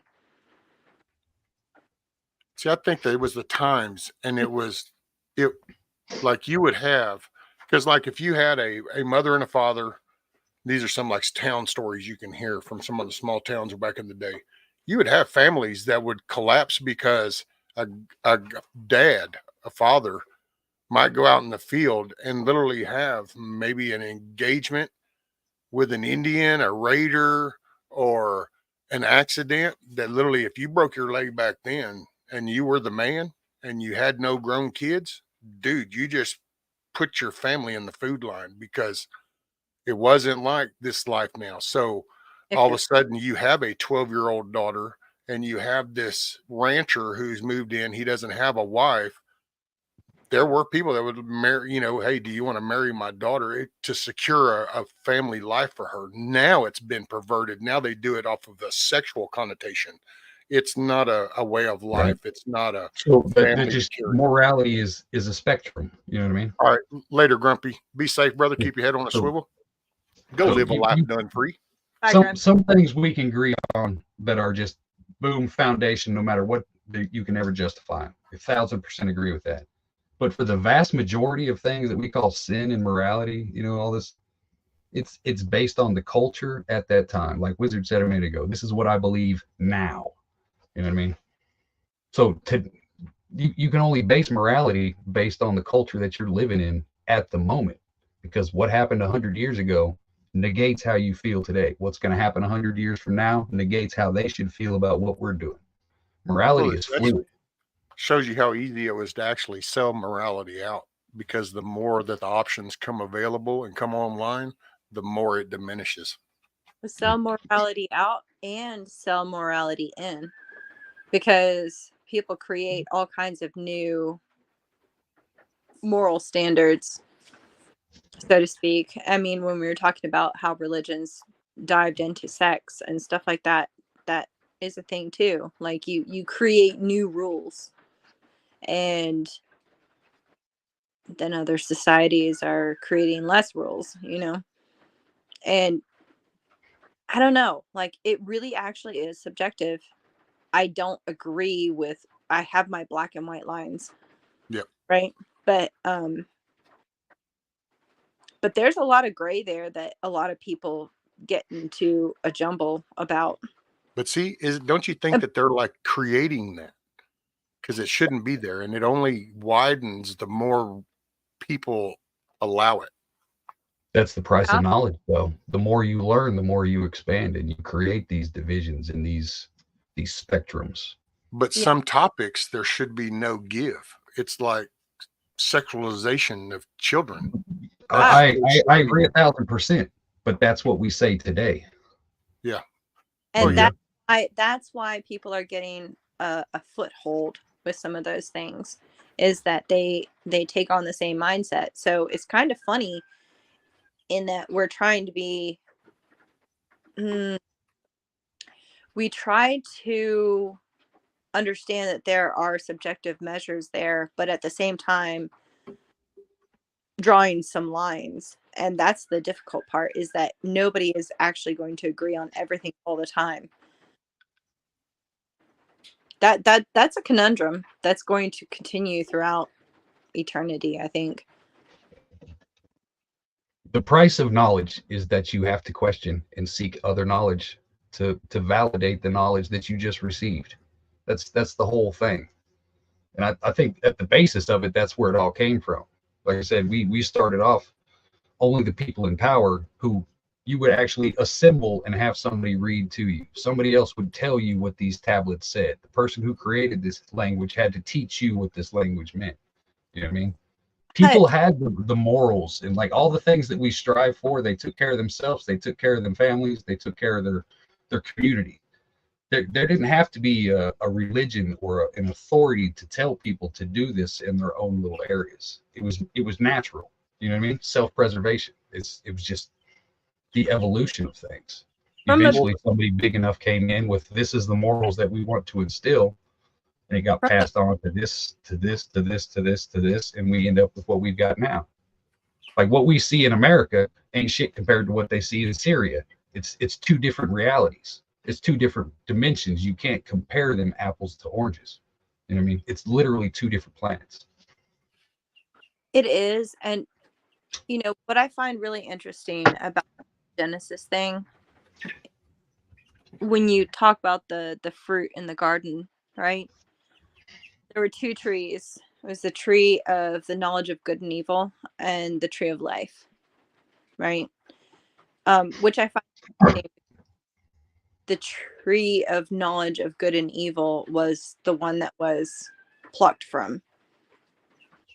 The tree of life that's why they got kicked out of the garden, that they could not have the knowledge of life or the tree of life because they chose to go the tree of knowledge of good and evil. Right. I've always found that interesting, and I don't really know how to put that into words, but I thought it was like you plucked from something that wasn't what you were, and then things went from there. That's just on a purely like biblical mindset. I go other directions with other things, but I thought that was very interesting. I've always figured it was like, because, you know, when I got to thinking about the whole Eden and, you know, that tree of knowledge and exposure, and you kind of associate that with some of these villages that they found in the Amazon or something way back in the day. And you'd think, you know, I got me thinking, well, what if you took somebody, like if you had a couple right now that she was pregnant, but the baby wasn't here, and you relocated them and they were totally okay with it, and they commenced to living a whole different way of life. Like they did the loincloth, you know, he literally went out and trapped rabbits. They never saw a stove. They never saw electricity. They lived on an island almost. And then all of a sudden you brought him and put him in Chicago, you know, and it's like all the shit coming at you at once. And now you're going, oh, well, I didn't even know. I didn't. Oh, and you'll start choosing things because there's so much there. And that's the way I've always kind of associated. It was almost like we had a moment when we were like pure innocence. It was like a child. We didn't know all of this because we didn't know anything but what we were at. And then all of a sudden we got educated in everything, right, wrong, far, close, up, down, all these things that then put our mind into where choice became a thing. Yeah. All of a sudden you started thinking, you started going, ooh, you wouldn't even have thought an option if you never knew that there was one there. So choices. Papa's has got was the tree of knowledge a test of obedience? It depends on the perspective you have. If you think that religion was created as control, then what's the best way to tell people, sit down, shut up, and stop trying to question everything? You're not allowed to eat from this tree. Getting this knowledge is what's going to kill you as a people. If you have an uneducated people, they're going to be scared to seek knowledge, because whoever, the powers that be, God, some corrupt organization, whatever it is that implemented the story, you could look at it either way. It's beware of the dangers of learning too much unnecessary shit to where it consumes your life to where you're not doing what you're supposed to do. Or was it a form of control to scare people away from learning anything anyway, so they stay uneducated and uninformed? You know what I mean? That's But yeah, I wouldn't see it as a form like that, because you just wouldn't have to been put there. It could have just been non-existent to begin with if you just didn't. I actually wonder if, and I try not to question too much, because it's a creator thing, and it's like at the end of the day, I need to worry about where I'm going, not But where see, I came that's like, how can you from. But I have, do how wonder, can you be what willing to well, die hold for on a second. something that you Well, refuse to study? Not you in general, but you know what I mean? well, no, but I mean, what if the plan was actually he creates us, and then we're supposed to like slowly evolve, and as he's watching us throughout this garden, and as the populace grows, maybe select people are then brought to the tree of knowledge, and then as you would go out and kind of help the world become more fruitful, then who knows, at one point maybe you're brought into the tree of life, so that then more immortality kicks in, and maybe maybe in we were supposed to be just some kind of immortal beings living this fruitful, happy life existence that God could observe, just like. And God, man, I hate it when my brain goes here, especially now that I've been introduced to this YouTube shit, because this is really going to go good. And this is probably good for what are we at, 42? Now I'll probably be still down to about 6 or 8 emails. It's like if you had hamsters, man. If you had hamsters, dude, you can step on them in a blink. You can just like pinch their neck and be done with them. But why do you put the Ferris wheel? Why do you put the fucking tubes in there? Why do you put the little dingling bell and shit? Because you're trying to make it a happy little environment for them. And you want them to just kind of grow up to be fat little happy guinea pigs or hamsters. That's all. And then they start acting stupid and they tear your shit up. And you have these moments when you're fixing to go throw this whole fucking thing in the dumpster. And you might have even thrown a few in the dumpster. And then finally you're like, okay, you know what? You two, you get a break. We're going to try this one more time. So what if in the beginning we were supposed to just be calm? And then that's why Lucifer kind of got like, hey man, you know what? No. I'm going to throw some shit waves in this little pool of tranquility. Come down, do the little whisper ear speed. Next thing you know, we got the knowledge way before we had evolved. And then next thing you know, you got Cain killing Abel. We've already started to commit murder right out the gate. We're jealous right out the gate. We have anger right out the gate. We lie right out the gate. oh, but children lie. Like innocent children will lie out the ass. People who say that children are innocent, I don't know, maybe they weren't paying attention when their kids were growing up, but they're not. Like everybody. Oh no, they And learn it they from their like parents. Children want have to be taught not to lie. Children have to be taught not to hit and to take and abuse things. Children aren't born these sweet little innocent angels. They're born little fucking rabid heathen bastards. See, I don't. I think it's because Little of what you're feral coming premonition. into. I think it's that cultural shit we were talking about earlier. It's what you're coming into. I think that's why you have some of them savants. And when you look at some of the parents of those savants, that was those weird people that would take headphones or speakers and put them on their stomach. And next thing you know, you got the 8-year-old that's little mini Beethoven. And you go back and look at his history and you listen to the stories and you find out his parents were some of those that played music all the time and would sit there and rub on the belly. Well, then you start to wonder, well, I don't know. Did some of that outside atmosphere actually start to create a mindset for that child as it's developing? Is that what chooses our hobbies, kind of? I find children fascinating because, if you've raised a couple, right, you know that they're not all alike. There's no handbook for a parent. Like they can, Somebody's going to be a trillionaire when they come up with that one. right? Well, it's not going to happen because everybody's fairly individual. And you have ones that tend to, like, I have a niece, and one of my other nieces, she was upset about something and she started crying. And the one niece started sympathetically crying for her. Like, she was upset that the other person was upset. And like, that was empathy. You can't teach that at such a young age. Like, she genuinely felt that. So people are different from the get-go. Some are more self-centered, some are less self-centered. You have kids who are like just mean out the get-go. Like, you have to teach them. And then you have others that have a more tender heart, and you have to teach them to toughen up too. um but it's strange when you think about it as a whole. I don't think that there is, a broad brush that you can paint with people. And that really honestly throws a whole monkey wrench into the whole sin nature thing too, sometimes. Although we are all very self-centered, if we're honest with ourselves. Self-centered. Yeah. Hmm. We view There everything are from very our own. few absolute truths in this world, and I think that's the problem, is that too many people get stuck in this. It's a black and white world. There is no gray area kind of shit. It's either this way or it's this way, and there's no in between. There's no nuance. You know what I mean? It's Yeah. it is or it isn't, and that's the mindset that we've got now, to where we refuse. We are willfully ignorant nowadays. The most educated people in the history of written down history, however you want to believe that, you know what I mean?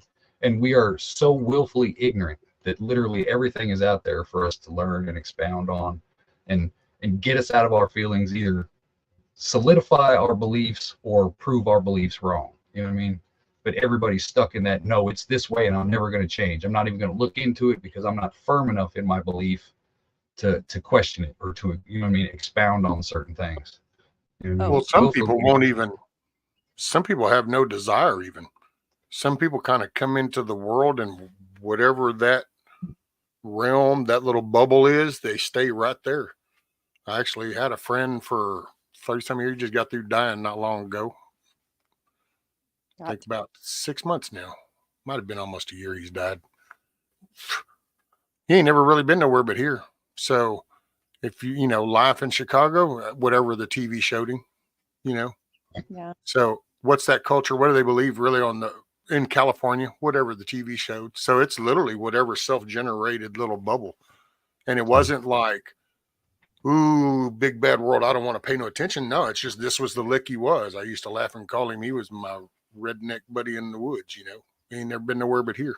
There's something to admire about that, but also I do believe in understanding where other people are coming from. You don't have to agree with them, but it behooves you to understand what's going on there, and then you can go to the underlying part of the person, who they are in their core.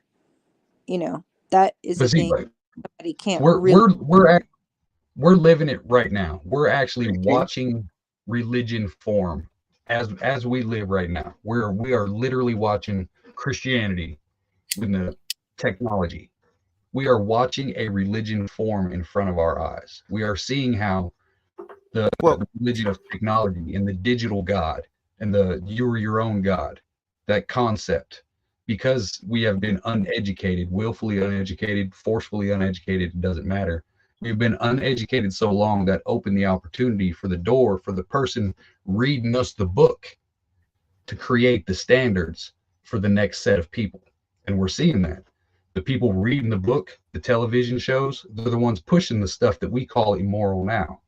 Yeah. The pedophiles and all this other bullshit. We're living, the Jesus times in comparison. We are seeing how this entity is being praised by a small group, but is affecting the entire culture, the entire world, in a way that it's erasing everything before it. Oh, so true. Like, the indoctrination is real. And the funny thing is that everybody who is kind of on our side of the fence, like, they didn't even notice. They thought they were being nice and all of that stuff. And what ends up happening is you have the next generation and the next generation, and it becomes a generational thing. And they were clever as hell. I will tip my hat to them, even though I hate it, that they managed to set into play the Rockefellers and all that stuff, the public school system, and all of that. They have created a society where you're really actually swimming upriver in order to beat that, because it's all about ideology. But if you did good and evil and you applied those, then that would just be typically the same evil that's always perpetuated throughout history. You could say that that's the same kind of evil that took down Rome. What the individual feels is moral is irrelevant to the masses. If you've got a big enough effect on the culture, eventually the ones who oppose that morality will die off. Because over time, 1,000 years, 2,000 years, that concept will be ingrained in the community and the culture of that people. You know what I mean? And we see it with America. Every 10, 20 years, it's a different culture. The 50s was not the 60s. The 60s was not the 80s, et cetera, et cetera. So imagine 1,000 years down the line when everybody's got brain implants in their chips. God and Jesus are figments of a pagan religion. Well, yeah, I don't know though. It depends on where we go. Cause see, I see what you're saying, but I also see where in the last 20 years, we haven't really changed. I mean, you could like the change that's happening right now isn't based off of the typical swing of the pendulum. This was an injected thing. So, but when you look at the plateau, because from the 50s, 60s, 70s, that was a technology which was a way of life because things I know, became but available that weren't available before. the So, way we have changed in the last 20 years is the iPhone has only been out for 20 years, pretty much on the dot. So, so think of that behind the scenes manufacturing of building the infrastructure. Jesus and the 12 disciples building the infrastructure of a coming religion. That's what the last 20 years was. I'm gonna piss off so many people using the Jesus reference, but I I understand. mean, but it's compare the two to the same. There's no other name to call it because that's, you know what I mean? It's well, I just the see it exact getting same worse. concept. I mean, it's what I see. I just because it's like I forgot who was yesterday. I'm not taking away from the validity of Jesus and everything like that, but I'm just showing Oh you. no, If we were the I don't pagans understand the worshiping connection. fucking mushrooms and doing all this other shit, this is how we would see the coming of Jesus. The Romans, this is how they saw the coming of Jesus. A small little subset slowly building itself up and took over everything. I see what he's saying. He's making a comparison, which is actually kind of smart. Good job, Hutch. I mean, and I don't mean that bad, but I guess I didn't. I either squirreled out at some point or something. You haven't smoked enough pots, is what it is. You need to get on my level, Rescue. So how do we get to? But so where's the connection? Like, so we're like when Jesus came in that 33-year period. That's kind of what you're saying we are now, or something. I don't. No, the concept, not Jesus himself, but the concept, the actual implication of him and what he did. Change Jesus out for Google and AI.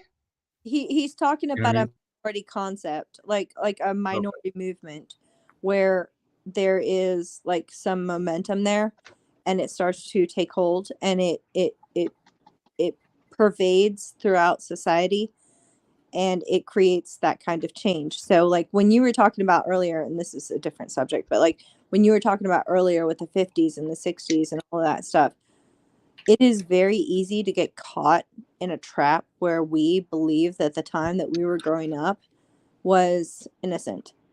It wasn't. Like, no, I don't mean. Well, I didn't mean that either. No, I'm sorry. I didn't mean that. We advanced. So it's like right now, you take a kid does not understand a 20-foot curly cord. It's like, what the fuck are you talking about? Right. Some of it's in this chat right here, buddy. That was a life. That was like the one all be all. But that's a technology difference, and that is important. Which is a way of life. But also, there's the mindset. Like prior to us having public school systems, that wasn't really a thing. I mean, you had it in certain things like in Greece and Rome and maybe China as well, Japan maybe. But in all reality, that was for the higher classes because they had class systems basically. But talking about community schools? Yeah. See, down here, that was a way of life in the towns because that's how you sent the little kids so you didn't have to worry about them while you were tending to the farm and everything else. And that was but that wasn't a thing until like the 1800s, though. Right. It was actually a designed thing to. Well, they hired people to be the teacher at that point. Yeah, but they had what they call them, house moms or something. And if you had kids, but they didn't have none, but your farm was big, then what he would do is that man would come to help you, but your kids would go and she would tend to them while she tended to her house chores because you didn't have a big farm and you would help the person with the big farm. But that's relatively new. It well, In the yeah, grand scheme of no. things, that's a new concept. Well, They have, okay, well, let me ask you this. No, I'm not, sorry, not to mean to interrupt, but just staying on with this, because I'm trying in my head. So anybody that doesn't make sense in chat, it doesn't, whatever. I'm trying to make sense in my head. So like in Europe, so we didn't like, and I've never really actually looked into this. It just kind of came in. So when we came from over there and we colonized over here, over there, they didn't do any kind of schooling or anything. No, that was higher education for the upper classes. We're the So only that people was who were allowed just to get your, educated. okay.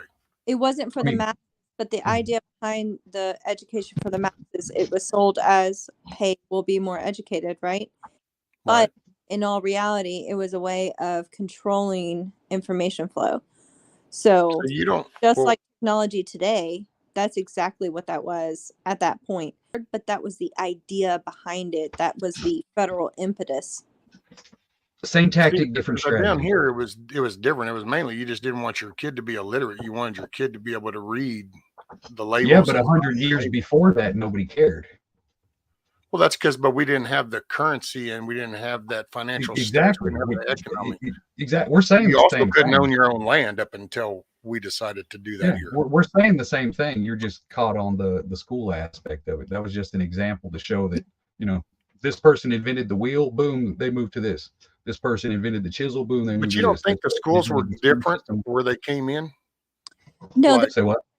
You don't think schools were different depending on where they were implemented, where they came in? Because I can see to where the whole Northeast could be totally, and no offense and disrespect to anybody up in there, but I could see where that can be a total clusterfuck because that was your largest congregation of people ever since the beginning. And they filtered down. So Rescue, do you remember The Little House on the Prairie? Did you read that entire series? I remember reading it and watching the shows and stuff. So. Well, so she grew up and then they were in this town and then they went to a school and of course the town paid for the school teacher, right? And then you move further on in the series and she became a school teacher. She was paid by the community to teach the students. That was good. What ended up happening later on was that there was a concerted effort to make sure that everybody was educated, right? But it was educated based on state, federal kind of standards. And that was a grip hold on the children for the future. Because once you have control of that, those funding and then the curriculum and then what is taught, then you can start to shape what is taught in schools. And that you're only teaching, we only want you to know this. If you want to be a successful human being, only know these things that we're telling you should learn. There's no outside influence. I get that on the federal level because, and I can see that. That's what I want to think. It's always been that way. Cause like down here, these were like, when you read some of the history in the towns, these were like the widows. And so then the town would collectively just take in a pool to then build her a place and then put the schoolhouse up. And then now we'll send our kids and you can teach our kids math and, how to read and write and arithmetic. Matter of fact, that was actually the hillbilly. I remember growing up, if you came from down around here and you didn't go to college, oh yeah, you're just some kind of redneck in the woods. But it was reading, writing, and arithmetic. And damn, dude, after that, here's the basics. Go figure life out. It's the cities. And I see that now. I can see where the cities, which then rely, because matter of fact, I just listened to a dude last night or early this morning. That little Arizona dude cracks me up, number of guys. But he talks about, well, Rand Paul did it too. These states go get these programs and they go to the federal because the state doesn't even pay for their own projects anymore. They go to the feds. Well, you're pretty much just an extension of the feds at that point. So that's where I can see, the whole public education system being totally screwed up, just like everything else the feds get embedded with.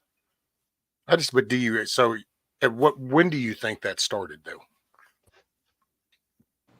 Like, do you think that was in like the 1910, or do you think that was more around? It was the mid 1800s when they started trying to make it a mandatory thing. The town's got a schoolhouse, they tried to put towns in schoolhouses in most towns kind of thing, was the mid to late 1800s. Just about the same time, all the Henry Ford in the factory kind of mentality. Okay, you work for this man, you're going to come over here. That kind of mentality came in. That whole 9 to 5 mentality. You know what I mean? The lack of self-sufficiency, moving towards more economical, assembly line, that type of more scheduled lifestyle. More, hey, we're here to help you out. We know better than you. We're going to make you smart. We're going to give you jobs. We're going to, keep you fed. We're going to give you a structure that you should follow that we believe is the right structure. What if you were the 12-year-old and you've been watching your dad go out there and manhandle that plow with that mule, plowing that field, planting that crop, and then this guy comes along and goes, man, you can work over there in that refinery and you'll be indoors, you'll get a steady pay, and then all of a sudden, and that's where I don't think it was an intentional to collapse the farm. I think it was just somebody thought of doing something, needed labor, need to sell that pitch. Here's your pitch. Do you really want to pull it? You really want to have to be out here sweating your back by, a plow and a mule trying to plant? I believe that most inventions were born out of necessity, not malice. But then power takes over. As soon as you see the possibilities of what this one thing could do, everything's going to eventually get corrupted in some kind of way. I agree with that. And honestly, like, we could even apply that to the country, right? Like the values that we built it on, the Constitution, and everything else like that. That was a fabulous technological tool for society, right? But people found a way to subvert it, and that's freaking unfortunate. I wish there was a way. I thought about it so many times. If we could go back, if we could, harden it and think ahead. And they thought ahead, but not far enough ahead, because people know how to fuck things up pretty good. We're really good at that as human beings. I wonder, I don't think they actually took into account that people might just give up. I wonder if they didn't, because if you kind of look at what is in place and think that, well, okay, what would life be like if every generation had stayed on top of things? Where would we be? We'd be a whole lot better off. Say that again, because I didn't quite catch what would we be like if every generation had done their part, had upheld the standards. That was like when everything was founded, the dust settled, here's where we are. It was it worked. And if we had to maintain that, where would we be? And see, so maybe we gave too much empathy. It's kind of like the gallows. Somebody walked up and said, man, this is kind of like harsh, isn't it? Do we have to do this out in public? And for some reason unknown, somebody went, well, yeah, I guess we could put this somewhere else. And then there commenced the gray area that went, well, and here we are. It's not moral to let your kids stand at the gallows and watch a motherfucker swing for killing somebody. It's not moral. Until then. You know what I mean? See, that's probably will fuck up people, I'm not gonna lie, but at the same time, I see what you're saying, but I think the main point is that lazy, advantageous people will always abuse anything that they come across. They're lazy and they want to make it work, and self-centered, so they want to make it work for themselves. And the fucked up part is that all of us are actually really freaking self-centered. We are. If we want to be honest with ourselves, we're very self-centered. So the thing is that you have to fight against that. Well, when you teach society to not fight against self-centeredness, then you end up with this same kind of thing. That's why the left is so toxic, is because they are so entirely self-centered that they beyond reality. Right. And it doesn't work that way in this society. You have to have a level of not being self-centered. You can be to a certain extent, where it's healthy, but there's also a level of unhealthiness that occurs when you're, you know, so about yourself. Like you saw that the other day. I can't remember who it was talking about she was going to leave her husband because of like he took a shot. And yeah. like that to me, I was like, holy crap, there is no level of understanding, no level of, you know what I mean? Even though I totally agree with her that that was a dumb decision, is that really worth leaving for? You know, no commitment, no strength. And I'm not trying to pick on that person. I'm not going to name them because I can't even remember the name. But You know see, what I just playing devil's advocate on their side, they believed it so strong that they thought, you know what I mean? So I've it's seen people do that in churches. I've seen people do that outside of it. Like it is not something that is isolated to just one side. Oh no, there's actually, and just I don't know, it's semi off topic, I guess. I don't know, kind of weird, just coming to into my mind the way you were talking. Phew, too many pots now, not enough. But No, anyway, but out of Dallas, there was a guy. This dude, all the hold on. recording while she's recording, he shot his wife because she cheated on him, and he was right out in the driveway, dude, broad daylight. He let he does. Real quick, Scat Packet. No, it was not you. It was not you. I know that for certain. It was somebody else. Oh, no, this was just a piece of shit person who threw away like a 30-year marriage or something like that. They said solely based on the fact that their partner got the vaccine. I think to keep his job, right? Something like that, yeah. oh wow.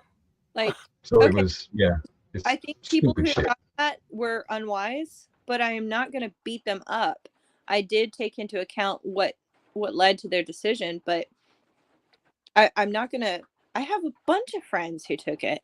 You know, I'm not going to shit on them just because of that, but I did take into account why they did, and Well, lock that away for understanding of their what was their limit. You know. well, yeah, kind of where I you're know, going I with that. know some I get people who that. took it out of fear, and even though I was a pussy, you know what I mean? I was like, I don't understand how scared you were. I mean, I've been scared of things, not that. So you know what I mean? Fear will make you do some crazy shit. You know what I mean? Hutch, this is why I asked that one question. All right. The only one that gets me are the ones that they took it and then screamed at other people for not taking it. Then that was the main front banner Okay. runners. It's the Those were the zealotry. It's ones. the religion. It's the lack of knowledge and having somebody else preach to you what should be moral, creating that religion. If somebody took it or didn't take it and they gave their reasons why, like there are some people that didn't take it and gave their reasons why, and I thought they were fucking retarded because I'm like, so you just don't believe that masks can do anything? Yes, it can stop droplet matter, you know, like that kind of thing. I get that. I can understand that. That makes sense. No, it cannot stop a virus floating in the air. So please understand that too. Like, give me a reason. Pick a side and fight like hell. Like, understand why you believe what you believe, not just because some person on the internet said it, you know? Educate yourself. I mean, because that's really the only objection you can have to it is a moral objection. Because if I put something in my body, it does not affect you. There is no physical change on your life at all. So the only thing you can yell at me is moral grounds. You know what I Oh, mean? people It's said shedding and irrelevant. stuff like that too. And I get what they were saying about the shedding stuff, but at the same time, I mean, it's so pervasive. There's no way that anybody escaped that unless you live in the middle of nowhere and have no contact with anybody. And at that point, like Right. you kind of, I don't know. Yeah, you're safe and very alone. And people are not alone creatures as much as we love to have our own space. Because I think all three of us agree that we kind of don't reach out a whole lot with a lot of people. We kind of like our alone time, but at the same time, community is important. Hell, we're sitting here on a freaking panel on YouTube. But see, I think Oh, that's the distinction though. The mass cities and all that shit, very few people actually lived in those cities. Most people lived out in the middle of nowhere and had very little interaction with anybody else other than a small group of people, if that, for the majority of their life. You know what I mean? I know they get, oh, Americans we're pack animals. We're not meant to be living in cities of 30 million fucking people. No, That was never supposed to happen. We're supposed to have that isolation. Just like you put a chicken in a cage, it needs so much space. You put a person in a You're cage, supposed to be out here on your land, being self-sufficient. and it's so funny that chickens, when they have a whole bunch of space, they actually kind of flock together. Right. So, like, the funny thing is that if you see people who live in more rural or maybe suburban areas, they know who their neighbors are. They have like a little bit of a pulse on what's going on. Whereas in the city, you can live in an apartment next to somebody and never know their name. Right. It's an isolated consolidation, which is exactly what some powers that be want. Which brings you back to that willful ignorance. Like, how can you live a productive, successful life, a real life, not making gains for the system and doing all this other shit, but for your self-preservation as a person, unique to you? How could you live a productive, successful life living around all these unknowns and all these threats? You know what I mean? Yeah. You're just willfully ignorant. Unless your situational awareness is off to the point to where you're borderline OCD psychotic, paying attention to real situations, or you're willfully ignorant. That's your only two choices. You either know what's going on around you or you don't. You know what I mean? So it's, if you put yourself in that chaotic situation to where you're literally surrounded by so much information that it overwhelms you, you either crack or you just ignore everything. You know what I mean? You got to have that separation. Yeah. Oh, and Hillbilly, you're absolutely right in regards to self-elimination. I didn't even see it. What do you say? Yeah, see, right, check the suicide rate in the cities versus the rural areas. Oh yeah. Yeah. Well, that's the cities, man. It's a big cesspool because it's concentrated. It's like especially when you look at some of the real big ones, the Vegas, the New York, Times Square, all this type shit, dude, neon cities, basically, that we used to think was so impressive because they were so colorful. And now it's just bombardment of propaganda.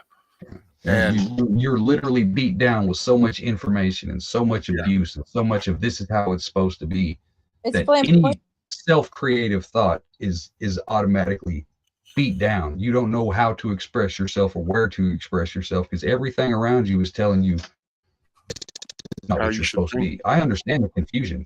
You know what I mean? Get away from it. You got to have that quiet time. Shut the fucking noise off and actually figure out who you are and be who you are.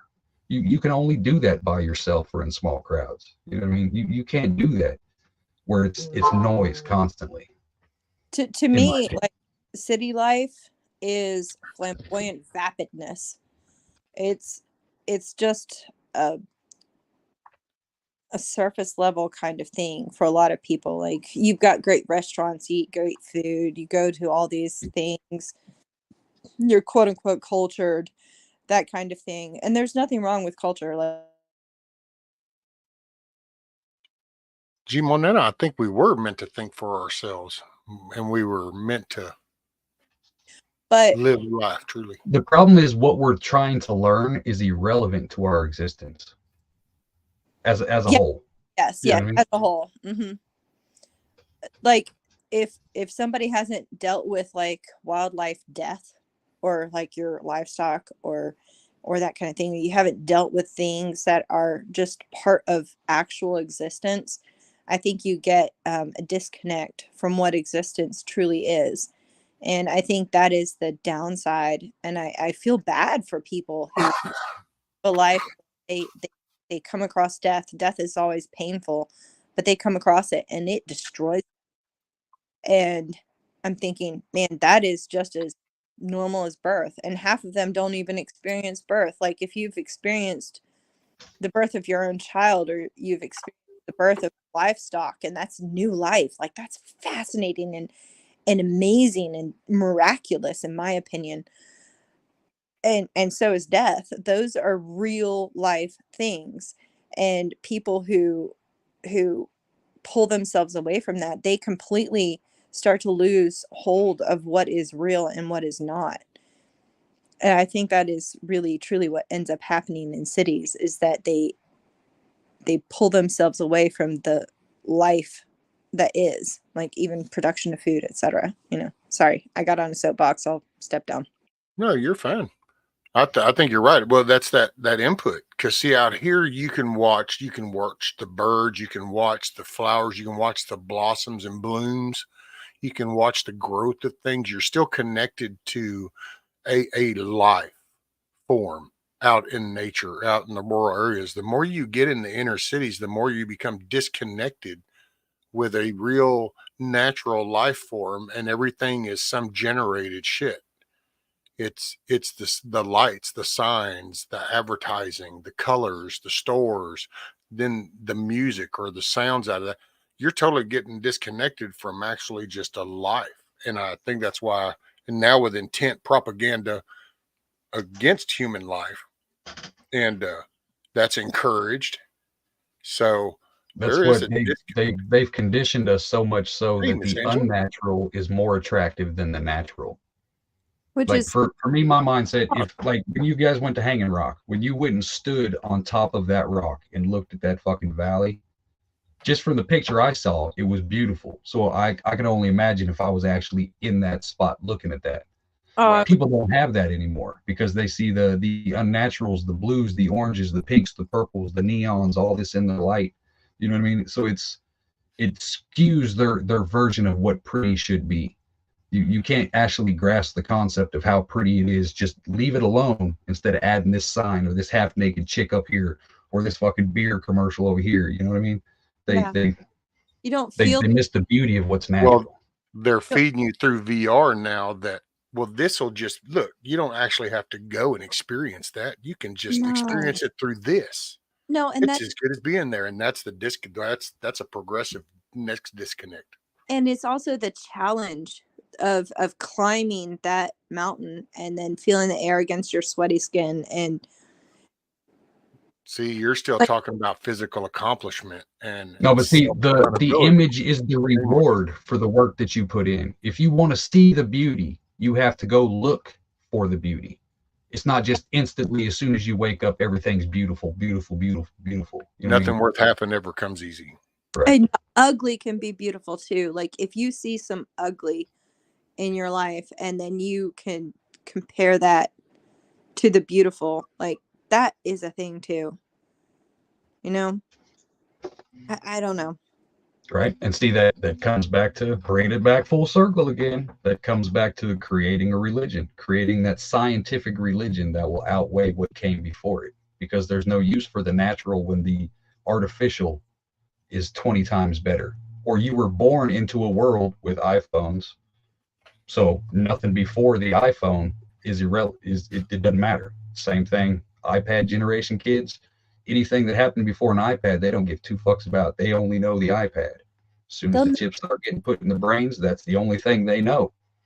They have no evidence other than a few books left behind, written by people like us and the people before us to tell them, but they have no concept of it. It doesn't, you know what I mean?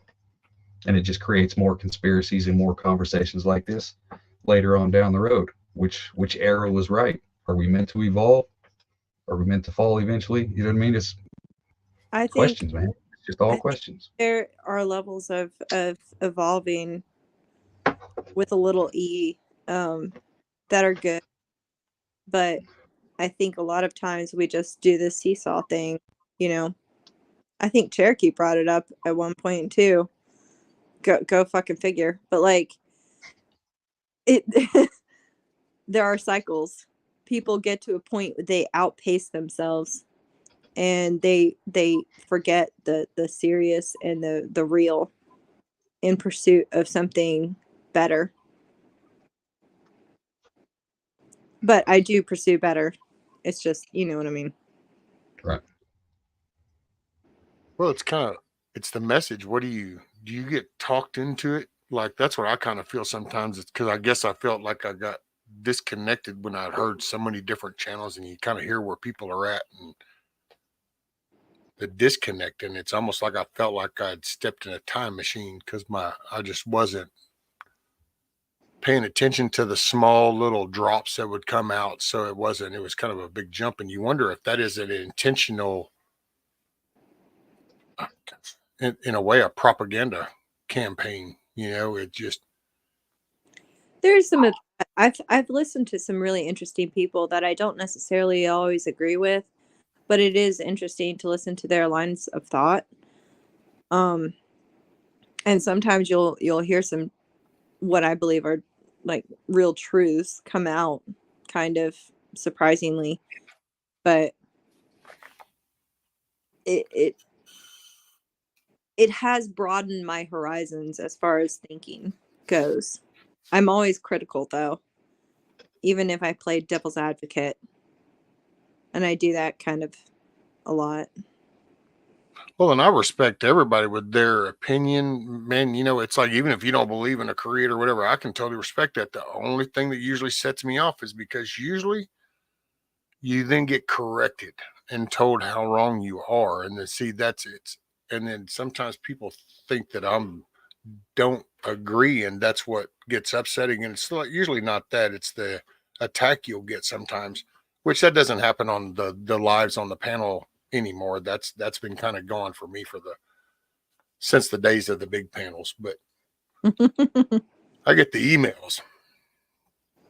Oh, whatever. Like emails are interesting. I haven't gotten very many.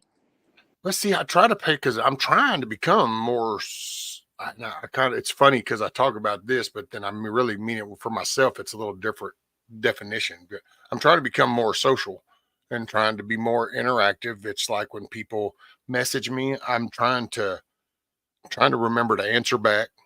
I don't always do so good. Sometimes I kind of go, oh yeah, oh wow, yeah, that okay. And I finish something, but then I forget to go back because that's not my norm.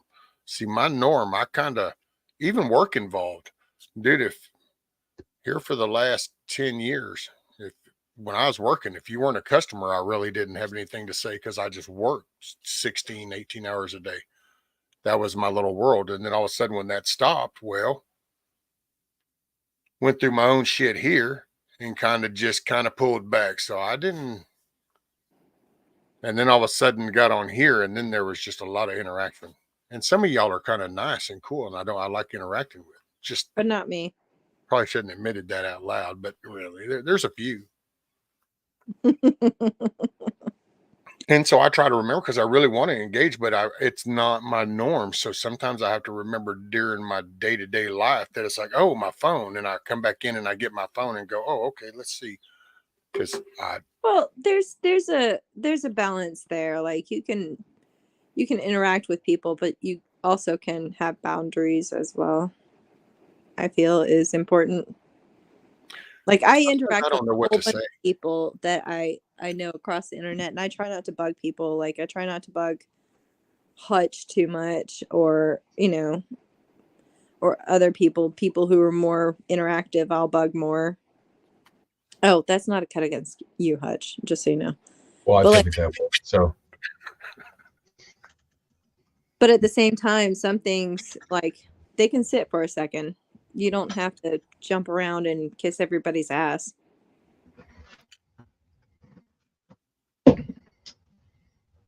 I just don't like responding. Yeah.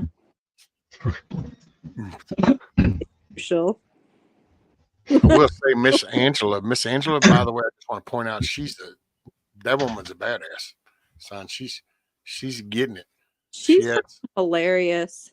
She had some issues, and when she sent me some pictures, and I'm like, dang, boy, she was down there in the trenches getting it, son. I had one interaction with her, and Virginia and we were up at like this board where we were checking to see if Militant had come. He had like a thing that happened, so he couldn't actually make the meetup that time. And so we were going up to see if he had gotten in. taking down his card, and I actually ended up taking his card because it had his like name and stuff like that on it, and I didn't want just anybody to see it. And I texted him later on and I said, just so you know, I removed that since I knew you weren't coming. I just didn't want everybody to know, you know, exactly your whole name and that kind of thing, right? But she pulled up, and she was so spicy from the get-go. She was like, where are we going? Blah, blah, blah. And I can't remember exactly what she said, but I thought, oh, she's spunky. I kind of liked it. Oh, yeah. Hey, good day. I'm going to go do stuff. Later, man. Appreciate you. Later. Yeah, I was thinking the same thing. I just looked at the time. It's almost 12, man. Well, 5 hours for me, yeah. We're Yeah. at 11 o'clock. Fixing to be at lunchtime. Mm-hmm. I am taking today off. I am actually going to just relax today. Hey, you know what? That'd probably be a really good thing. Yeah. You know what? I think you've deserved it. You've earned it. I'm still going to work hard next week, even though I'm off most of it. I need to like get stuff prepared for the meetup and make sure I have meals for my husband and all that fun stuff. We start fire phase right after the meetup. Well, you know, just try to, because what, do you got anything planned for tomorrow?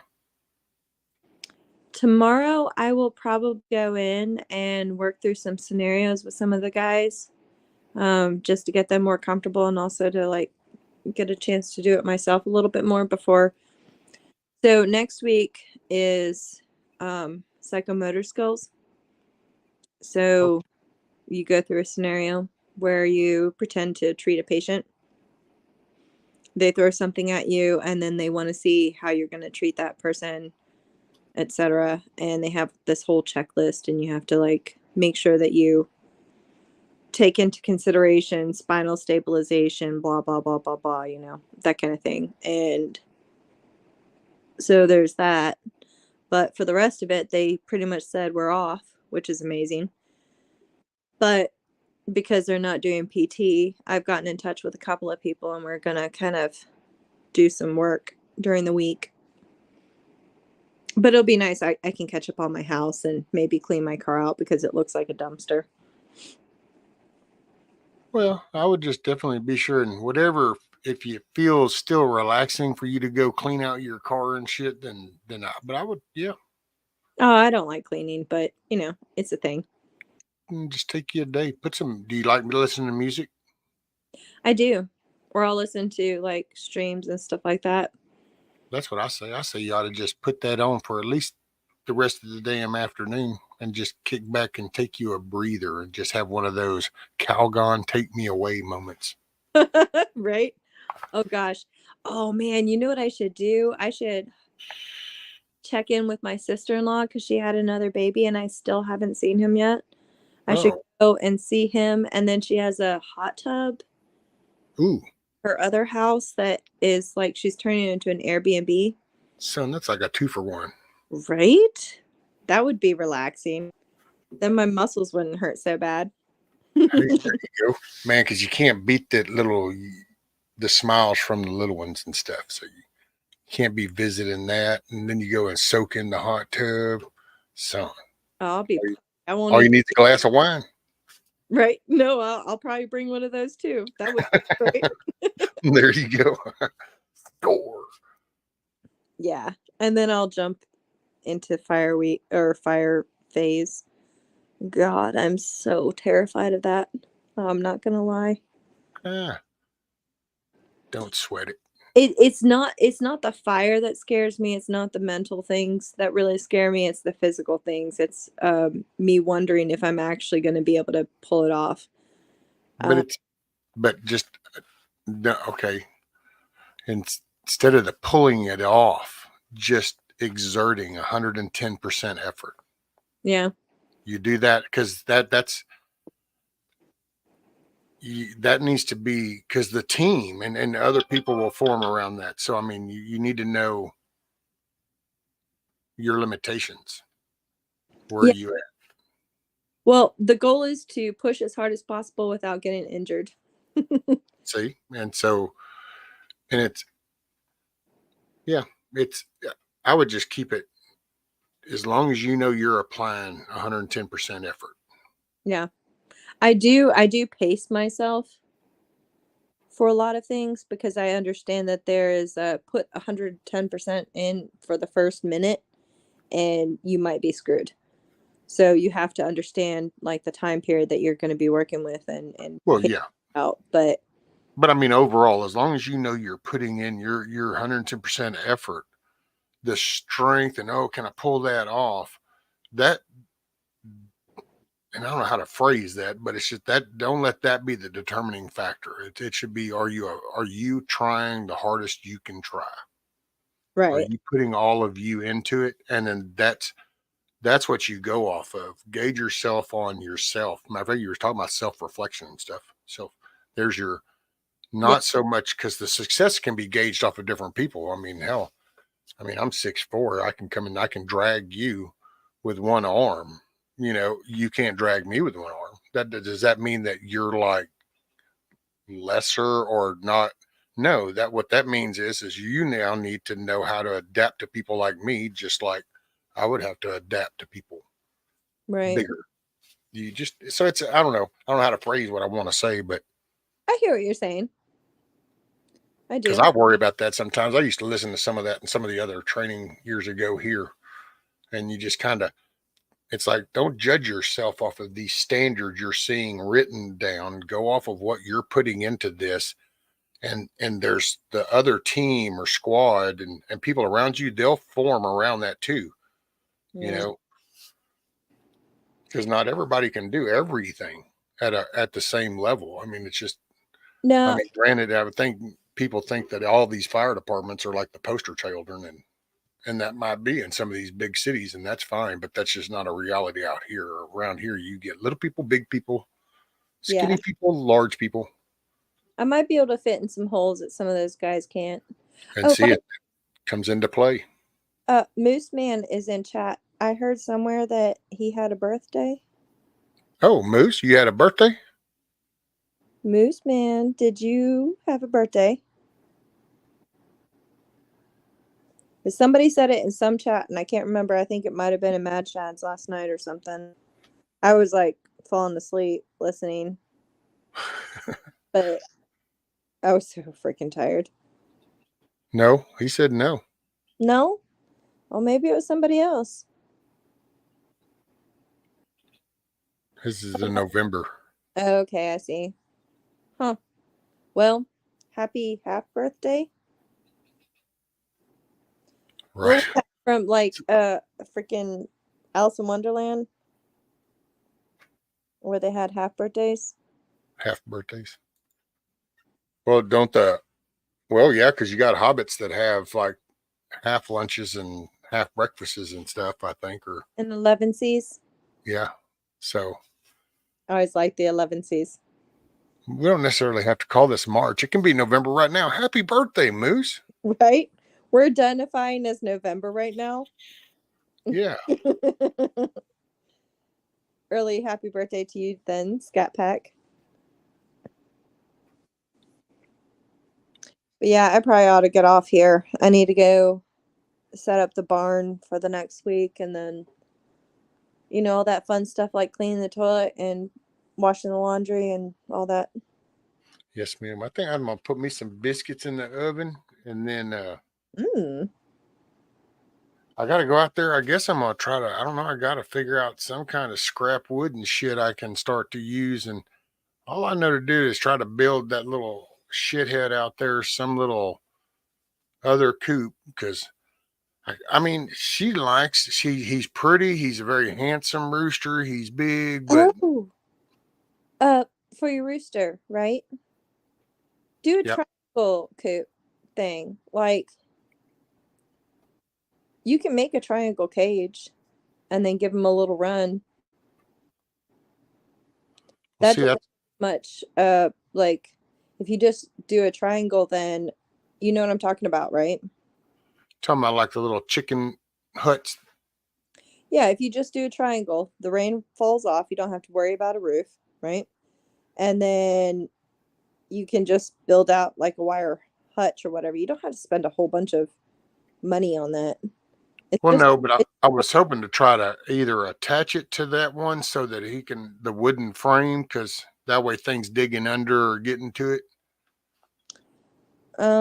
yeah, I can see what you're I saying. did have, and I don't know if you had been around then.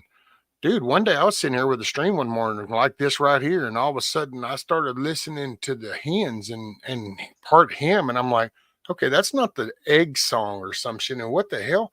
So I really said, hold on a minute. Matter of fact, I think it was Backwoods and Hutch was up here. And I said, hold on a minute. And I leaned over and looked at the thing, 2 fucking dogs, big dogs. Oh. Oh, they were all up on that coop and shit. Matter of fact, one of them ripped the tarp I had down covering for rain. Oh shit. And I was like, holy shit. And of course, a small lead line. Oh, it needs to get a lot larger, but a small little lead thing. And it ended up chasing them off and getting them gone. But I mean, it was just a matter of the fact that I had that under that wooden structure like that in that frame that, see, that's what I thought as soon as you were saying the A-frame, and I'm thinking, oh, see, but I don't know, man. What would I do if them damn dogs come back in here? They'd rip that to shreds. Yeah, Nikki A-frame, yeah. It's like, it really kind of pisses me off, and that's, which, you know, here's the bad decision. This is what I learned is, that's why sometimes I always try to correct I made bad decisions whenever I was down, and that's it, and I got rid of my bike. I built this computer because I laughed and told her, going, well, if I can't have entertainment outside, then I'm going to build me my cool ass computer inside, so I'll have some entertainment inside. Well, to be honest, if I could rewind that, I would fence this whole damn yard in, because I would have the damn chickens just out there roaming in the mornings. I would love that. But between the coyotes. Oh, but then they jump fences and things dig under fences and stuff like that. Don't feel bad. They have plenty of room. They'll be okay. Yeah, there's just no preventative barrier right now. They just like bolt in. It's like wolves or coyotes, these fucking dogs running around here. People go, oh, look, here's some road going into the woods. Let's go down here. We can just put the dogs out right here. And now we don't ever have to feed them again. And then they drive off. And next thing you know, you got these 4 or 5 dogs roaming around here. Yeah. I'm fixing to do shorty action on their ass. I've already decided it's like I'm going to mount me a little thing for a shorty, probably try to acquire one and put it on my chair. I get my son to cover my ass when I go out and take my grandson out for a ride down the road in my chair, because I literally have had I had one come at me. Matter of fact, one of the ones that came at the chickens, he came probably with let's see, what would I say that was? 40 feet, maybe 50 feet from me and my grandson in my chair, and I hollered at my son, and he come out of the driveway and raised his shirt up and would start hollering at the dog, better get back. Oh crap. Yeah, so that because they come and some of the people have them and don't care because, hey, I live in the woods. You know what? I got a dog, and it's like, right, then keep it in your flipping ass yard, dude. I understand this is what the disconnect. Yeah, I live in the middle of nowhere, and people are very anal about the dogs. Like, you keep your dogs in your property or else. Yeah, because I mean, I'm cool with the country, dude. I'm here, but keep your animals in your yard. Because see, I would like to have mine, just the chickens. It's like I know the girls would follow me around while I was out there if I would just let them out in the mornings, because they just do. And so that'd be cool. But I'm in a flipping ass chair, and as much as this sounds like I'm being a fucking pussy in a way, I don't want to be. It's just a spinal thing. But what the hell am I going to do? I'm in a fucking chair. I got two. That's what I worry about Rudy sometimes. I let him out, and it's like, I need to kind of be more prepared. Because what can I do? I can't just jump up out that chair going, here, I'll whoop your ass. No, it ain't quite that way. I could go Somalia on your ass with a machete, I guess. But yeah, that's going to be a thing at some point. Yeah. I've been thinking about one of them Umerics. It's the new air pistols because, legally right now, that's about the best I can do. Pneumatic or whatever. Yeah. It's one of the few that I've seen where it holds you got the cartridge and everything's ready to rock and roll, but you don't have to energize that cartridge till right the moment you want to use it. And all you got to do is slap the butt of it, and then it energizes. So you don't, because that's what the problem with most of those are, is once you tighten it down, okay, well, in about, an hour, you just lost half the air. Yeah, I had that. Well, okay. I'll tell you this and then I probably have to go. But like when I had my bull, and he decided that the wellhead was a great place to scratch his head.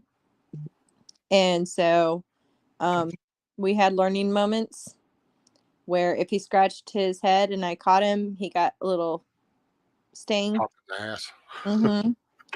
And of course, he didn't know what the hell was happening. I was just on my porch watching, and when he'd go up, I'd like pop him real fast.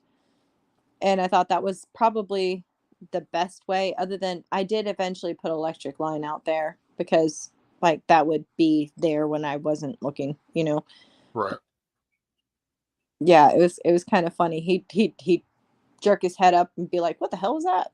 And then go off. And I'm like, "Yeah, for some reason you get a little bit of a smack whenever you touch the wellhead." Well, see that I wouldn't have put no weight into him. I watched that. Damn, who is that? Kentucky Ballistics, I think is his name. But he did a review on those numeric deals, and his little skeletal dummy with the ballistic gel on it and shit that was sitting on the table. Yeah, he cracked the skull of that thing when he hit it with it from about was he 20 yards out, 30 yards out. So I was like, okay, that's got some. Because I'm okay with them like not being viable anymore. Because once you cross that ditch, I don't give a shit, and that'll be my stance. That'll be my stance. Anybody who comes up, this isn't rocket science. That's the the line in the sand. That's it. I mean, I'm sorry, my job. I protect me and mine. This is mine. That's my fucking dog. It's my chickens. That's my old lady right there. So this is my shit. You or yours crosses that line. Well, it is what it is. And I would try to warn everybody. It's just like everybody around here thinks that I probably do more than I really do, but that's okay. Hey, I let the bluff go. I don't give a shit.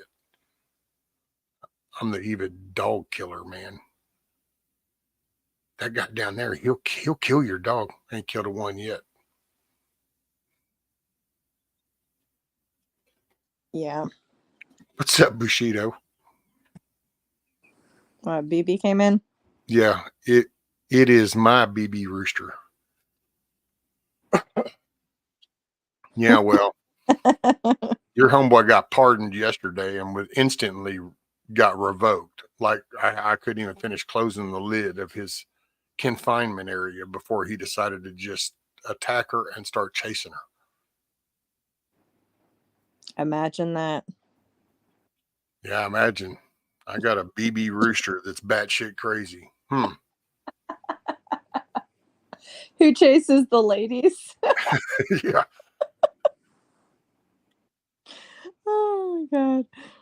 Oh, that's too funny. Boy, if the shoe don't fit.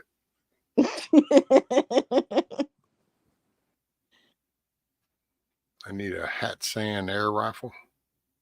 I've never heard of that. I hadn't heard of that one either. I thought I was doing good when I bought this flipping ass Ruger one, but I got to tell you, man, it's like that. I will say it slowed that one down because, well, there was just a moment, and I was playing Minecraft. That's what happened, and this thing got there, and I kind of did one of those. If it hadn't had full penetration, would have been a double lunger in Minecraft, but because it was this flipping ass Ruger little thing, and it was like, well, yeah, I think it thudded it enough to got a message, but I'd have rather had a more permanent message. I see. Yeah. I'll have to pull that up. Oh yeah, BB. If you didn't see, freaking, we're gonna miss Cherokee. Like, if you come up that second weekend, then Cherokee said he's going to the first one. He said he didn't want to run into you, Bushido, so he wasn't going to the second one. He was just going to the first. Yeah. It's like freaking corn pop. He heard the stories of BB the Rooster, and he figured you weren't going to be much different, so he said, fuck that. Right? Nah, Cherokee's a riot. Good people. Yeah. Which, by the way, BB has the same link, too. He was just working. Holy shit, are you out of your mind? I just Googled that damn thing. What? See that hat saying air rifle shit.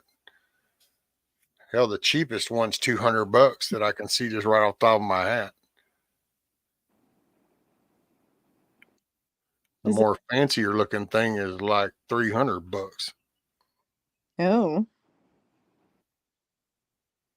I have like a little pump action BB gun that I keep just like for foxes or whatever if they happen to be coming up, or dogs if my dog is in heat. I'm considering fixing her because I was keeping her whole just because, you know, she's a livestock guardian dog and we already had one litter of puppies because they're working dogs, you know, but at this point, like, she's not really working. She's more of a pet than a working dog, and I probably ought to just go ahead and take care of that before I end up with like a bunch of mutt puppies.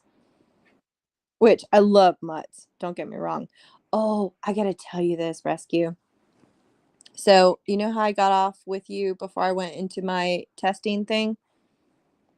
Oh, I think I sent you a text. I sent you a text about this tonight. With the puppy, yeah. Yeah. Well, I'll tell everybody else and then I'll go for real this time. So You're good. So we had our final test that we were going to do, and everybody's like a freaking wreck because if you don't pass this test, then you're separated. Like, they separate employment. You're no longer employed. You're gone, right? So a bunch of people were pretty nervous, even people who were, you know, pretty good in the class. Well, his dog had puppies. I guess it was a lab or something like that. She had 8 puppies, and he had all of us like stand in the class at attention or whatever, and then he walks in with this puppy and he goes, well, I was thinking to myself, how could I get everybody to chill out a little bit and not worry too much? And this Can is I the show? guy scariest all get out. Like, he is. Can I show it? Yeah. Do you have the picture? He brought in these puppies and he was like, I'm gonna give you guys 30 minutes. There's 8 puppies in the other back room. You guys go hang out with them and then we'll do our test afterwards. And I thought that was the sweetest freaking thing I had ever seen. That one sitting on my lap right there. She was absolutely adorable. Like, I wanted to take her home so badly, but yeah, I don't like, a puppy takes a lot of time and effort and I wouldn't be able to give that to her right now. Right. But oh my gosh, that totally did it. All the little puppy breath and kisses and stuff like that. BB, you're fucked up.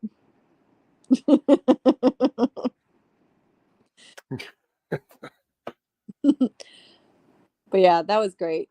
It really Hey, what's up, Lucky Dean? relaxed everybody. But, okay, I really do have to go now.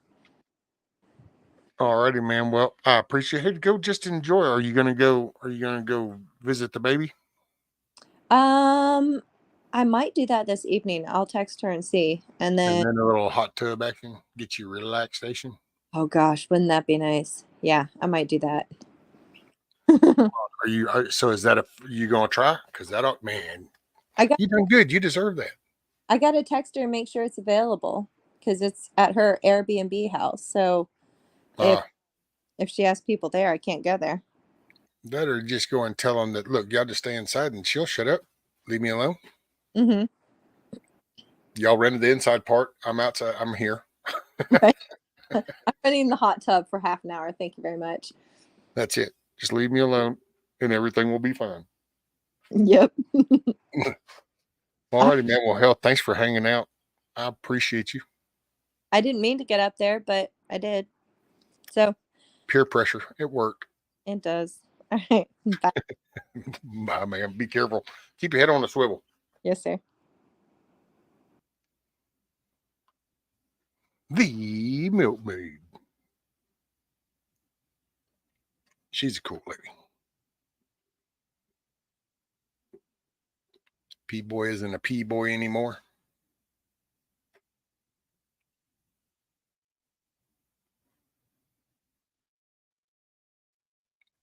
No Reese's. Whatever. You know you got your stash.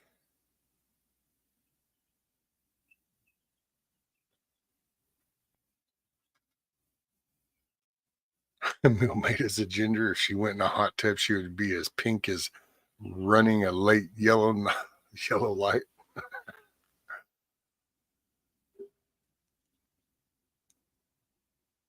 She needs to go relax. Man, I was looking at these damn things, Moose. I mean, don't get me wrong, I get it. They look like they're badass, but I was also, man, I refurbished one for $900. Refurbished. And I was like, damn. I got one in here for $1,200. Matter of fact, what is it? The cheap, they do have a cheap one that's called a refurbished Zada for $85 is what they say. I guess you can get the new Zada for $130, so refurbished it's $85. And it goes down to a refurbished Jet One for $170. Ooh. Boiled shrimp. Boiled shrimp or plucked chicken. Damn. That's just too funny. Yeah. Oh hell, $350 and you get this Hydra synthetic and it's got interchangeable calibers. Gotta look at that one.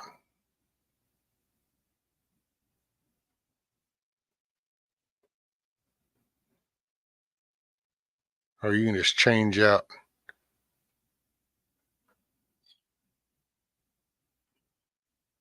Okay, interchangeable caliber system.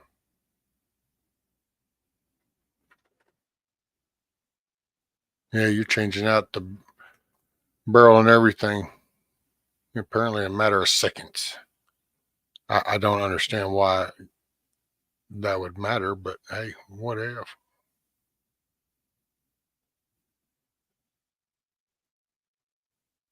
$177, a 22 or 25, and now the 20-inch Arrow Mod.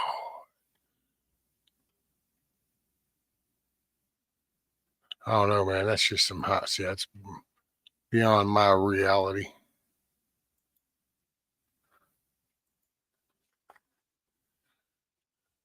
I wouldn't pay for changing calibers. I'd rather that money go into optimizing the caliber that's chambered in. Right?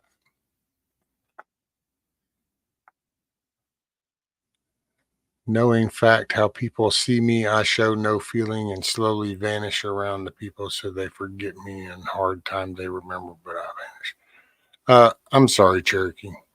Nobody's going to forget you, brother. You are unforgettable.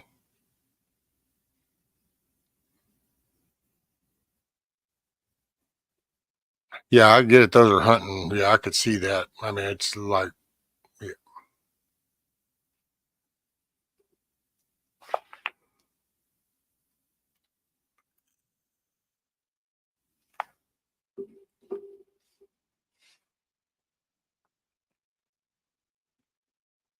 Bye-bye, my rescue. Are you leaving? Where are you going?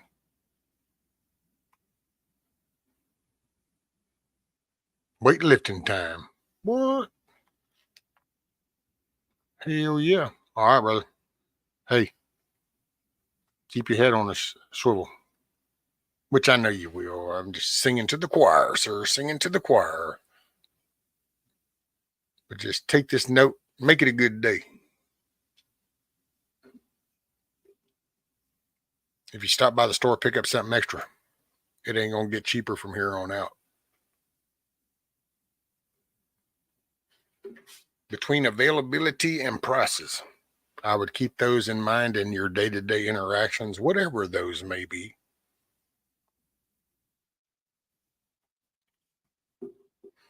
Things will get more costly and things will become scarcer. Not in a panic mode thing. It's just the reality that I think we're in. That'll take down a while, huh? Yeah, see, but I gotta say, now see, there's where you're stepping into different territories there, Monty. Because I'm not gonna say that it won't take one down. All I will say is that I would not take one of those into that fight.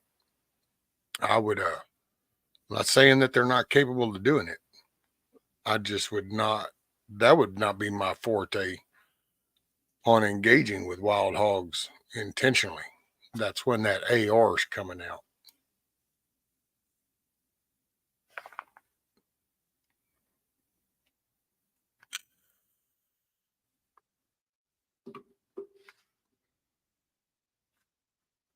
I forget who. Right, Papas.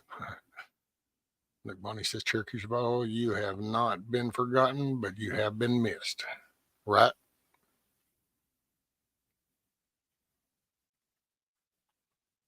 Yes, ma'am, Lucky. Well, I got these Yankees and stuff up in here wading through their snow, but yes, ma'am, it's 53 and pretty windy outside. I was going to try to burn some of the old limbs and stuff and get some of these old boxes with the decals and all that crap on it. And, but the wind, like 15-mile-an-hour winds, keeps it gusting. So yeah, a little nipply. 53. I'd rather prefer the 70-ish.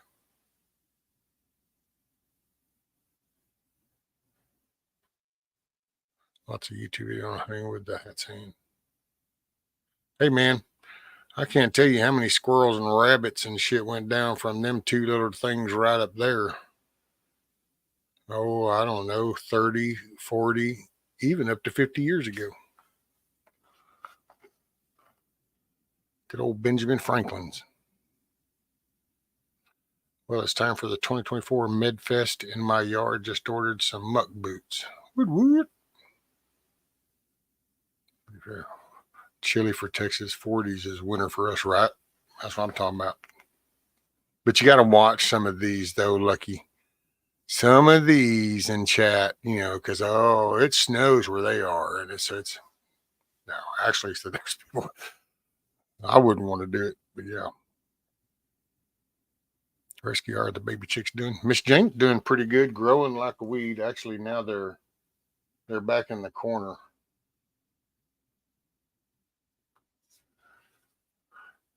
They're getting pretty good size.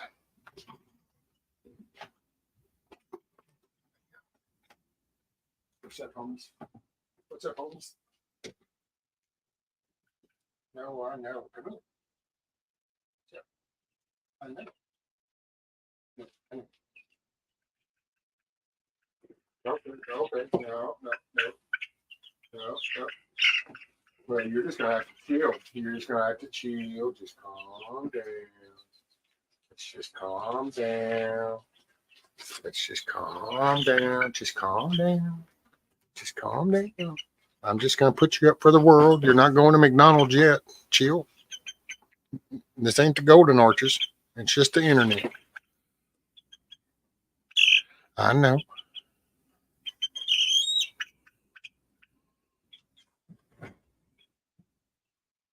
So the two that were the firstborn, there was the yellow one and the black one. This is the black one.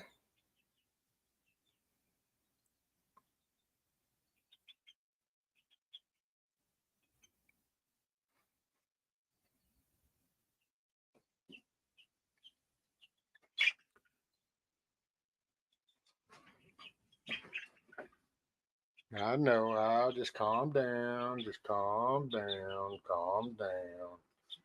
Calm down. I know. I'll just take a chill pill. I will call the Golden Arches if you don't, just so you know you're viable. All right. I know. You're just a squaller. You always are a squaller. This is the yellow one that hat. So, all right. Hey. All right. Calm down. Oh, my God. Oh, my God. You were just like, I don't know. You got to be a hen. You're just too emo. It's either that or you're one of those that's confused. Lord have mercy. All right, just hold on. Just hold on. My goodness. My goodness.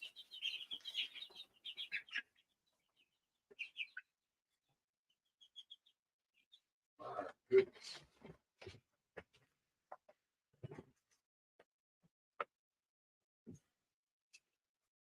Lord have mercy. I know, Rudy. No, that nugget wouldn't have been loose too long. Come here. See what I'm saying? I wouldn't. Rudy would have had to test his desires.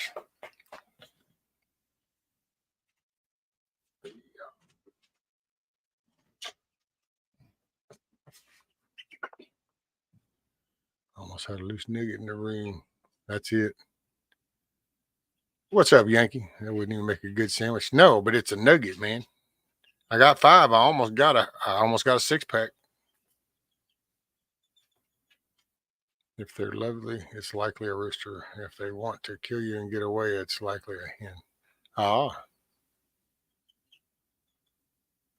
Man, I'm hoping that right now we're just kind of going with, we think it's one hen and the other 4 are roosters, and that really kind of sucks. But I do have 8 more eggs on the incubator right now. So there's 8 more in the incubator.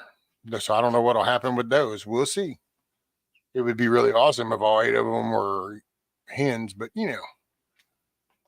And those are coming up, would I say like on the 20th or something? No.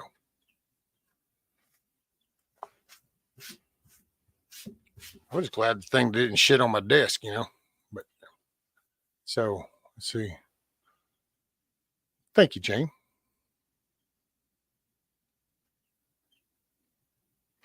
Rescue, what day did you set the eggs?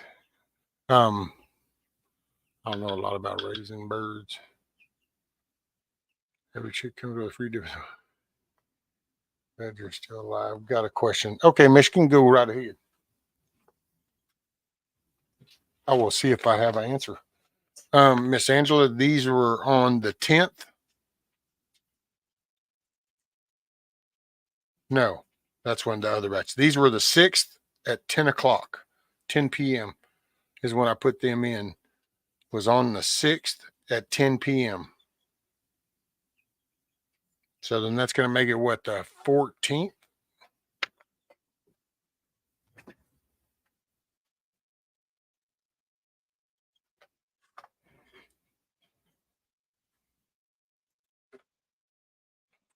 Michigan, I have 4 hen, 1 divided. The ass feathers out the other 3. Anybody know why? Ooh, the pecking order sounds like ours. So they're all hens? If it's all hens, from my understanding, what's been explained to me, Michigan, is it's a pecking order thing. And apparently somebody's laying the smack down, setting the pecking order standards.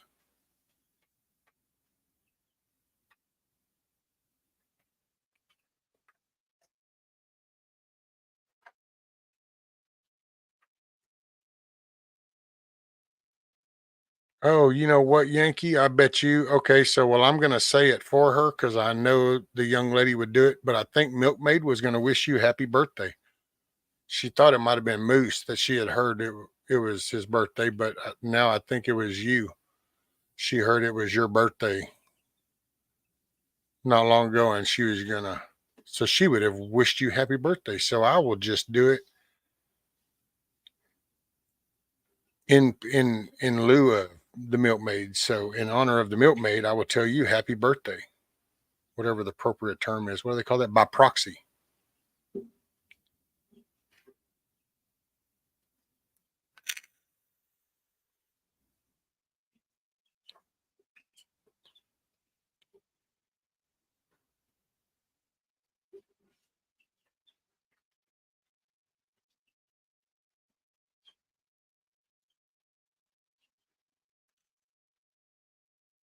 Thanks. I was worried it was nutrition. No, from the best of my understanding, Michigan is that's a pecking order thing that happens.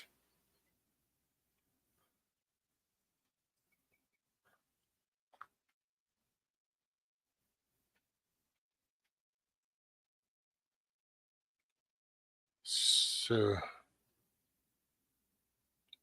Michigan, we had one hen that was doing that to kind of reset the hierarchy of the group, try separating her from the others for a few days up to a week, and then reintroduce you. Yeah, I've heard that. You can kind of reset the whole chain power structure. Too bad we need to do that here. We can get enough people to show up and speak up. We might could, but all right.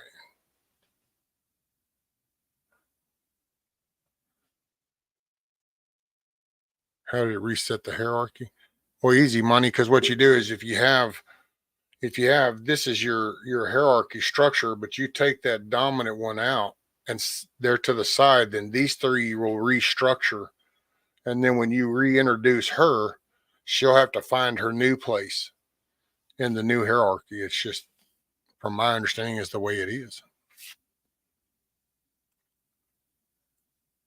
Hey, what's up, Monique? Little Maple Leaf.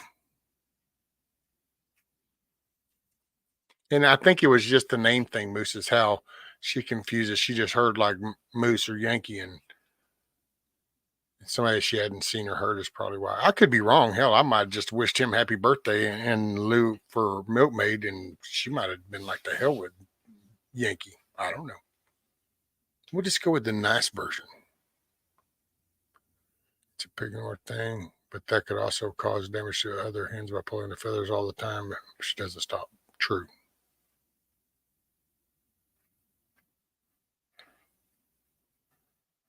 Michigan, if you have a rooster will put a stop to it and bring that hen into line. We got a rooster, but if he hadn't been able to stop her, then we were going to cull her.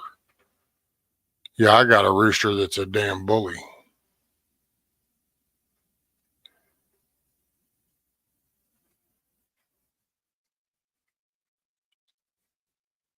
Yeah, my poor old BB's a Riri.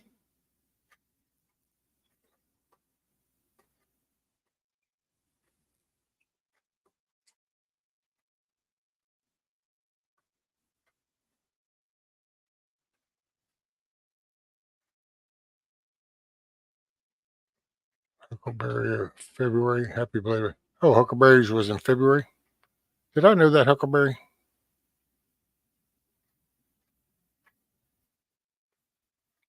So we can try to be nice that one day at least. Don't spoil him.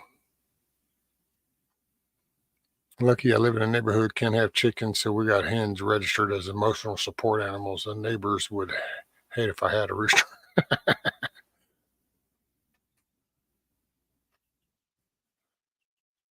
So the rooster pins the hen down and chokes and slaps her and puts her back in check. Oh, I don't know about all that.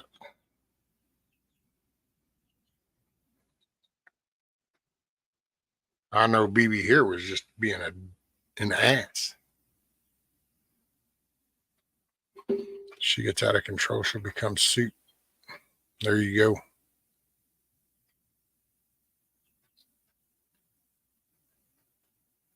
Michigan got you. Then separated her from the others for a week and reintroduced. See how that goes. It's 50-50 if that'll work, but it's worth a shot. This is true. That's why I'm going to build him another coop, I think, today or in the next couple of days. I'm going to try to put something together for him where he can be out of the weather at night and feel like he's up and roosting, but then during the day he's like in his own little pen, eating his own little grass, doing you boo, and we'll just have to see what happens. I let my bullies out into the yard. They graduate from fighting the other chickens to hawks and coyotes and chickens. Let the games begin. There we go. I wonder, hey, I could just let BB out to roam. I wonder if he'd hang around that coop. He couldn't get to him, but he'd be all around it.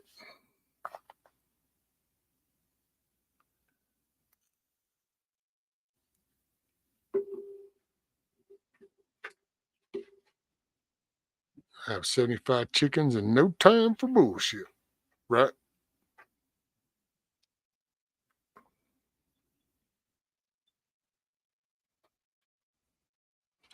Ours did the whole pecking order thing. This winter, I had one hen who lost almost all her head and neck feathers, and another lost some chest feathers.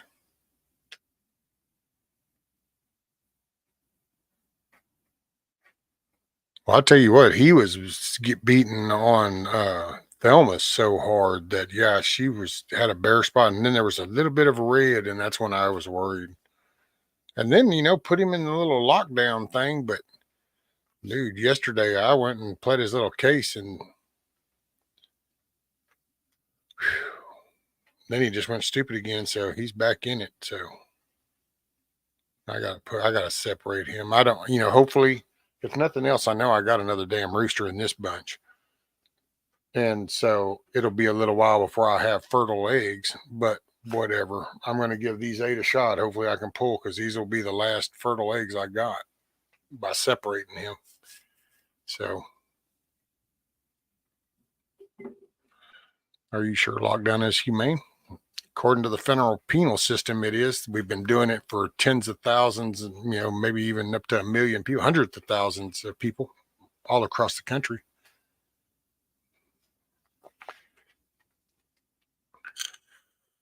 And I'm sorry, wait a minute, is this Bushido? You're the dude who used to pull security on a lockdown chimp. So what's up with that dude? Yeah, you never set him free. You just held him prisoner. Mm-hmm. Mm-hmm.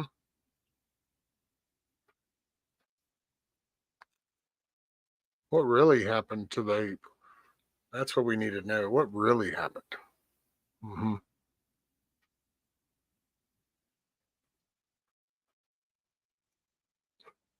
Usually 10 to 12 hens. Yeah. That's,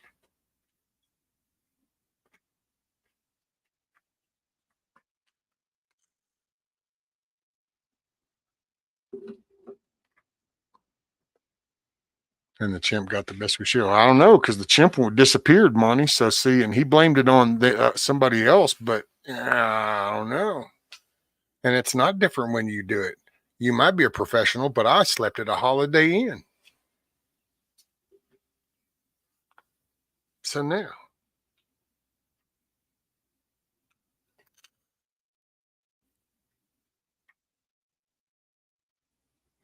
some roosters are just asshats. Yes, ma'am, Lucky Dame.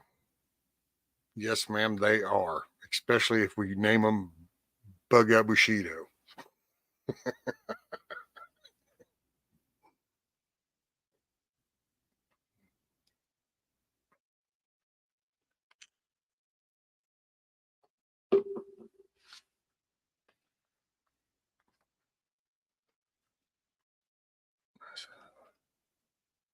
I got 40 meat chickens out on a farm.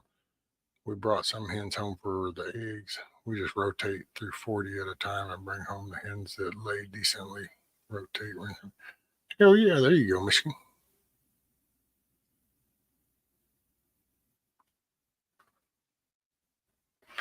Chimp probably grabbed Bushido's gun, had him at a gunpoint.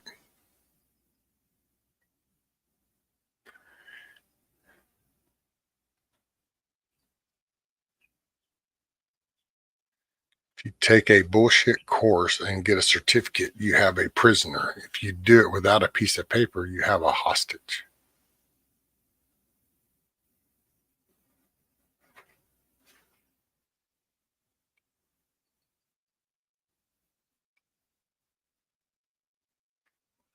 Well,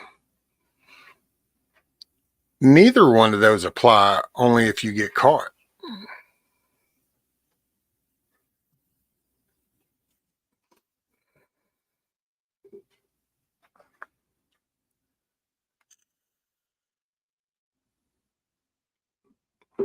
Was it MJ's Monkeys Bubbles asking for a premium?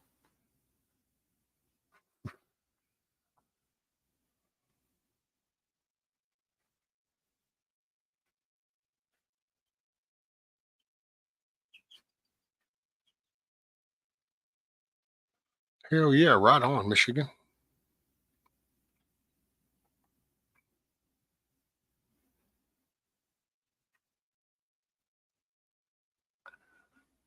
Yes, Monty, he did. I think he did now. I used to have a more sympathetic approach to this, but I've come to see a different light now. So I'm starting to see a more sadistic, terroristic viewpoint and seeing going, tyrannical rule shit. Okay, I'm getting it. At this point, my husband would probably say he is a hostage. Michigan, where do you want to get land?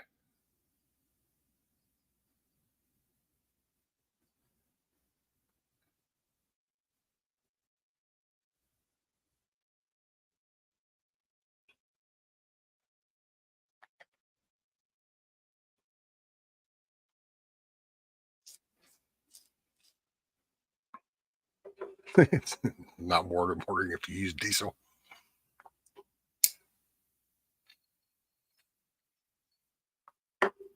Hoorah.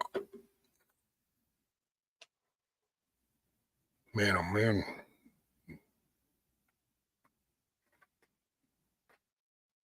My legs are freezing. Yes, you're right. Prisoner will do nicely. Oh, by the way, Milkmaid, 2 Mondays ago, it was Yankee Watchdog's birthday. So is that who you might have thought it was?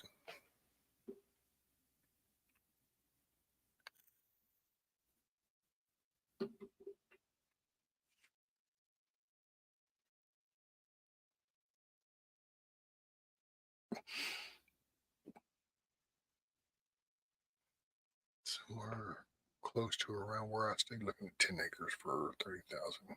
Gonna offer 25 cash. There you go, Michigan. Rough state, but get you. And a torch, baby. Don't forget the torch. See, and then now Meme says, "Oh, maybe happy belated." So see there.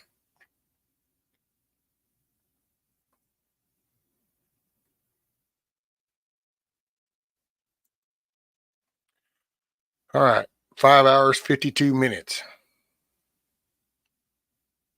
You know what? It's Saturday, March 9th. Y'all woke up this morning. You're here. So from here on, you make your day a good day. I appreciate you being here, and I appreciate you helping make my day a good day, off to a good start. Hopefully you enjoyed the conversation. Hopefully you make your day a good day. I appreciate everybody. Really do. Keep your head on a swivel. You go to the store, be sure to pick up something extra. Prices ain't going down from here. I ain't here tomorrow. If the good Lord says it's my time to go, I don't see that morning sunset. There's some things I need for you to know. The truck is yours if you want it. It'll run forever if you treat it right. When you think of me on some back road, that's because I'm right there by your side.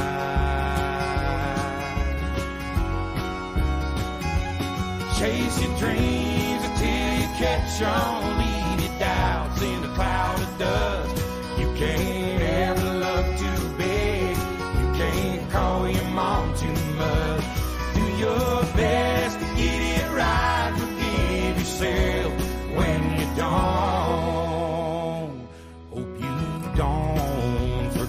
how much I love you. I ain't here tomorrow. Hey, I appreciate y'all being here. Really do. You just remember, you just keep showing up, do the work, lead the way. Turn bitter. Don't be ashamed to bow your head. Take it easy on the liquor. Remember what it did to your granddad. Yeah, you're gonna get your heart broke. But a couple of tears don't make you weep. Gonna find that girl God made just for you. Knows what he's doing, wait and see.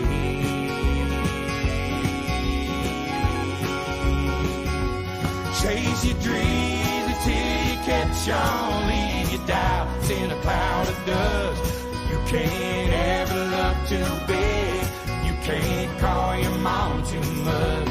Do your best to get it right. Forgive yourself when you don't. Hope you don't forget how much I love you. I ain't here tomorrow. Hey, I hope you guys make today a good day. Help bring a smile to somebody else. Be a positive change. Push the boat forward. I might see y'all later today. See you somewhere this evening. If I don't, I'll be seeing you soon. I appreciate you very much. Thank you. Keep the shotgun in the family. Raise your babies by the book. And keep my picture in your wallet. Keep your car keys on a hook. Do your best to get it right. Forgive yourself when you don't. Please don't ever forget how much I love you. I ain't here tomorrow.